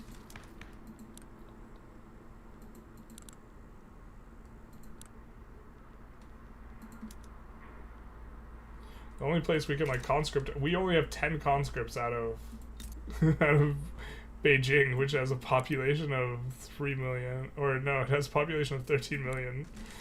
You're telling me we only have a conscription center of 10?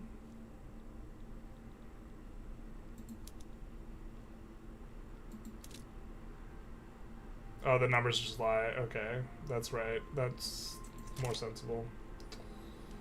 Let's just reset everything and have it. So we'll need to divide the armies up into various things. So I think that we start with making this the Chinese army.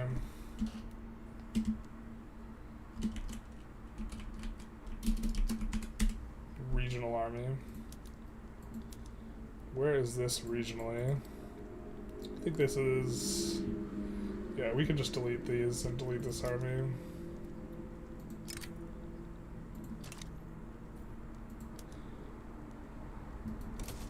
That was from the Middle East. So we have 3 tiny little regional armies. Except the China and the Indian army, as well as maybe the Indonesian army, we're probably going to conscript out of this area, and so the China army will get huge. It'll just take forever for the conscripts to come on up. And we probably just look to defend our front with Burgundy for an extended time period. And then land, somehow, the Confed. The Confed here gets... It's on national militia. So, but that, which means that they will be able to raise a much bigger army very quickly. I don't think we could really research much military tech in a way that like would make sense. I think we maybe go percussion cap.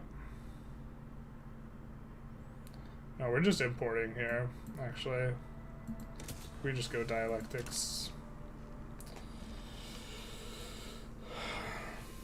Don't end on a cliffhanger. The enlistment decree, you can get a bunch. Yeah, that's what we're gonna do. We are gonna end on a cliffhanger, though. There's no way we fight this war. This war is gonna take like 40 minutes. I have something I need to do.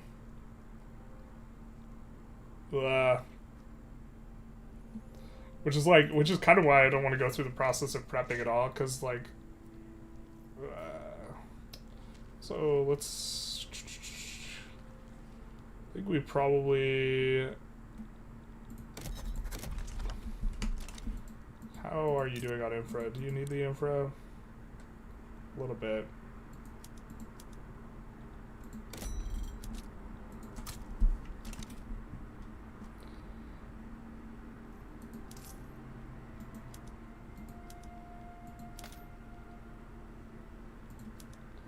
So the thing is you want to find areas that have level 9 is the best. Will it not? Oh my god. I can't sort by that, unfortunately. So we see Avignon, Auvergne,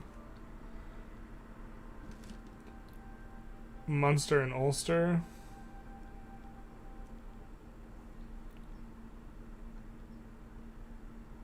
We don't want to do it in a place where we have a bunch of guys. Auvergne, Munster, and Ulster.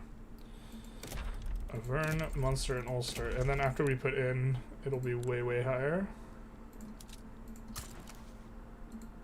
We're going to send the Irish in.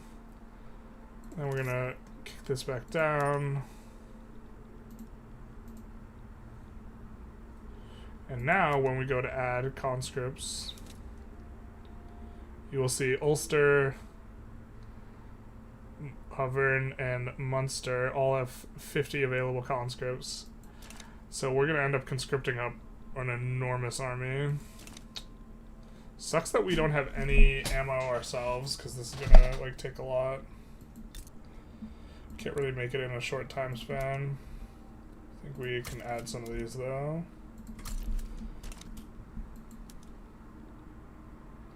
And then we have to decide, like, I think we want some all skirmish armies. This is probably going to be one that we put on the front and just defend only with. Defensive strategist. We don't care that he's a reformer.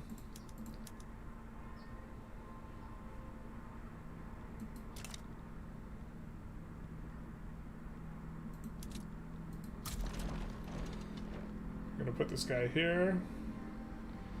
I think we'll conscript up to maybe like 80 or so and just have this defensive only and have the others be a lot more balanced. I think if we conscript like one from each area, it conscripts up a little bit faster, so let's do that.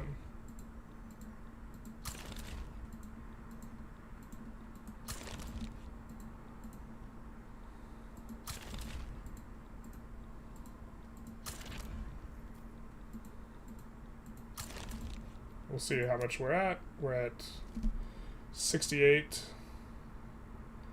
We'll just do another 5 from our places that are going to conscript up a ton.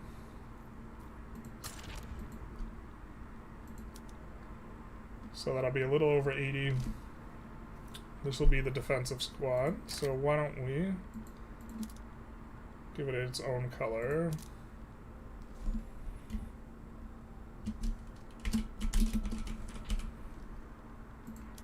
Title it something like this. And then the other ones I think we will want to be able to do landings with. Oh, we didn't even see who's got the Navy. I forgot Navy matters now. 72 flotillas. So we got more flotillas. Let's merge these with our...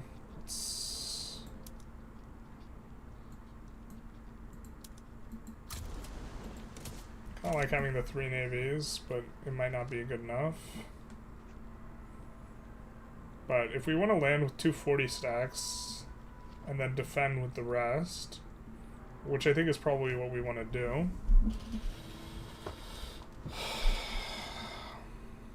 We're going to need to do something a little bit different. We're going to need to merge this actually with our other navy.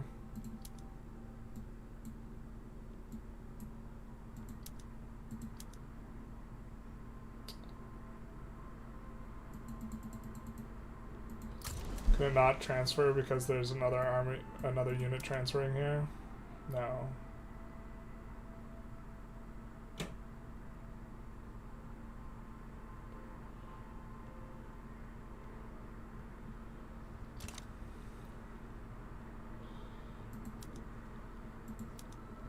It's not liking the thing.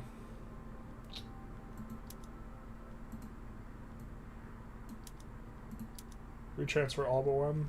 No, it still doesn't like it. Yeah, I think we're going to leave off on the cliffhanger here. And we might pick up this game more later, depending on if people are interested in this. But this is going to be, this is the rumble. I think the idea that we're thinking is we're going to have 2 squads for landing these guys. And we're going to conscript up to about 40 in each, and we're going to use these 225 stacks. And then we're going to make this like half infantry, half skirmish up to around 100. So we'll have about 180 defending against Burgundy. We'll have maybe 20 or so defending on a landing. The Chinese army will also... Actually, maybe we use the Chinese army as like one of the landing ones. We'll make it like a mixed army. And then like 25-25, something like this. And then we'll look to... push into Burgundy after we've dealt with these guys. But I think the main idea is we would just be like absolutely eviscerating Burgundy here and breaking them up into a bunch of different pieces, which kind of leaves us alone as the sole overlord. This mod is like really much more balanced for multiplayer. than it is for like single player, because everything starts relatively middling. You can kind of take any country and like really put yourself in a place where you're just way ahead of all the AIs, because none of the AIs start very strong. Like none of them. Even dual monarchy often just collapses if it's in the AI's hands. But anyways, I think we're gonna wrap it up here. Just transfer one stack to the one you were sending the other one to. Oh yeah, transfer the 25 to the 15.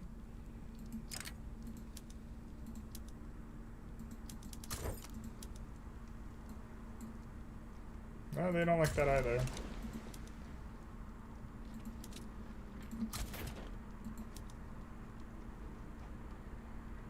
And these guys have been defeated, and they're still. Oh, this is the bug. I hate this bug. This bug's actually incredibly obnoxious.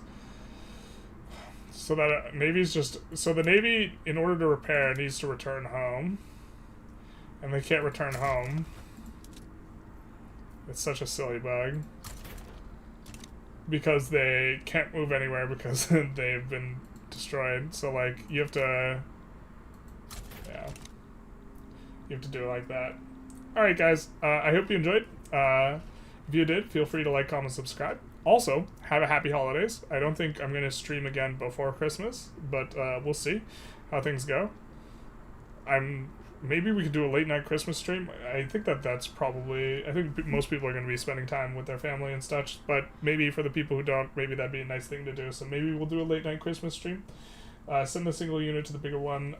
You can also send the smaller one to the bigger one also. Oh, to the 25 stack? I think the problem was because they were stationed and bricked. I think it'll work now.